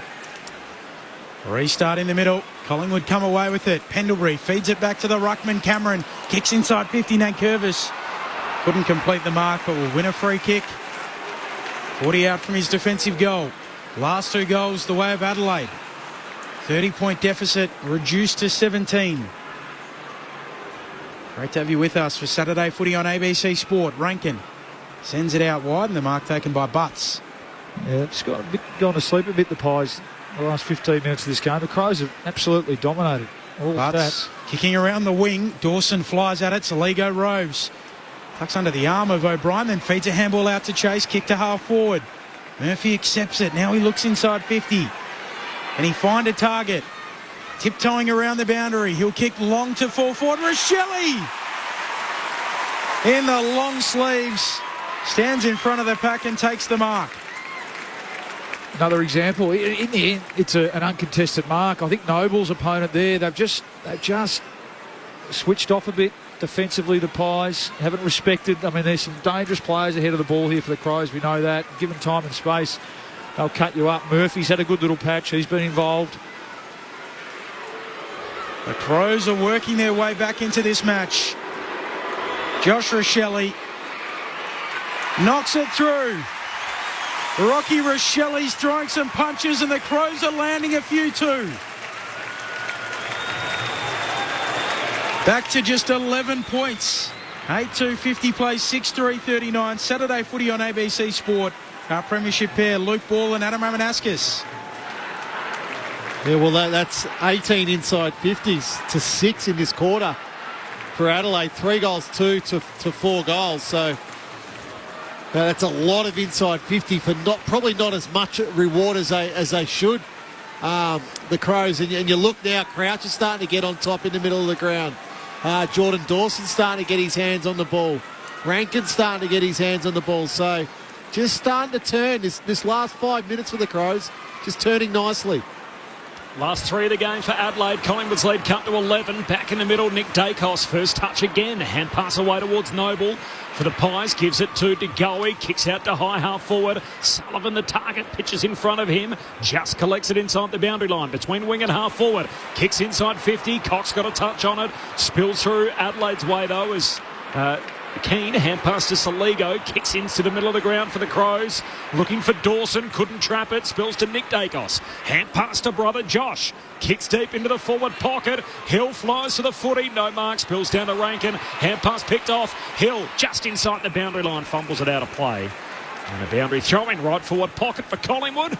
Pies by 11 points, 90 seconds before half time. Collingwood kicks 6 unanswered goals to extend out a 30-point lead. Adelaide with the last 3, just 11 points, as Corbin said. Saturday footy on ABC Sport, slapping it down. Cox, crouched there in the back pocket. Rose in possession, handball away to Rankin. He'll send his kick up to the wing. Up goes the pack off the hands of the pack. Maynard Rose, handball to Quaynor. Pies with it forward of the wing. Handball around the boundary line. Rankin attacks it, keeps it in the end. Shovels a handball back towards Himmelberg. It'll get back towards Rankin, who tries to duck under a tackle. Handball for Saligo. Saligo slices through them and releases Jones. Jones off the back flank, kicks to a 2-on-1. Dawson and Moore, the two captains, tangle. Somehow Dawson got a pretty good play on the footy. As soon as he grabs it, side bottom tackles him. Dawson hand pass out in front, recollects and he's he did really well. There was a 2-on-1 there. Darcy Moore, still side bottom. Jordan Dawson. And to get a restart here, the Crows have done really well. Jordan Dawson, terrific. The Pies by 11, 31 gone second term. Cameron palms it down. There's Matt Crouch, though, for Adelaide. Sweeping hand pass to Rankin. Trying to nutmeg Maynard. It's picked off by Sidebottom. Can whack it back the other way. Kicks a torp down the wing for the Magpies. Looking for Cox. Now Butts tracking it back to Goey. Tracking him. Cox too. Cox applies the tackle. Umpire shielding his eyes from the sun. He'll run into the shadows and say, give it to me. I'll ball it up. Corbin Middlemass, Ben Cameron, Luke Ball, Adam Ramanauskas, Jess Webster on the boundary. Ball up half forward here for the Pies. Tracking it to Goey. Chris picks it up, swings onto his left. High ball, shallow inside 50 entry. No one can mark it. Spills. Hill soccers it on. Tries to track it. Might have been wrenched off it. No free kick. Hamill gathers inside D50 for the Crows. Gives it off to Scholl and a thumping kick. Kicks to Keys and Pendlebury in a one-on-one. Ball hits the deck. Quaynor comes to lend a hand. Kind downs for Keys. He just hits it off the deck. Soccers down to half forward. Frampton picks up the footy. And he'll be the last man with it as the siren goes to signal the end of the first half. Well, Collingwood looked like they were going to put this game to bed halfway through the second quarter. They led by 30 points at the 13-minute mark. And Adelaide not only saved face, but they've got themselves back in the game. They've kicked the last 3 goals. And at half-time, the Magpies lead it by 11 points. The reigning premiers, 8-2-50. Guana, 6-3-39. Half-time at the MCG, it is Collingwood by 11. The goal kickers to half-time. Scott Pendlebury, the only multiple goal kicker, and he kicked both of those in the opening term. And then we have single goals for De Goey, Schultz, Hill, McInnes, Richards and Hoskin Elliott.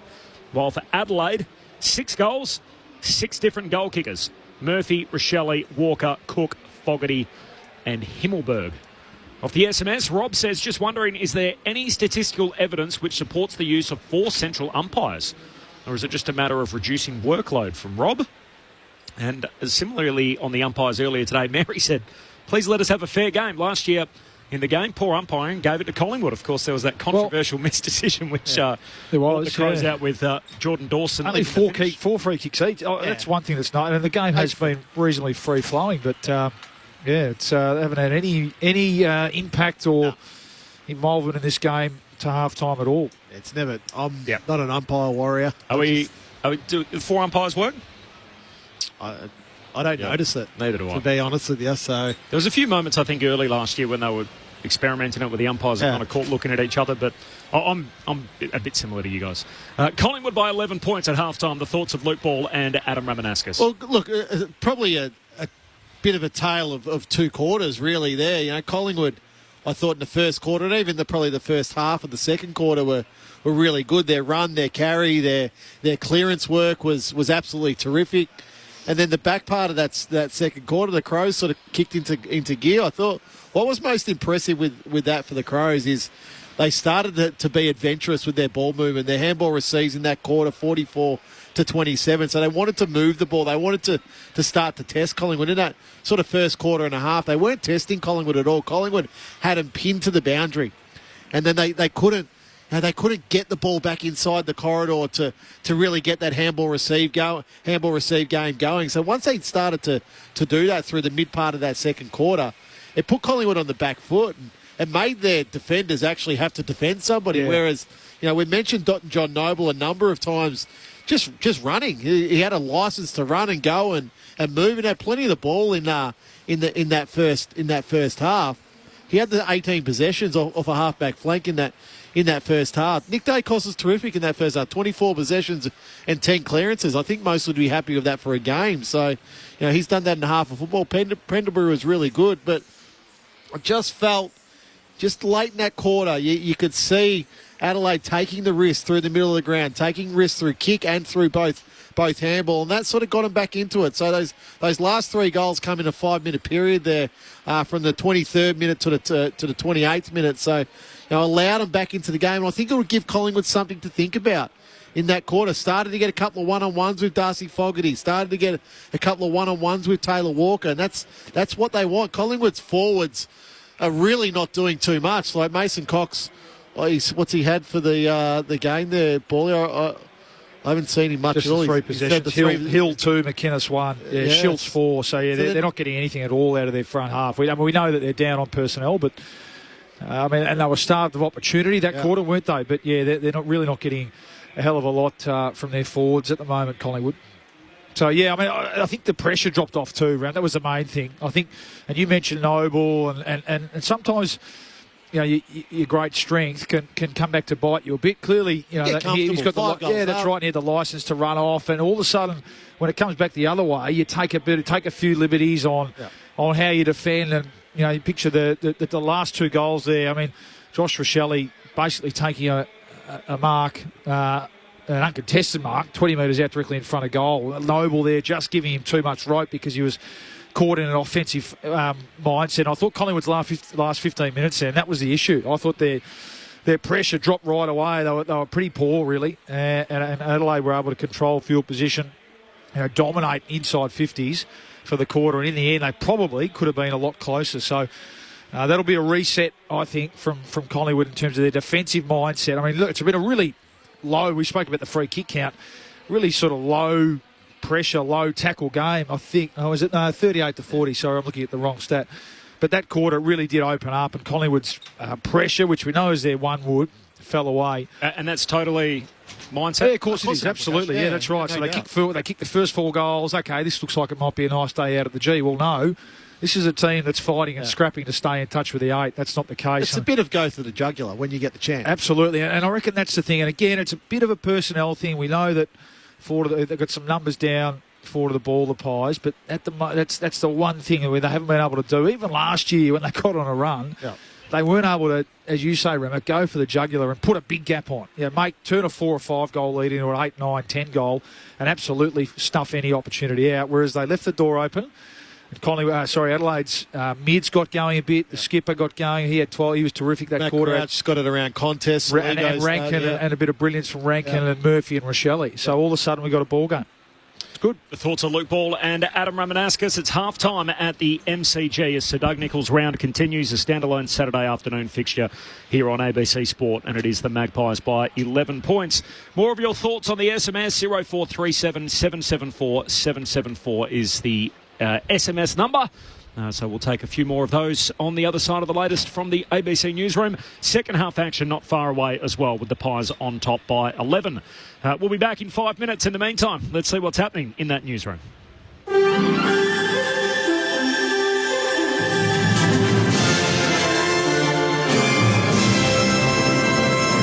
Hello, ABC News with Tanmay Navada. Business groups say the annual pay increase for Australia's lowest paid workers shouldn't be too high because of the cost of living relief announced in the federal budget. The Fair Work Commission conducts the annual wage review each year and asks governments, employers and unions to make submissions. In their revised submissions, large business groups argue that energy bill relief and additional rental assistance included in the budget need to be factored in when the panel makes its final decision. But Treasurer Jim Chalmers says cost of living relief is not meant to replace an increase in wages. I say to the business groups making these points, Australians are doing it tough. The Commonwealth Government is doing its bit. We need business to do its bit as well. We want to see fair and decent wages for Australian workers on top of cost of living relief, not instead of it. The United Nations has stressed that people in Gaza will continue to die unless conditions dramatically change for the better. Aid deliveries have begun arriving to the territory through a new maritime corridor and a temporary floating pier built by US armed forces. The UN has agreed to assist in coordinating the delivery and distribution of supplies. Deputy spokesperson Farhan Haq says hopes the aid will help civilians, but has reiterated the port won't be able to replace land routes. The floating dock is intended to supplement existing land crossings of aid into Gaza, including Rafah, Kerem Shalom, and Erez. It is not meant to replace any crossings. This is an ongoing multinational effort to deliver additional aid to Palestinians in Gaza through a maritime corridor that is entirely humanitarian in nature. Students at Curtin University in Perth are entering their 15th day of on-campus pro-Palestinian demonstrations following counter-protests from pro-Israeli groups yesterday. Students for Palestine WA and student members of the Curtin University Guild set up an encampment on the 2nd of May, joining students from universities across the country. The group says it wants Curtin University to divest from weapons companies, cut ties with Israeli universities and denounce the destruction of Gaza. Curtin University would not say whether it had received any complaints about harassment experienced by students at the protests. Authorities in central Afghanistan are continuing their search for the perpetrators of a shooting in the city of Bamiyan. 3 Spanish tourists and an Afghan citizen has been killed, with several others injured, as the BBC's Caroline Davies reports. Early reports of the attack were confirmed by a spokesperson for the Taliban government on Friday night. In a statement, he said that the shooting was against the public and that there were further foreigners and Afghans also injured in the incident. Security forces are currently trying to find the killers and 4 people have been arrested. One eyewitness told the BBC that the attackers were 2 people in a car. Images of the scene show several bodies lying in the street. The man who assaulted the husband of former US House of Representatives Speaker Nancy Pelosi in 2022 is expected to appeal against a 30-year prison sentence. The court was told David DePape, who broke into their home and fractured Paul Pelosi's skull with a hammer, was motivated by right-wing conspiracy theories. After the sentencing, US federal attorney Abraham Simmons read a statement on behalf of prosecutors. Today's sentence reflects David DePape's lack of remorse and contrition for violently assaulting Mr. Pelosi. The court's sentence will ensure that DePape will not be able to use violence to pollute the political process. Back home, a Sydney children's author has been charged with grooming a minor online. Brooke Chandler reports. Earlier this month, police began investigating an interstate report that a 41-year-old was allegedly sending inappropriate photos and videos to someone he thought was a 13-year-old girl. Yesterday, officers arrested Oliver Pomervan, a children's author and teacher. He faced Fairfield local court and was released on bail. Police allege Mr. Pomervan used his position to engage inappropriately with children online. Mr. Pomervan has published more than 10 books, including the upper primary book, Tyrific. And in sport, Rapidos centre Jack Whiten will make his 250th NRL appearance when South Sydney take on the Cowboys at Brisbane's Lang Park in Magic Round. Both teams are struggling this season, with South Sydney having won just 5 of their past 22 matches, dating back to round 12 last year. In today's other games, the Gold Coast take on Newcastle and the Roosters take on ladder leaders Cronulla Sutherland. You're up to date with the very latest from ABC News. Here's my top footy tip for the season. You can get your games live and ad-free on the ABC Listen app. I know, right? AFL, NRL, men's, women's. Whatever footy you're after, we've got you covered. Kicks it all the way, he bounces it through. Every goal, try, mark and tackle. Called by ABC Sport's expert commentary team. Game, set, bingo. This season on the home of 100% pure footy, the ABC Listen app. The 2024 Sir Doug Nicholls round. Knocking it down, O'Brien. Onto it quickly, though, Cameron for the Pies. Sullivan comes and picks it up, tumbles the ball inside 50. Cox is there. Bobby Hill on the burst through. Can't gather it. Hinge tracking it back. Worried out of it. Leaves it behind. And Richards snaps a goal. To the goey. Advantage taken. Gives it off to McRae. He'll kick across the square. Josh Dacos on the centre line. Pokes it out in front of Noble. Gathers half forward for the Pies. Low ball for a leading Schultz. Diving low down, he takes it. Boot the ball from just inside the elbow of 50 in the boundary line. And that is a special kick. Collingwood are in takeover mode. Richards collects, hand pass to Schultz, tumbles a kick goal. Took an uncon bounce late. Still might work out. McInnes runs onto it, hooks through the goal. Half a dozen in a row for the Magpies. Crouch, hand pass to Hamill, looks inside the forward 50. Noble punches it away, but straight into the lap of Murphy. Runs into the forward pocket, decided to handball. Gave it away to Fogarty, steps around a tackler, hooks through a second in a row for the Crows. The 2024 Sir Doug Nicholls round. On your radio. Sport Digital. And on the ABC Listen app. Sounds there from the second term. It looked as if Collingwood were about to break the game wide open, leading by 5 goals halfway through the quarter. And yet the Crows rally and they kick the last 3 goals. So at halftime, it's Collingwood by 11 points. The reigning premiers 8-2-50. They lead Goanna, which is the Ghana First Nations word for crows. So the Adelaide team known as Goanna during Sir Doug Nicholls round 6-3-39. So an 11-point advantage for the Pies at halftime.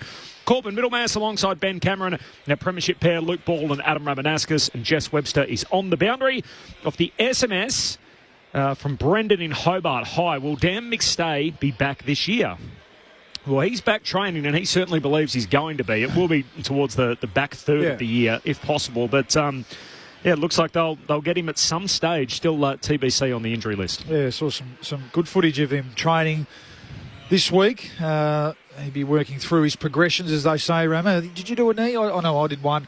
I think you can try and come back earlier. Sometimes it is just a time thing, depending on if you had any complications or not, which I don't believe he did. They do like to say not too long before that 12-month period, and obviously training's so different to what you have to put your body through in a game. But given we're not even halfway through the season, you would say that he's very much on track for some footy in the back half of the year, which will be here. Because we're just talking off here now. Collingwood's forward line at the moment, and we know this, it's very makeshift. They're just trying to find a way to scrounge winning scores, aren't they? Especially with Howe going out too early last week and Meyer check out. So the 2 forwards they don't want out is Meyer and Elliott. Yeah, and Elliott's of course the other one. They had really good starts to the year. So they're very much just patching up holes today. Young McInnes gets his chance, hasn't taken it as yet. I mean, he's only had the one possession, kicked the goal, the ball fell in his arms, and he kicked the goal. Mason Cox only had the 3 possessions with 1 mark. So.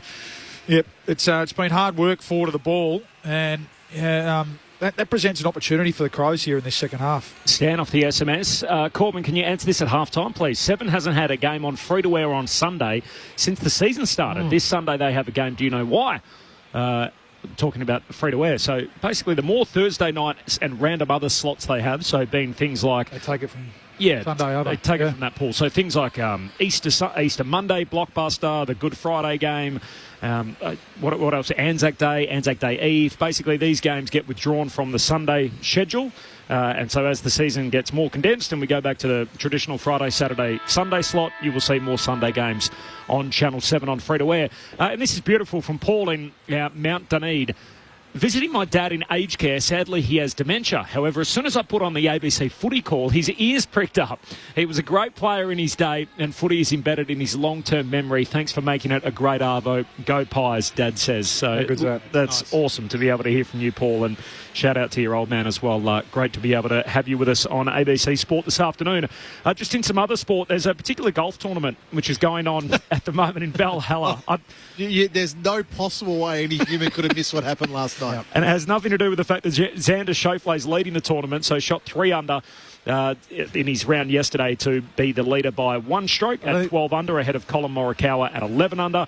But there's one man in particular who is tied for 4th, shot 5 under in his second round. He's 9 under for the tournament, 3 shots off the lead, the world number 1, Scott Scheffler. Oh, I couldn't believe it last night. I was scrolling through Twitter. The game between Carlton and Sydney had got a bit boring, and I saw this tweet from Jeff Darlington, and I thought it was a fake Jeff Darlington account. Then I clicked on it and said, no, I follow him. This is the real Jeff Darlington account, and this has happened. ESPN reporter? Yeah, ESPN reporter. Scotty Scheffler has been led away in cuffs after allegedly breaching a traffic misdemeanor, and then I just watched it explode from there. The coverage was phenomenal. Videos came out. When it came back to air at 10:30, because they had a delay and then they showed the previous round, but at 10:30, how they reported on it from 10:30 to about 11:30 was... With really only about 3 sentences worth of information. Correct, but it was like... Well, I mean, I was immediately thinking he's going to miss his tee time, which will leave him DQ'd. But then the owner of the golf club went and picked him up from jail. Yep. Wow. Just went and picked him up from jail, drove him back to the club. He walked straight in, shoots 66. Yeah, birdied the first and shot 66. Unbelievable. My theory is that he'll play poorly in round 3. An adrenaline dump overnight. It'll catch up with him a bit and play poorly. He's the world number 1. I was going to say, with the average player, that might be the case, but this guy's shown an ability to... I mean, he had his first baby 2 weeks ago, so it's all happening. He's a freak when it comes to compartmentalising, isn't he? Yeah, absolute freak, yeah. And who's the leader again? Is there a name in world sport, the surname in world sport, butchered more than... Xander, we didn't hear say it. Schauffele. Souffle. I've heard Schauffele. Xander Schauffele. He normally leads early and then falls flat like a souffle, sort of in the last few rounds. Very good. If you were living under a rock, so Scotty Scheffler, the Masters champion, world number 1, a maintenance worker, tragically was fatally struck by a shuttle bus. We can't forget about that either. Yeah. And he did an excellent job. As soon as he fronted up, Scotty Scheffler at his press conference basically said, hey, before I start, thoughts with the family here. This is a horrific accident which caused a traffic build-up as a result on the road leading into Valhalla Golf Club in Louisville. In a lane that was dedicated to tournament traffic, Scheffler drove his car past a police car. He was chased down by a police officer who actually jumped on his car and then eventually stopped as the policeman started hitting the side of the car with his torch. He was then yanked from the car, placed into cuffs, and then taken to jail as a result. It was all filmed, as we just touched on, by an ESPN reporter at the time. He is facing 4 charges, including a felony of second-degree assault of a police officer. So they are serious charges, and he's got 4 of them in front of him, Scott Scheffler. And in the middle of that, he's come out and shot 5 under and is right in the mix to win a golf major. Jeff Darlington, he took his moment last night. Yeah. He really took his moment. He must be just spending the whole week with Scotty Scheffler, because he was tweeting the night before. Yeah. Scotty's the last one to leave the range. He's now having a party. He's eventually leaving the ground. So I assume his role for the whole week was follow him to trail Scotty Scheffler, and that extended through to 5 o'clock the next morning. Right place, right time. Correct. And if you are a golf person, he's not a controversial figure either, which is amazing. I would say very vanilla. Yeah, to think that kind of guy is in this position. Second half upon us at the MCG. It is Collingwood by 11 points here with Ben Cameron. O'Brien winning the tap down to Laird, who's swung off his kick, just gets a 10-metre kick forward for the Crows. Rankin goes in, picks it up. Handball to Laird, who's now in space. He'll float a kick to half forward. Bouncing ball. Walker out after it. Josh Dacos tracking it too. Can't gather it. Worries Jones out of it. Then picks it up. The Pies down the members' wing through Josh Dacos. Kick up to Reef McInnes. Doesn't take the mark. Bobby Hill swoops onto it. Runs through a few. Handball to Pendlebury. He'll kick towards half forward. Crisp takes it. Wants to get it out towards right half forward. Has a man out there. Michaelani chops it off. Adelaide in possession. Hand pass to Keys in the last bit of sunshine. The shadows lengthening already just after 3 o'clock local time. Kicks down the wing. No clean pick up. Fogarty comes through, collects. Hand pass away towards Scholl, who pokes it inside 50. Walker marks. Gets up. Shoots goalward. Misses. Behind. Behind for Taylor Walker, so opportunity. Kicks those in his sleep usually, Corb. 10-point lead for the Pies. 1 minute into the third quarter. Saturday footy on ABC Sport. Jess Webster on the boundary. Unfortunate news for Collingwood down here, guys. Will Hoskin-Elliott has been subbed out of the game. The official word from the club is that it's a hamstring injury, so Harvey Harrison comes on for him, but unfortunately another player injured for the Pies down here, Will Hoskin-Elliott, out of the game. Well, it is unfortunate for the Pies because he's got a bit of size and got some aerial capabilities forward of the ball. Whereas really now, I mean, with Cox rucking on and off, it's McInnes is the only one that's got a bit of size and a bit of aerial ability forward of the ball. Collingwood on the wing. Nick Dacos to brother Josh, as they so often do, waxing the footy. He whacks his kick inside 50 and not taken by Butts. There's the first example. You know, you got Bobby Hill, Schultz, and Harrison there, all smalls really. And little Richards as well. Yeah. The smallest forward line ever assembled. Well, it's got to be a lot of chaos ball, I think. Yeah, a lot of ball along the ground, rather than trying to, hit those targets. Saturday footy on ABC Sport. Collingwood by 10 points. 2 minutes into the third term. Jones on a half-back flank. Kicks the Crows around the wing. Fogarty goes up, caught behind, punches it out. Throwing to come. Called Middlemass, Ben Cameron, Luke Ball, Adam Ramanauskas, Jess Webster on the boundary. So you talk about the forward line. Elliott, McCreery, Myercheck, McStay long-term, even Jeremy Howe. Who played forward last week. Shift forward. And now Hoskin Elliott all on the injury list for the Pies. Schultz missed last week with suspension, so lucky he's back. But Hoskin Elliott out of the game at half-time with a hammy. From the boundary throw-in, O'Brien rips it out of the ruck for the Crows. Hand pass away to Keys, kicks forward, but Quaynor takes the intercept mark. The shadows almost across the entire ground. The floodlights not on as Quaynor goes short to Nick Dacos. He butchers that. Turns it clean over to Saligo. Another flower bag back to centre half forward. Adelaide at least with the numbers. Keys can't trap it. Maynard extracts it. Hand pass away to Harrison. He gives it to Pendlebury. Handball to Degoe in the middle of the G. He kicks inside 50. Bobby Hill tracking it back. He marks 40 out. He'll poke it to McInnes. Has Schultz on. Doesn't want to take it. He'll go back and have a look at the sticks. One pass inside 50 is enough. Don't tempt fate twice. Yeah.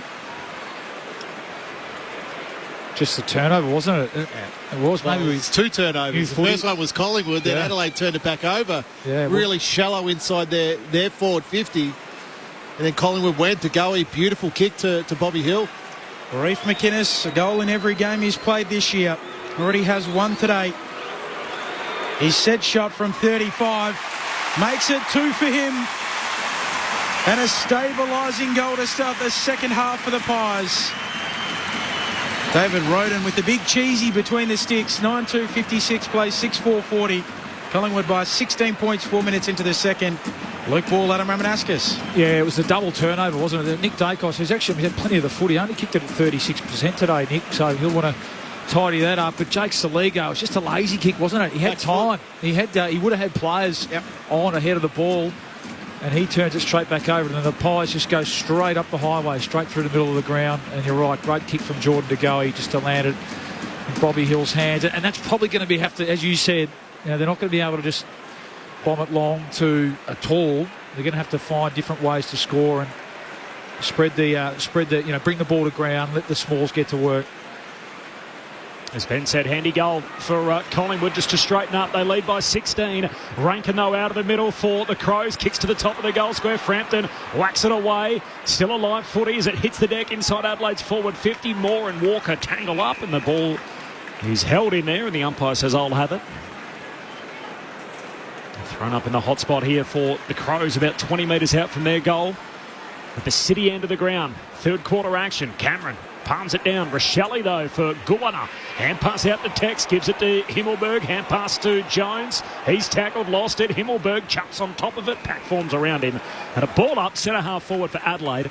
Collingwood by 16 points. 5 gone third quarter. Saturday footy on ABC Sport.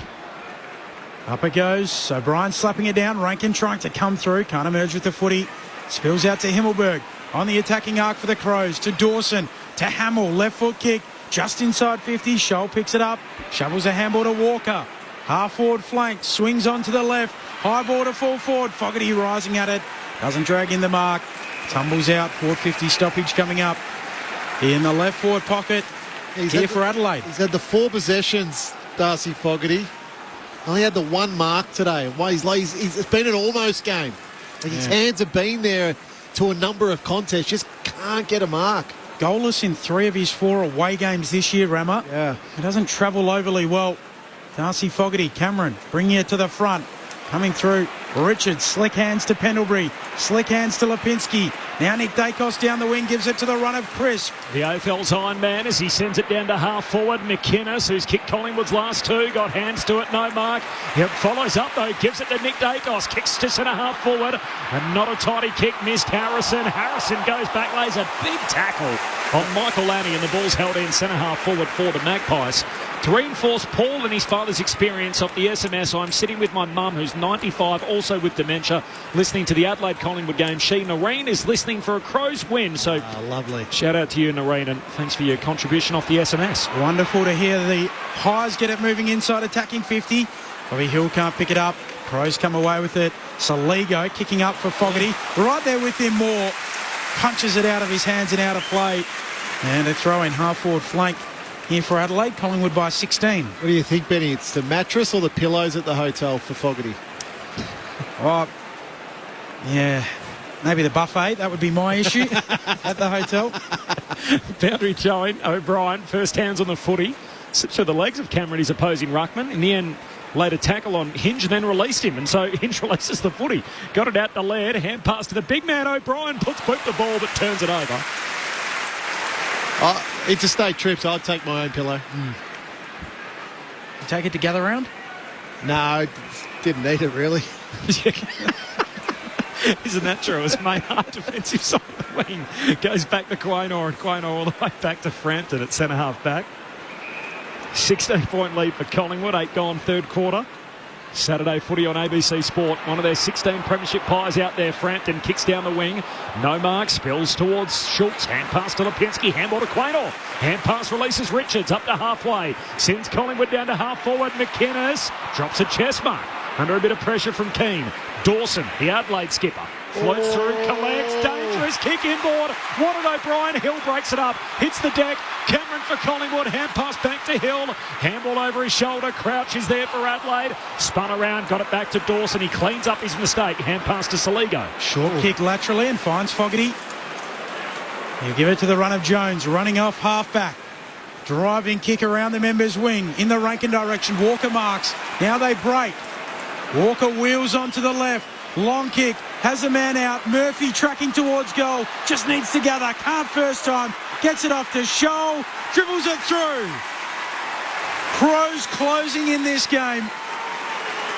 10 points is Collingwood's lead. 9-2-56. Plays 7-4-46. 9 minutes into the third. Luke Ball, Adam Ramanaskas on Saturday footy on ABC Sport. Well, it was almost a goal the other way to Bobby Hill's closing speed on Riley O'Brien, but yeah, the Crows were able to work it out of their defensive 50, and once the ball gets to Tex around that half-forward flank, he's one of the better kicks in the competition on a left or right foot, and I mean that out of any player. There, he had 2 or 3 options. He went to the right option in Lockie Murphy. Then Murphy was able just to finally gather it as a little fumble, and then got it over to Lockie Shoal and then the goal. But you take it all the way back to the Crows' composure inside their defensive 50. Back in the middle, Cox palms it down. First possession, though, for the Crows. Saligo, hand pass away to Crouch. Sweeping hand pass to Shoal, put it over his head. Invites Lipinski in, and he takes up the offer. Collects the Sherrin against the boundary line. Hooks a kick down to half forward. Cameron hands on it, no mark. Flows through towards Hinge across half back for Adelaide. Hand pass to Crouch. His kick smothered. Lipinski wins it back again for Collingwood. Pokes it inside 50, and McInnes drops another chest mark. Gee, turnover city at the moment. Falls through towards Crouch. He's upended in the tackle from Lipinski. And a ball up right half forward, southern side of the ground. Right half forward for Collingwood. They're kicking to the punt road end. 11 gone in the third. Pies by 10 points. Saturday footy on ABC Sport. Yeah, McInnes is a bit wobbly here. Don't know if his head hit the ground. The last bit of sunshine on the half-back flank for the Crows. Dawson clears. Quaynor marks for the Pies on the wing. Comes infield to the middle of the ground. Maynard kicks straight up the middle. A bullet onto the chest of Noble. Inside the middle of the ground, spinning the footy. Looking inside a congested 50. He'll set it up for Mason Cox. Run and jump, slips through the fingers. Bouncing ball, Saligo. Spins out of trouble. Handball to Nankervis. Off to Michael Lunny on the last line. Kicks beyond defensive 50. Maynard gave Cook a fair shove in the back. It works out all right for the Crows. Down the members' wing they go. And downhill they go as Murphy sends a hand pass out towards Rankin. She just clean missed Fogarty by hand. Well, Lockie Murphy needed to kick it there, Corbs, rather than handball. So Rankin was out, but Murphy chose the handball, and the handball went out in front of Rankin, and then he just completely missed Fogarty with the handball. Fair old knee to the head for poor old Reef McInnes, inadvertent, I should say, as well. Get Jess to keep an eye on all of that from the stoppage. Collingwood win it eventually as Sullivan's hand pass finds Josh Dacos and they're out. Through the corridor, the 1-2 with Noble. Josh Dacos trying to give it back to him. He's crunched now. Good tackle from Cook. Ball held in. It's just poor play. Well, but that's up the field. Yeah, there's no. Yeah. But that's the grubber ball. Get it in. Get the ball in. That's they're leaving. They've got to be careful here. The Pies. I think the Crows have got a sniff. They've been flippant with the footy. Missing tackles. Collingwood by 10, a dozen minutes into the third quarter. They did lead the game by as many as 30. I was about to say we had repeat stoppages. We don't. There's a free kick tackle for in the back. It's going Adelaide's way. They send it inside the forward 50. Walker the target. Spoiled at the back. Down towards Saligo. Hands it back to Walker. Fended off one tackler. Caught by the second. Tried to push his way off Crisp and Sullivan came and got him. Well, he'd be pushed off Crisp, all right. Taylor Walker coughs up the footy. Free kick, Lockie Sullivan, centre half back for Collingwood. They know what Jack Crisp is doing leaving the ground there. Sullivan short to Markov. Runs a little arc. Now a long kick. Looking for McInnes. Plucks it. Good mark. High half forward for the Pies. Seems to be okay, doesn't he? That'll give him a bit of confidence after dropping the last two. Wide out. At half forward comes infield to DeGoey, who shanks his kick. Out of bounds on the full. There's a lot of reliance now on either Darcy Cameron or Mason Cox inside Collingwood's forward line to be a target now. Butts will have that matchup of whoever's down there. But yeah, it's going to be tricky this second half for Collingwood now without Hoskin Elliott. Butts sends his kick towards half back. Frampton had it, lost it. Spills to O'Brien. His hand pass picked off. Quaynor for Collingwood. Hand pass to Markov on the wing. Handball inside to Crisp. Got it away quickly to Sullivan. Hand pass to DeGoey. Extra hand pass releases Noble. Shakes the would-be tackler. In game 100, Johnny Noble brings everyone to their feet. A popular man with the Magpie Army. Heartbreak last September. A goal in his milestone game here. Collingwood back out by 16. And John Noble, in his 100th game, slams one through on the run. 14 gone in the third term. The Magpies by 16. 10-2 to 7-4. Luke Ball, Adam Ramanauskas, ABC Sport. Just that ability to run, like in there, just link up through hands there, Collingwood. We've been sort of critical, a little bit of over handballing. On that occasion, it works. I think Crisp got away with the throw there. But then it's just that final handball from DeGoey that gets Noble into space, uses his legs and then kicks him. I'd say a much-needed goal there for Collingwood. I know they're in the lead, but just to give them a little bit of breathing space. It's like everyone in the ground knew. What a moment. Absolutely a popular member. Cox wins the tap. Josh Dacos stripped of it though, and the Pies come away with it. Dawson zigging, zagging. Can't shake Crisp. Eventually does. Shovels out the handball, a turnover. Pies back with it. Nick Dacos gets rid of it. Away towards Lipinski. To DeGoey. Handball looking for side bottom. Slaps it on. Trying to break it up again. Here the Crows hinge. Gathers on the logo. On the wing. Handball to Hamill. Two left footers here. Back to Hamill. Neither can get on their left. Eventually Hamill does and comes infield. Mark taken by Laird. Quickly Jess Webster. Reef McInnes has come from the ground straight down the race with the doctors. I was watching them on the bench. They were checking out that vision from that incident where he copped an accidental knee to the head. So he's come from the ground straight down into the room to be checked out. A kick inside the forward 50 mark by Mason Cox. A big cheer too from the Collingwood fans. As he drops back in the hole at centre half back, goes short to Frampton, and Frampton shares it with Markov. He kicks out towards half back, and Quaynor's up and catches it on the back flank for Collingwood. Thanks to Jess Webster for all that on the boundary. Corbin Middlemass and Ben Cameron calling the footy. Adam Ramanauskas and Luke Ball. Your call team Saturday afternoon at the G on ABC Sport as Quaynor kicks down the wing, floating through Keane. He spoils, but straight into the lap of McRae, shifts it further wide, and then Curvis floats through to take the intercept mark. Southern wing, and now 50. As I think the player on the mark, Schultz, was called to stand. He shifted, The umpire said we're headed downfield, so Nankervis can put Adelaide inside 50. Pies by 16. There's many minutes gone in the third term. Rushes towards centre half forward.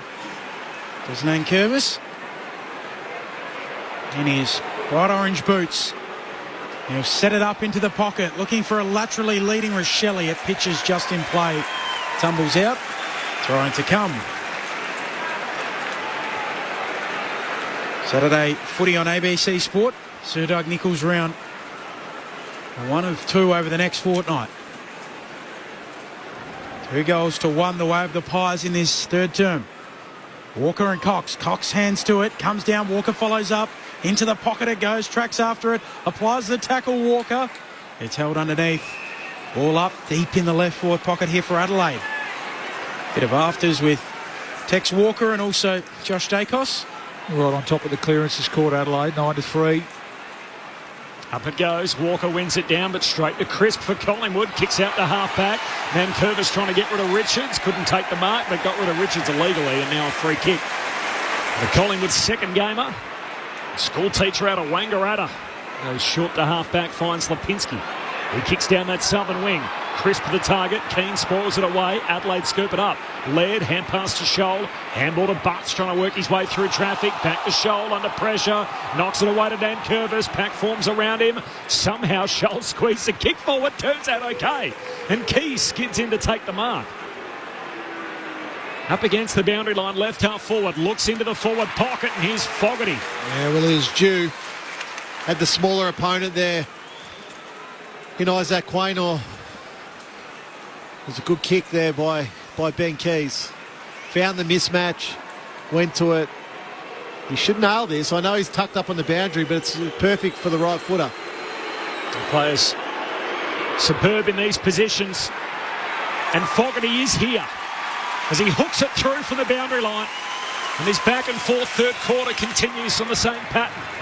18.5 gone in the third term. Back to 10 points as it was at the half. Fogarty's got a couple. 10-2, 62 Collingwood.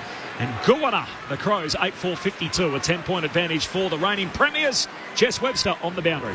Adelaide has activated its sub. Ned McHenry comes into the game. He's just run on just now, and it's Lockie Scholl who's taking his place on the back row of the bench. Yeah, it's been messy, hasn't it? That's right, no side. Very slick with their ball movement. I think it was Scholl who was able to stand up in the tackle there and just hack a ball forward. Ben Keys getting out ahead of the ball. And it was actually a nice kick to advantage there. Fogarty, who, as you said, Rammer, has had a bit of an almost go. He's got his hands to a fair bit of it. But that time found himself in a good matchup on Quaynor. It was a nice kick to advantage and a good finish. Yeah, finding himself unlucky, Lockie Scholl. He's had 11 possessions and a goal. Yep. Thought he was actually doing pretty well. Finding his way into it, though. Lockie Fogarty. Bounce in the middle. Both rucks miss it as they lock up. Bouncing ball. Pendlebury eventually comes away with it. Handball to Nick Dacos. His handball releases Crisp. Low ball inside 50. Unable to mark Schultz. Down at ground level, Michael Lanny halves it, then picks it up. Handball to Hamill. He's immediately tackled by Hill. And ball up in the left forward pocket. Such an important tackle there by Bobby Hill. Like a lot of players were able to break through there, and then the ball's out, out of your forward 50. But this gives Colin a chance. Cox takes it out of the ruck. A little swivel and snap and a miss. Left-hand side, minor score, 11 points. Just on Ned McHenry. Yeah. You told me during the week he has a pet goat, Corbin. He does at the moment. He's got a goat that's wandering in and out of his house, which is making for pretty good social media content.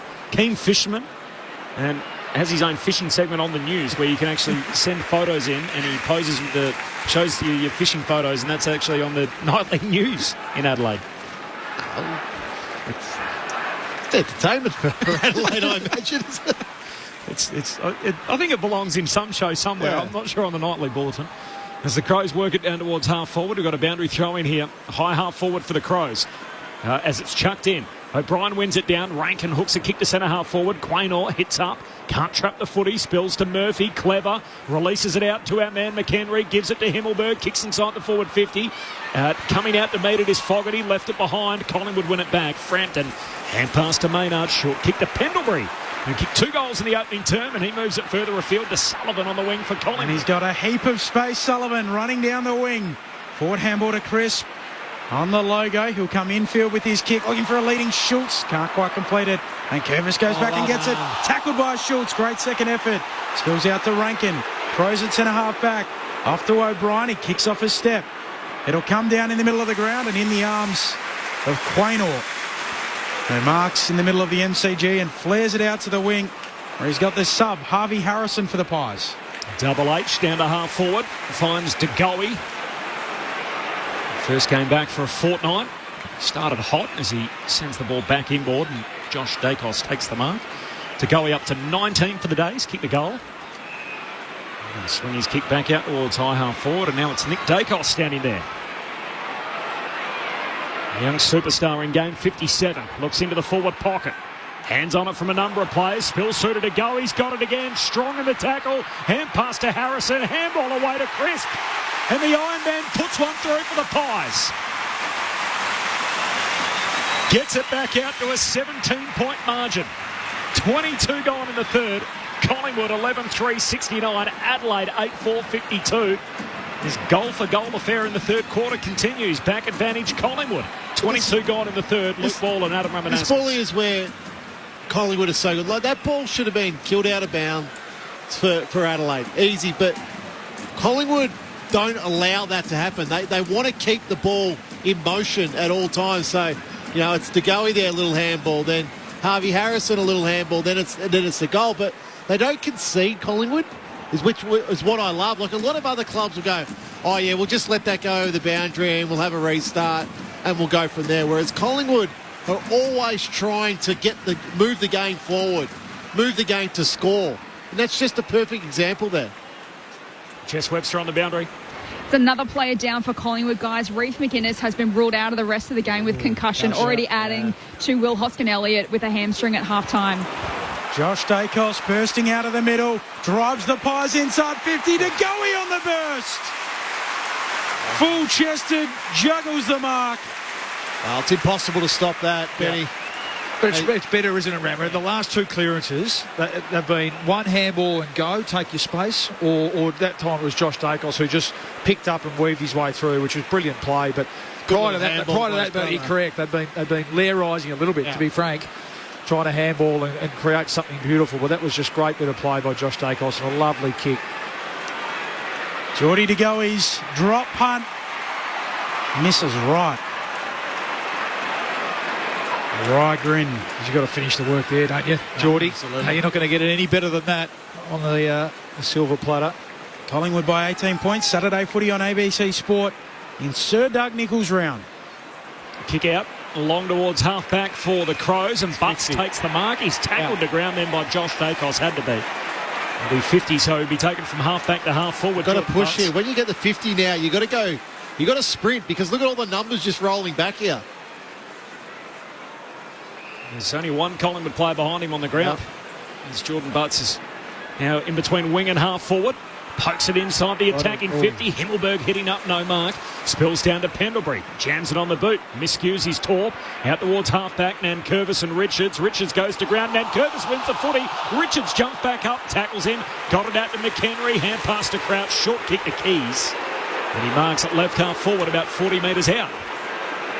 Just on McInnes too, we talked about that Bermuda triangle inside the forward arc. That's another forward. Yep, another forward. So Elliott, McCreary, Myercheck, McStay, Hoskin-Elliott, Howe, the makeshift forward, and now McInnes. See, that kick from Matt Crouch went about 11.5 metres, I think, but marks inside 50 have been gold today, haven't they? Both teams really struggling for those. Right on his distance here, I think, Ben Keys. Take his best. Goal for goal so far in the third quarter. It's Adelaide's turn to kick one as Keys looking for that extra distance. His kick misses. Wildly out towards the left. The Magpie fans weren't happy with the short kick in the lead-up. 25 gone third quarter. Collingwood by 17. Saturday footy on ABC Sport. Maynard with the outlet kick and leading up Schultz. He's kicked the ball well today, Braden Maynard. Sometimes he hasn't got the kicking boots on, but geez, just fired off darts all day today. Schultz kicking up around the wing off the hands of the pack. Crisp getting involved again. Handball to Nick Dacos, arching the back. Handball to Cameron. He fumbles it. And then he tumbles out. He wants the boundary line. A big ruck and eventually gets it. Maybe don't handball it to the ruckman, Nick. You think? Who's standing there? He didn't really want the footy then, Darcy. Collingwood by 17 points. Thought it might have been a Cameron thing. Yeah. Not a receiver. We win the hard ball and dish it out. You're right, Corby. Cameron slapping it down again. Pendlebury out after it. Gathers the footy. Handball to Nick Dacos, who goes back to Pendlebury. Close to the boundary line. Hooks a kick that'll be a shallow entry. Michael Laney comes up, juggles it, not paid. Schultz roving the pack, pokes it back inside 50. Hamill gathers it, not the 15. And the Crows away with it through Chase, who goes short to Crouch. And that is just the 15, according to the umpire. Crouch on a half-back flank. Collingwood by 17. 27 minutes into the third. Averaging 29 a game for the year, Matt Crouch. He's got 28 already. Goes back to Hinge, and Hinge measures his kick. Just got it to Chase Jones. Marks at half-back for Adelaide. Looking for his mate McHenry. Puts it over his head. Invites the Pies back in. Here's Cameron, who's going to send it back out on the full. Adelaide will win it back just in their defensive half, so both subs made in the third quarter. I'm with you, Ramo. Surprising decision. Lockie Scholl tapped out by Matthew Nix. He's been part of the reason when the Crows have got their game up and going. He's one of the guys that... Well, he's a runner. Yeah, added a bit of extra run, and when they've looked better, he's played. Whereas Ned McHenry is just a small forward. Rankin goes long down towards half forward. McHenry here is tackling side bottom, helps him out of bounds, and a throw in 60 out from the Crows goal. And it's probably the area that Adelaide have had the most trouble with. So whether it's Collingwood running themselves or whereas on the other side, when Adelaide are running, that's when they're scoring, and Lockie Scholl is certainly that. And the sub for Collingwood, Hoskin Elliott a hamstring out of the game at half-time. O'Brien lays it down to Jones. His quick kick chopped off by Noble. Right on the defensive arc for Collingwood. Saturday footy on ABC Sport. Arvo turning to early evening in Melbourne. Chilly but sunny day. Noble short to Maynard.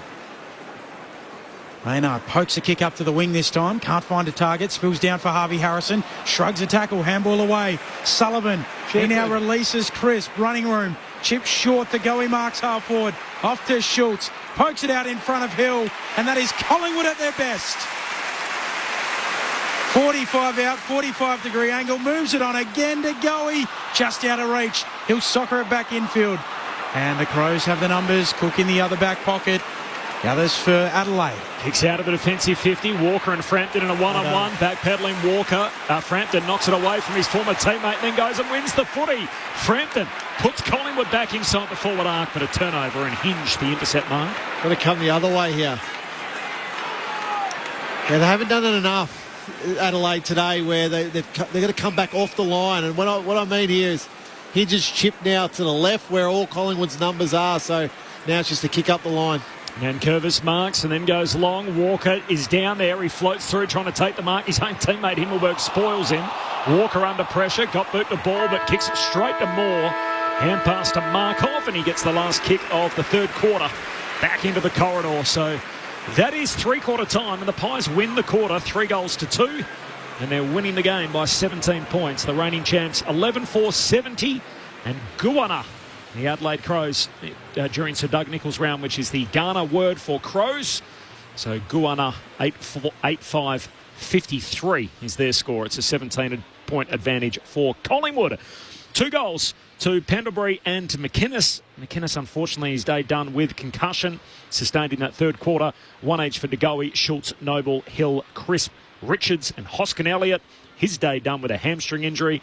Meanwhile, for Adelaide, 2 goals for Darcy Fogarty and then singles for Murphy, Rochelle, Walker, Cook, Himmelberg and Scholl, who has been subbed out seemingly as a tactical sub. Happy birthday to Ben Cameron. Still getting birthday messages. It was last Monday, but another year older. Great use of metaphor with the souffle. Does he know the origin of the egg-based dish? Very poor performance from the Baggers up here in Sydney last night from Tim in Applecross. Do you have any idea on that? I know I've eaten a few souffles. Okay. I don't know much more than that. Mick, Rick and the lads heading to, I hope I pronounce this, is it Moorlaman? I hope I pronounced that right. Listening to the footy on ABC Sport. What a thriller. Thanks, Mick, Rick and the lads. Appreciate your contribution off the SMS 0437 774 774. All right, the thoughts of Adam Ramanauskas and Luke Ball coming up. Plus, we'll see what's happening in Sydney ahead of the Great Western. GWS up against the Western Bulldogs. All of that to come, but at three-quarter time, it's Collingwood by 17 points. This is Saturday footy on ABC Sport. Oh, mornings. Will Anderson, you've been targeted. It's too early for advertising. Skip. The adverts are in your home. Spam on my fridge now? No. Unsubscribe. You're being influenced. I don't want any of this. Are you listening to me? When the whole world's gone ad. Oh, we're listening. Thank goodness there's Gruen. Wednesday nights on ABC TV and always free, always entertaining on ABC iView. The 2024 Sir Doug Nicholls round. Maynard extracts it. Hand pass away to Harrison. He gives it to Penderbury. Handball to Goey in the middle of the G. He kicks inside 50. Bobby Hill tracking it back. He marks 40 out. He'll poke it to McInnes. Has Schultz on. Doesn't want to take it. He'll go back and have a look at the sticks. His set shot from 35. Makes it 2 for him. Walker marks. Now they break. Walker wheels onto the left. Long kick. Has a man out. Murphy tracking towards goal. Just needs to gather. Can't first time. Gets it off to Shoal. Dribbles it through. Crows closing in this game. Spills to O'Brien. His hand pass picked off. Quaynor for Collingwood. Hand pass to Markov on the wing. Handball inside to Chris. Got it away quickly to Sullivan. Hand pass to Goey. Extra hand pass releases Noble. Shuts the would-be tackler. In game 100, Johnny Noble brings everyone to their feet. Nick Dacos standing there. Young superstar in game 57. Looks into the forward pocket. Hands on it from a number of players. Spills through to Go. He's got it again. Strong in the tackle. Hand pass to Harrison. Handball away to Chris. And the Iron Man puts one through for the Pies. The 2024 Sir Doug Nicholls round. On your radio. Sport Digital. And on the ABC Listen app. Three-quarter time at the G. It is Collingwood by 17 points as Sir Doug Nicholls round rolls on. Next we're off to Sydney for GWS and the Western Bulldogs. Brett Sprigg heading up the call. Spriggy. Corbin, the Giants return to their Sydney home, the showground, after more than 2 months. They last played a game here in round 1, and in recent weeks they have faltered. Now back-to-back losses for Adam Kingsley's men. There's no doubt the pressure is on today against one of their most bitter rivals, fresh off one of their biggest wins by way of margin under Luke Beveridge. It means a bit for both sides. As always, this rivalry, the Dogs looking to keep in touch with the top 8 as well. No late changes here for either side. The respective subs are Connor Stone and Caleb Daniel. The home side are without Josh Kelly and Lockie Ash with calf injuries. They do celebrate Jesse Hogan's 150th AFL game, though, as well. We are right where the Parramatta Lands meet the Wongal Lands here at Sydney Olympic Park under overcast skies. I'll bring it all to you alongside Dean Brogan, Joel Patfull, Daniel Garb and Declan Byrne for the Giants and the Bulldogs coming your way next. Spriggy, just before you leave us, I've been trying to get the Great Western to catch on. Brett Delidio wasn't on board. Adam Ramanaskas just questioned me moments ago. I'm in. Yeah, you on board? You like it? Yeah, I think an old Western movie, they could have promoted the game, putting the faces on. Genuine rivalry too, isn't it? Yeah. It seems to have faded a bit. Yeah. In recent weeks, in recent years, Corbin, that term, but I will throw it in a few times today. I was going to say, if you can push it as much as you can for us, Spriggy, I'm not sure about the enthusiasm by Spriggy here. The game needs to be played at high noon. High noon, yes, correct. Thanks, Spriggy. We'll be with you next. Brett Sprigg in Sydney ahead of GWS and the Western Bulldogs, the Great Western, up next. 17-point lead for the reigning premiers, Luke Ball and Adam Ramanaskas on ABC Sport. Well, we're just talking around. I think there's still a bit to play out here. I mean, they weren't able to dig into that lead at all that quarter, the Crows, but they're getting opportunities, aren't they? I mean, they've had 42 inside 50s for only 8 goals, so that's been the difference. That last kick, because it just feels like Darcy Moore's not really having a massive impact. He's not having the intercept Darcy Moore game that we're used to, and it's starting to really open up through the middle of the ground. Rankin started to get a bit of the ball that quarter.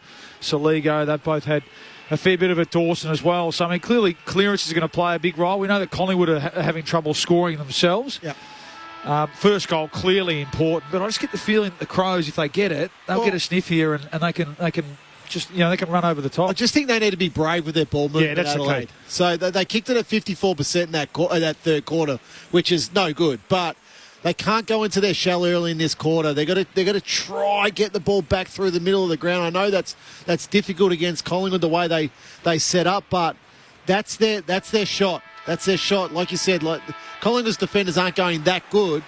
So give your forwards a chance early in this final quarter. 4 of the last 5 games decided by under a goal, and we got a thrilling finish in us this afternoon. Collingwood by 17. Cameron wins the hit out. Down to Pendlebury. Kicks inside the forward arc. To go. He runs underneath it. Loose footy in the forward pocket for Collingwood. Hill fighting with Michael Lanny. Michael Lanny left it on the ground. Hill sockers at goalward but misses near side. So 3 goals neat for Collingwood. 11-5 to 8-5. 20 seconds into the last. He's everything Collingwood thought they were getting, Bobby Hill. Yep. It's dangerous, isn't he? It's a nightmare. The one over the back, isn't it? You've got to keep your feet. He got away with one there, Michael Lanny. Collingwood haven't lost when leading at three-quarter time. Adelaide haven't won when behind. Short kick to the pocket. And now a long kick up to the wing for the Crows. Flying in Rochelle, unable to mark. Keane staying down, receives the handball, gives it off to Laird. It gives it to Rankin, in trouble. Back to Laird, providing some run hinge. He'll handball out of the congestion. Back to Keane. Former Pie, 5 games for Collingwood, stabs it short. Mark taken by Jones, just forward of halfway. He's held up really well, Mark Keane. As Jones will drive it long inside 50 for the Crows, off the hands of the pack. Maynard stays down, gathers for Collingwood, handball away towards Frampton. Oh, Frampton run down. Some indecision. Good tackle from Dawson. Forces the ball out. Chase Jones jams it on the boot, but Moore marks in front of Walker. Gee, got some late contact. Moore went to ground and the umpire said, yep, that's 50. Just let him off the hook. Tex, they had them pinned in the forward pocket there. Just relieves the pressure valve a bit. That's Oregon 65, Corp. Yeah. Yep. It was deep in the back pocket. Now he's Taylor Walker on the marks, almost standing in the centre circles. Moore's going to shift it laterally out towards Frampton. Of course, played for the both South Australian clubs. Originally drafted out of South Freo and now a premiership player at Collingwood. On the back flank. Kicks in front of the bench as Schultz hits up, no mark. Spills down towards Darcy Cameron, the big man. Throws it on the outside of the right boot. Kicks the check side down towards half forward. Hill hitting up with Michael Lanny, and in the end the ball spills off their bodies and out of bounds. Throwing half forward for Collingwood. And that's the easy option is to drag Frampton forward, but because you've got Himmelberg, Walker, Fogarty there, he needs to stay as a defender.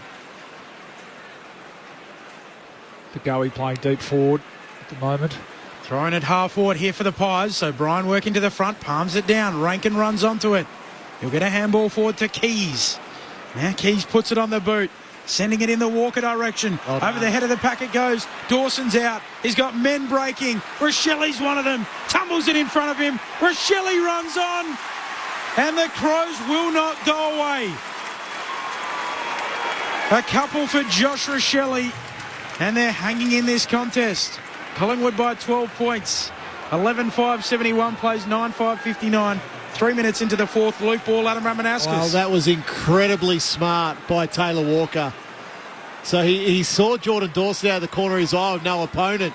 So he just pushed Darcy Moore under the ball, and that allowed Jordan Dawson to run onto the ball and then just a kick in front of Rochelle for a goal. But that's just totally unselfish by Taylor Walker.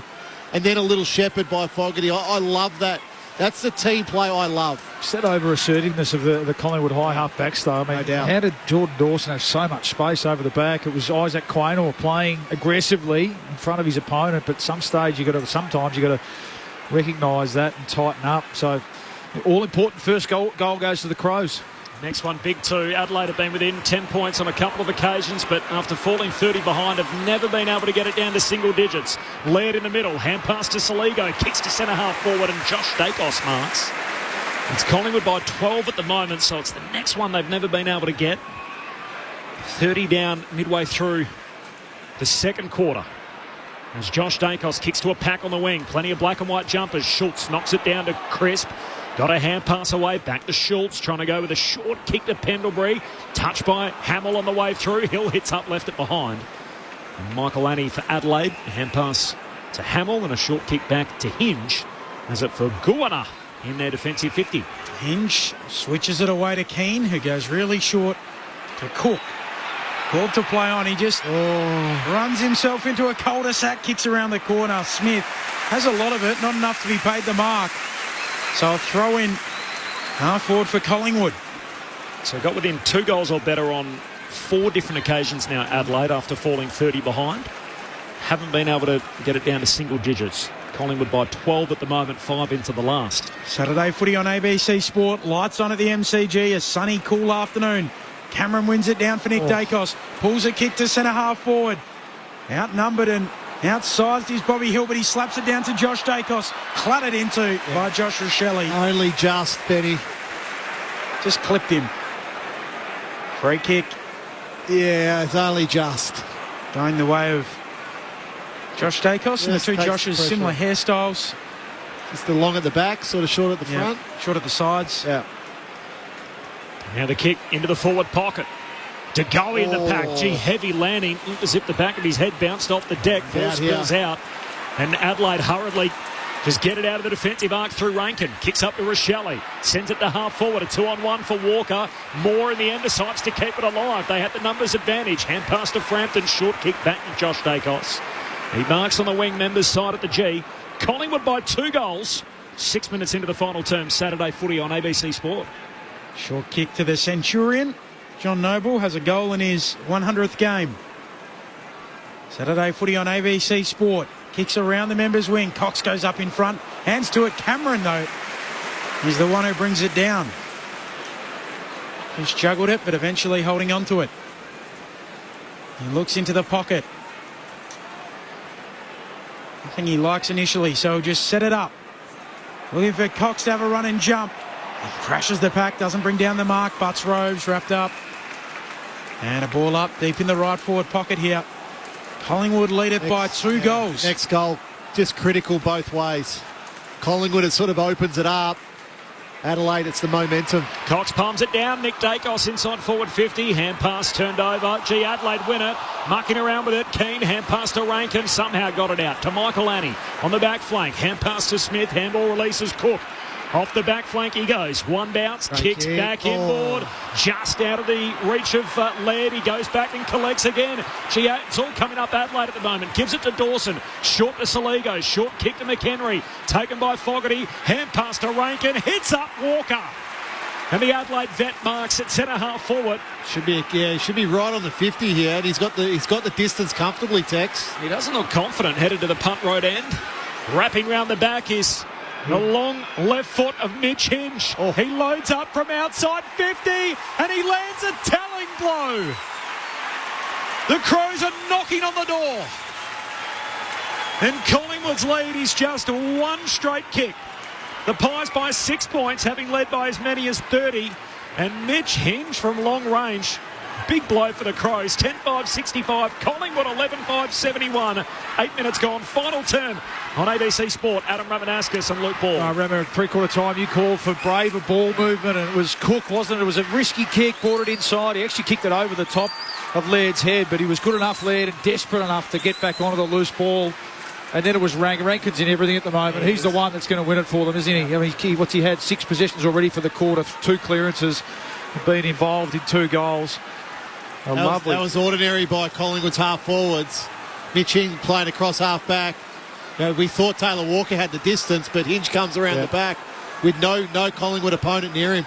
Does this game swing on the Hinge goal? Back in the middle, Dawson able to pick it up. Handball away to Crouch, who gives it off to Hinge again. Pushed as he kicks out towards the wing. Free kick. Jess Webster on the boundary. Jess.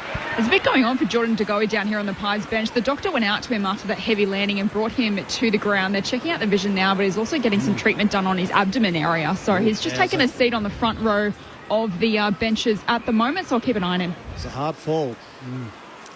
Short kick from Hinge out to Nankervis, which is exactly how fans of both teams are feeling right now as he goes back to Hinge, back to Michael Annie. At centre half back, Collingwood by 1 goal, 9 minutes into the 4th. Shares it with Butts across the half back line, and they'll try out the southern side. Kick finds Hamill. The headband on. Interesting option. Trying to find McHenry. Kick too long for him. Bounces off the chest of Walker. Hand pass to centre half forward for Adelaide. Gives it to Crouch. Handball to Murphy. Kicks inside 50 and Jones takes the mark. Opposite flank. Left half forward for Adelaide. He'll kick from just inside 50. You can't help to think back. 5-goal lead.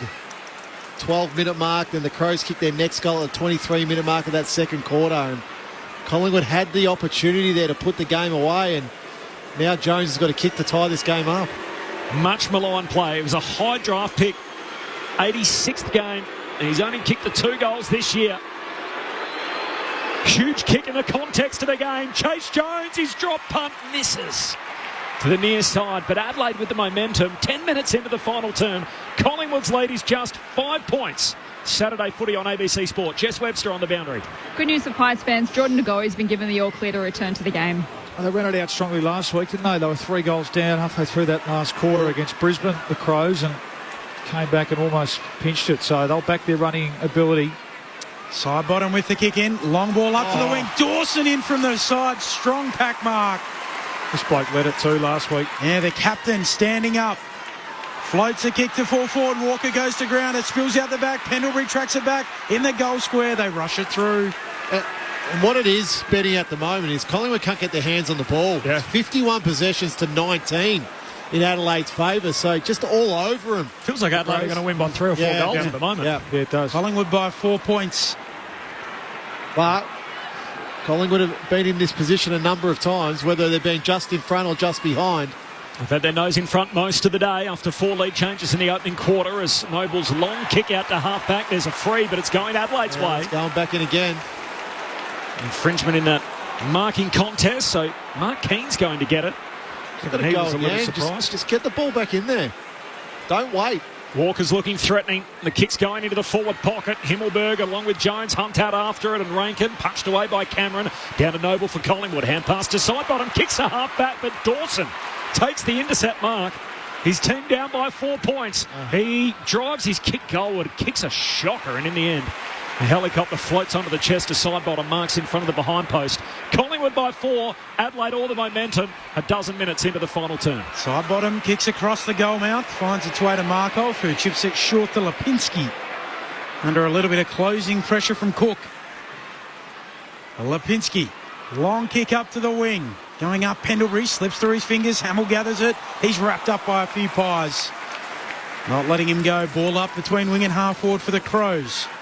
Saturday footy on ABC Sport. 12 minutes into the fourth. Collingwood by that 4-point margin. Tapped down by Himmelberg. Loose footy. Straight into the arms of Harvey Harrison, and another ball up. Chucks on the pressure gauge earlier, Bally, or just general pressure, and the way these things are measured. Collingwood rating poor at the moment, 131 for a team that's been the best pressure side in the comp. Yep, backs up what we're watching. They've stopped here, the Pies. Adelaide win it back on the wing. Cook sends the ball down to half forward. Fogarty takes the mark. They're looking for the lead now, the Crows. Fogarty puts it to the hot spot. Standing in front of the pack is Jones. Can't come down with the footy. Maynard soccers it away. Crouch collects. Still inside the forward 50.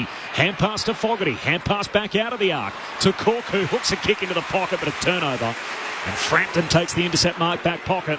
We're not even halfway through the final term. 13 minutes travelled. Saturday footy on ABC Sport. Collingwood by just 4 points. It's a bend not break defence at the moment, or defence for the Pies as the kick goes up to the wing, and Dawson again. Taking marks at will when the ball's coming out. That's his 4th this quarter. Either side of the ground on a half-forward flank for the Crows. They cannot get it past him. He kicks into the middle of the ground. Butts gathers on the bounce. Handball to Hinge. They bring it members side, the Crows. Smith backpedaling, marks it high half forward. Don't go the pocket, go central. Rankin offers a lead. He doesn't like that. He sets it up, looking for Keys. He can't mark, punched away by Pendlebury. Saligo wins it. Handball errant. Allows in to go in Collingwood. Hand pass away to Richards. His kick smothered. He still bounces away down the wing, southern side. Dawson, who's had it on a string in this final turn, collects. Hand pass to Butts. He goes back by hand to Hamill. And the Crows are running on top of the ground here as they spread well out towards the fat side. Nankervis takes the mark. Opposite back flank, members side. Off and running. Has a bounce. Hand pass out to Smith. He's closed down by his opposite number in Sullivan, and he goes short to Hinge. And players are spread across 2/3, which you rarely see in the modern game. 14 and a half gone final term. Collingwood by 4 points. Saturday footy on ABC Sport. Inside 50s, 10-4 this quarter in the Crows' favour. Can the Crows find a way through? Hamill sending it out towards the southern wing. Keane takes it. Nothing he likes. Feeds the handball to Dawson. Stabs it short. Keys high half forward. Looks inside a congested 50. wheels around, sends it to full forward. Riley O'Brien goes up, slips off the knuckles of the pack towards the boundary line. McHenry keeps it in, fends off one, then another, snaps it back towards full forward. Coming back. It's thrown in. I was about to say, where's the boundary umpire? He's hiding behind the down there. Got away with two high fend-offs there. Then McHenry. Collingwood by 4 points. Quarter hour mark, final term. He's right on the spot and a good look at it. Rankin's the man here, isn't he? Have not led since the 28-minute mark of the opening quarter. Adelaide from the boundary throw-in carries the ruckman. And second time O'Brien knocks it down towards McHenry. Hand pass to Smith. Handball comes wide to Nankervis. His kick into the pocket. He's too wide. Out on the full, trying to link up with Keys. Free kick Collingwood. They are wasting opportunities by going so wide inside their forward 50 Adelaide at the moment. They need some finishing school, don't they? Just cannot get the it ball done. central, Benny. Like, stop trying to play defensively inside your forward 50. Put pressure on the defensive team. Get it central. Noble in the back pocket. Collingwood holding on, but white-knuckling it at the moment as Michaelani launching at the pack. He's unable to take it. It spills out. Saturday footy on ABC Sport. Luke Ball, Adam Ramanauskas, our experts. Gordon Middlemass, Ben Cameron and Jess Webster. Tense finish coming up. Boundary throw-in. Collingwood by 4, having led the game by as many as 30. Momentum with the Crows. Cox wins the hit out. Harrison hands it to Nick Dacos. Kicks up into the front half. Nankervis trying to take the juggled mark. Can't trap it. Spills to Schultz. Kicks inside the forward 50. Footy bounces. Chasing out after it. Richards and Keane. Keane gets there first. Richards tackles him. Ball comes out. Says keep going. Hinge up the back flank. Kicks down the wing and Walker takes the mark. Still on the defensive side of it. Adelaide with a bit of transition run here. Hand pass over to Cook. 2 bounces between wing and half forward. Cook to put Adelaide inside the forward 50. Fogarty down there. Cox arrives late. Punches it out of bounds. And a throw in, 25 out from the Crows' goal. Adelaide by 4, 17 travelled. Final term on ABC Sport. Outstanding by Mark King. Not sure how he got rid of that ball, but Richards was on him that quick. But just to win that one-on-one contest, critical for Adelaide. It's a rugby pass that the Irish team would have been proud of, Rammer, as Crouch snaps it to full forward for the Crows. Fogarty beelines it, knocks it out in front of Himmelberg, leaves it behind. Allows in Moore, who gives it to Pendlebury. The old and the new skippers combining. As Fogarty goes in for the Crows, left forward pocket. Now at the bottom of the pack, McHenry. Ball up to come, left forward pocket.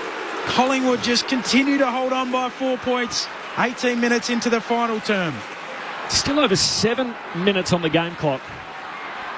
It feels like Collingwood has to score again. I'm not sure where it's coming from. Here's Rankin from the stoppage with a deadly finish in the left forward pocket. Bounces it through, silences the Magpie army and returns Adelaide to the front. The Gooner back on top, 11-7-73. Collingwood 11-5-71. And Isaac Rankin with something special from the pocket. Crows by 2. Luke Ball, Adam Ramanauskas on ABC Sport. Had to be him. That's just a touch of brilliance. Yeah, the call was not sure where it's coming from. Well, that's where it's coming from right there with Isaac Rankin on the move through a stoppage. Past 2 Dacoses. Yeah, and then just on the left foot, dribbles it along the ground from the boundary. Just outstanding. And then gives the be quiet to the Collingwood supporters in the crowd. Wow. Brilliant this second half, Rankin. 28 disposals, 7 inside 50s, and now a goal, which may be a decisive one to go along with it. Cameron winning the tap. The Pies know all about these situations. Crouch picks it up, gives it off to Laird. Nick Dacos tackles him. Spills out to Crisp. Handball to Cameron. Handball back into the congestion. Laird fighting after it. On all fours, the triple best and fairest winner at the Crows. Halving the contest, not letting the Pies out. Crows by 2 points. They did trail by as much as 30 in this match. Knocked out towards Markov. Handball to Noble. Gets it on the boot. The Crows are there though. Bouncing ball for Hinge. On the wing. Gets a handball looking for Smith. Misses him. Smith has to go back. Wrapped up by Finn McRae. Also Bobby Hill. Stands up in the tackle. The umpire wants it. And now you just wonder how much it changes the game. So Collingwood now are chasing. So they were defending for their lives for about 15 minutes. Now they have to attack. Still plenty of time. 6.5 minutes on the game clock. From the restart, Dawson spun around on the wing, coughs it up. McRae for Collingwood, hand pass to Bobby Hill. Short kick to DeGoey. He marks 2 steps outside the 50. And he turned his back on the play and said, "Can you just reset the man on the mark? I think I might have this in me." Well, he has to now, because he turned his back on it, as you said, and he had Schultz in a one-on-one ahead of the ball. He's had sore groins, hasn't he, Geordie DeGoey? Yep. As Jess said, he's been getting some work done on him. This will test him. If anything, the groins can affect the penetration of the kick. We'll see how he goes. It'll take his very best. DeGoey's drop punt, sails goalward. He's got the trip, but it's offline. A behind, which means we have ourselves a 1-point game. Goulana, the Crows, 11-7-73. Collingwood, 11-6-72. 21 gone, final turn. Saturday footy on ABC Sport. Crows by 1. And the man with one on his back, Chase Jones on a half-back flank, sending it up to the wing. Turnover. Frampton takes it for Collingwood on the logo. Handball forward for Josh Dacos. Wants to feed on the handball to his brother, who waits and then releases Quaynor. Room to run. Gets to half forward and sprays it out of bounds on the full. 1 point remains the Crows' lead. 21.5 into this final term. Saturday footy on ABC Sport. Over the last couple of years, Collingwood have been the masters of the close finish. Adelaide have not. So they've won 4 of their last 15 close finishes, Adelaide. Collingwood, on the other hand, have gone 10 and a draw in their last 15. There's a long kick out towards half-back, and O'Brien takes the mark for Adelaide. And settle things down. That's play on. Great. Short, very short to Nat Curtis. That's 8 metres. Oh, if that. Collingwood by 1. They led the game by 30. And we've got 5 minutes to go on the game clock. Kicks down the line. Nankervis turns it over. Darcy Cameron with the intercept mark in front of the Collingwood bench. Crows by 1. 22 travelled final term. Saturday footy on ABC Sport. Are there any more rabbits left in the Collingwood hat? And then the Masters are finding them. Just need to think their way through it. Plenty of time. Maynard, backward of the logo. Kick to half forward. Cox goes up, knocks it down. Smashing it on McRae inside 50. Hinge and Hill both out after it. Hinge keeps it in. Doesn't let it out. Umpire wants to ball it up. Still, the Crows by a point. Well, we saw Rankin brilliance at one end. Who is it for the Pies? Cox slaps it down. Nick Dacos. Dacos! Left foot snap. Out of bounds on the full. Sorry, outside of the right boot. The look set up there. Jeez. Well, he had his name written all over it. Not to be. No score. Shout out to everyone listening throughout South Australia, particularly those with the Crows closest to their heart. Another close finish. Goulana, Adelaide led it by a point. Keane told to get it moving. Kicks out to half-back. More flies. Spills it with his own teammate in the air. Falls down to Crouch. His legs as the tackle slipped from Crisp. And a free kick for Crouch between wing and half-back. 4 minutes to navigate. And don't save the game here, Crows. Win the game. Adelaide. It's a long time, Corb, to play still in this game. So to try to chip it around and play safe football will not work for the Crows. 4 of the last 5 decided by under a goal. We got another close one between these two teams. Long kick from Crouch down to half forward. It works out. Taken by O'Brien. Gives it to Rochelle. Kicks goalward, but it's across the goal face. Gee, what a blow that would have been. Up behind, and the game's still live. 3.5 minutes to play. 24 gone final term. Adelaide by 2 points. Quaynor with the kick in. Goes long, but Nankervis favoured by it. Juggles down the mark. Been good, Nankervis. Right in front of the Crows fans in the Olympic stand. Nankervis sends the Crows back into the pocket in the direction of Fogarty. Frampton smashes it away. Bouncing ball. Rankin gets there. Runs into McRae. Handball to Jones. Handball knocked down. Half forward here for the Crows. Going in again, Jones. Not coming out. Another ball up. 24.5 played in the fourth. 3 goals to zip. The way of the Crows, they lead by 2 points. Adelaide haven't won at the MCG in 7 years. They haven't beaten Collingwood in 8 years. From the restart, O'Brien sends a kick deep forward, but it's off target, bouncing away in the forward pocket. Moore's first one there, tackled by Keys. Footy comes out, McHenry hands it to Keys. Quaynor a critical smother, ball to centre half back. Harrison gives it away to Quaynor for Collingwood, releases Crisp. Dawson, lion-hearted, giving chase. Crisp got the speed wobbles, falls over, hand pass to Nick Dacos, sends it inside 50 to Goey. De Goey marks. Left half forward, he'll kick from 30 out for Collingwood. Wow, take a bow, Isaac Quaynor. Just to smother up the other end of the ground. Yep. Just amazing, and that got Collingwood's ball movement going through the middle of the ground. Now it's on Jordan De Goey's boot. Jordan De Goey, can he be that guy? De Goey, he's him! Collingwood back in front. With 2 minutes on the game clock, De Goey threatens to snatch it away from the Crows yet again. De Goey's got a couple. Collingwood back on top by 4. Seconds ticking away. The Magpies 12-6-78. Adelaide 11-8-74. Saturday footy on ABC Sport. Good ball, Adam Ramanassis. Oh, great call, Ramo. It's about moments now, isn't it? This last quarter, it's been a scrappy sort of game. Neither team been able to get any real flow, so it's about moments like that. And he saves a shot on goal. The smother goes down the other end. Nice hands from Harvey Harrison. Crisp involved. Dacos, of course, involved. And De Goey. Big centre bounce this. Get your best players in there. Still time. 26 and a half minutes into the fourth. Saturday footy on ABC Sport. Cameron taps it down. Nick Dacos onto it. Tackled by Rankin. Holding the ball. Certainly was. Rankin wins it out of the middle. Kicks inside 50. Walker can't mark it. Ball spills around inside 50 for the Crows. Quaynor goes in. Doesn't want it to get out. Wraps it up. Ball upcoming. 6 lead changes, 2 of them in this final quarter. Don't take everybody to the ball here, Adelaide. Spread out. Yeah, sit a couple off the back. 27 minutes gone in the last. Too many around the football here for the Crows. Collingwood by 4. Forward 50 stoppage for Adelaide. Cameron palms it down. He's tackled by O'Brien. Says, I'll have it. And Butts should be further back here. Yin should be further back. I mean, Rankin's the one that's got to get on the move again. They're just too close to the contest here. Up it goes. O'Brien knocks it down for Adelaide. Working onto it.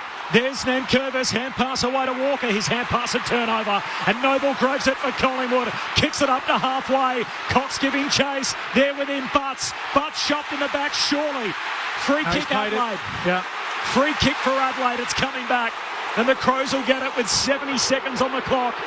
Collingwood lead it by 4 points, but it's Adelaide's ball on halfway. Collingwood by 4. Butts will wheel around. Send a long kick to half forward. Walker down there, Moore too. Moore punches it down. Maynard Rose kicks into the middle. And Bobby Hill gleefully just hugs it to his chest. Go forward, Bobby. Don't look back. 28 minutes played, final term. Collingwood by 4. They're holding on. Kicks out to the wing. Schultz and Nankervis. Schultz can't take the mark.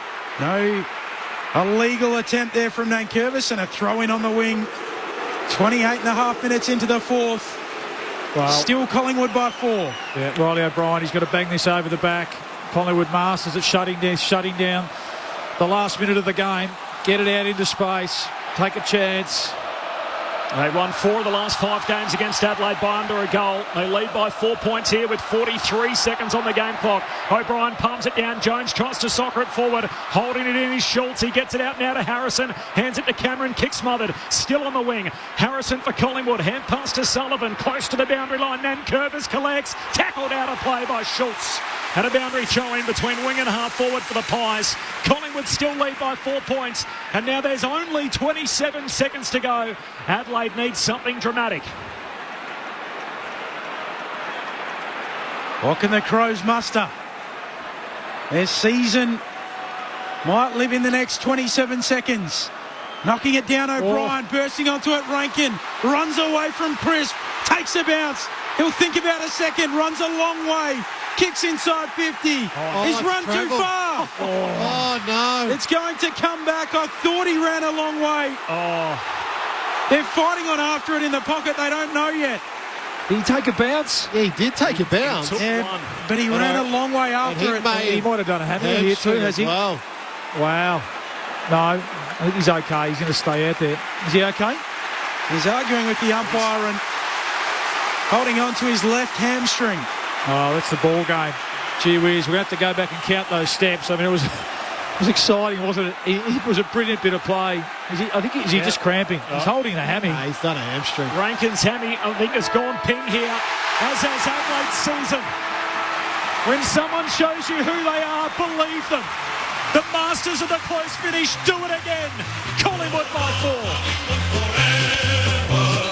They know how to play the game. Side by side they stick together to uphold the Magpies' name. See the barricades are shouting as all barricades should. Oh, the premiership's a cakewalk for the good old Collingwood. When it's edge of your seat time, that's when Collingwood go to work. They fell behind in the last couple of minutes, and Jordan De Goey was able to go back, cool as you like, and return Collingwood to the front. They navigate the last 2 minutes, as they so often do, under Craig McRae, and Collingwood close out to win it by just 4 points. The Magpies 12-6-78. Adelaide on the wrong side of another razor-thin result, 11-8-74. Collingwood by 4. Good old Collingwood forever. They know how to play the game. Side by side they stick together to uphold the Magpies' name. See the barricades are shouting as all barricades should. Oh, the premiership's a cakewalk for the good old Collingwood. Isaac Rankin tried to run away with it in the last 30 seconds. His hamstring went on him, and the Adelaide Crows this season is fast running away from them. 3.5 wins now after 10 games. Well, for Collingwood, after a winless opening 3 games, they are undefeated in their last 7. The Magpies 6.5 wins on the year. They move to 12-6-78 over the top of Adelaide, 11-8-74. A 4-point victory for Collingwood. We've seen it so often in the past, and a different way of getting there again today. The Magpies come back to win it late. Pies by 4. Luke Ball, Adam Ramanauskas on ABC Sport. Well, I mean, what a game, what a finish in the end, Rama. We're just being accustomed to close finishes between these two teams. Thought the Crows were brave. You asked them to be bolder and braver with the ball and give themselves a chance at three-quarter time. We just had a feeling, didn't we, that they certainly weren't out of it, and they could run over the top of the Pies the way the Pies were going. Their pressure had fallen right away, and it was Rankin and Hinge and Dawson in the end in that last quarter who did that and gave them a chance.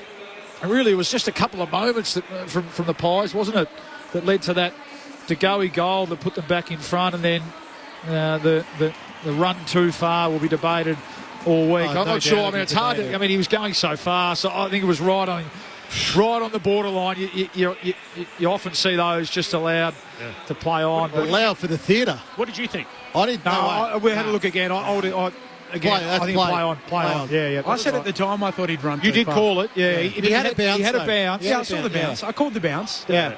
It's interesting, a couple of weeks ago we were debating, and again the Crows feel like, damn, we're on the wrong end of it again. Draper lays on the footy where the umpires put their whistles away in the last few minutes. Yeah, but no one marked that ball inside 50. No, that's right. No, it wasn't. But the umpire decides to himself here, and Adelaide's thinking, damn, we're on the wrong side of it again. I think of the free kicks there, you got to pay it. It was line ball because he bounced it, and because it's interesting. Is it steps or he was travelling, he was motoring, and we hope he hasn't done his hammy. He was going so fast. It was such a brilliant bit of play, but. They just absorbed in the last quarter, Collingwood. So Adelaide have had 108 possessions to 68. So 40 more. Inside 50s was 16-9 in Adelaide's favour in that last quarter. But the problem that Adelaide had is they played safe inside their forward 50. They kept kicking the ball wide rather than going to the teeth of the goal square and really putting Collingwood's defenders under pressure. So Collingwood were able to then win the ball back. And as much as it was coming back in, it wasn't coming back in dangerous spots. So it was terrific defending by the Pies. Usually we're used to seeing chase a team, and they had a couple of minutes where they needed to chase because Adelaide took the lead, and it was just, and I mentioned it at the time, the Quaynor smother, then the follow-up, then the handball over the top to Crisp, and Crisp, he got the speed wobbles, but he was able to get the ball to Nick Dacos, and a beautiful kick inside forward 50 to the goalie, and then it's a goal. It's amazing play, isn't it? Yeah, it's amazing, but it's going through the middle of the ground, whereas Adelaide in that, everything was wide. But it's, and I know teams review all sorts of plays, but if you're looking for positive reinforcement where you think 1%er on half-back, then running in numbers, always got someone to be able to hand it off to, and then under pressure, the guy that you rely on and you're paying the big bucks in those moments to go, he goes back, kicks the goal. Never looked like he wasn't They just kick it. know what to do in the moment, Collingwood, whereas you felt like, again, Adelaide they weren't sure what they were doing. They thought, let's kick the ball inside our forward 50, but we're going to kick it wide every time. It's like, well, what's the definition of insanity? Doing the same thing over and over again, and that's what they did in that last quarter of the Crows. Trying to find like a perfect uncontested mark or something like that, which rarely exists towards the back end of these kind of games. I mentioned it on the run, so Adelaide historically haven't won these games in recent times, and Collingwood have. So we, as much as it is, there's a certain element of luck involved. There's a high level of execution, isn't there, in these big game moments to be able to manage those. The one chance Collingwood had to execute in the highest of pressure of moment when they got behind, they just did it better. Yeah, and then it was Dacos. It was Crisp and Dacos and then De Goey. So there's no secret around that either, too, is there? And that's why, they did what they did last year. And I think they'll review this one and think that they did a lot wrong, certainly after quarter time or even halfway through that second quarter, the Pies, their pressure, absolutely fell away. And we know that that's a massive barometer for them.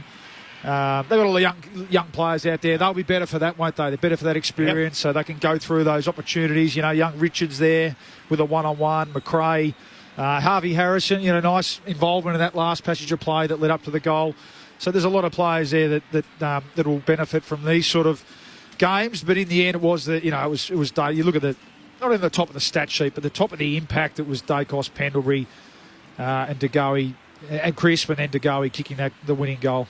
Now that the Pies are out of the 8 and some of the other results already this weekend, they'll still be 2.5 games out Adelaide at the end of the weekend, but they're chasing the season big time from here. They let a close one slip today. 4-point win for Collingwood, having trailed with 2 minutes to go. We've got 2 minutes to go ourselves. How's that for a little radio segue? Nice. The votes in the ABC Footballer of the Year. Cool. I'm caught on the hop a bit here, Rammer, because we didn't have much time to think that far ahead. We were so engrossed in the game. I'm going to give one to Nick Dacos. The stats will show he's had 41, 22 contested, 14 clearances. 41. Wow. And 14 clearances. So, he's the best clearance player in the competition at the moment. He kicked it at below 30%, so that was the one knock on his game today, but he was magnificent and set up the winning goal. Slowed up a bit as well. He was on track for 60. Yeah, that's right. 15 at quarter time. 2 to Scott Pendlebury, who had 30, kicked the first 2 goals of the game, 8 score involvements, 6 clearances himself. He was terrific. And I thought Isaac Rankin was the best player on the ground, Ram, across the 4 quarters, and almost... the brilliant goal to put him in front, and then the play at the end that could have almost pinched it back off them again. But hopefully he hasn't done a hammy, so we can continue to see him just play more and more midfield time and blossom into the player that we know he can be. But thought he was magnificent today. He has arrived in a big way. 3 for Rankin, 2 for Pendlebury, 1 for Nick Dacos. The injury front is again severe for Collingwood, so concussion for Reef McInnes, hamstring for Will Hoskin-Elliott, while for Adelaide they tactically made their sub. They didn't have an injury until what appeared to be the last moment of the game where Isaac Rankin ran too far and appeared to do his hammy. We are fast running out of time. We've got 45 seconds. We're off to Sydney for GWS and the Western Bulldogs. Thanks to Stu Baker, thanks to Craig back in the studio, to Adam Ramanaskas, Luke Ball, Ben Cameron, Jess Webster downstairs, and myself, Corbin Middlemass, signing off from the MCG.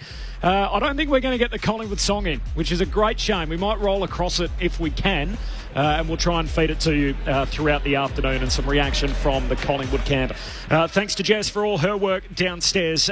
We've got a full slate of footy still to come, so GWS and the Western Bulldogs next, and then later tonight, either the Dockers and the Saints or the Lions and the Tigers, depending on your market. Another good one at the G, the Pies by 4.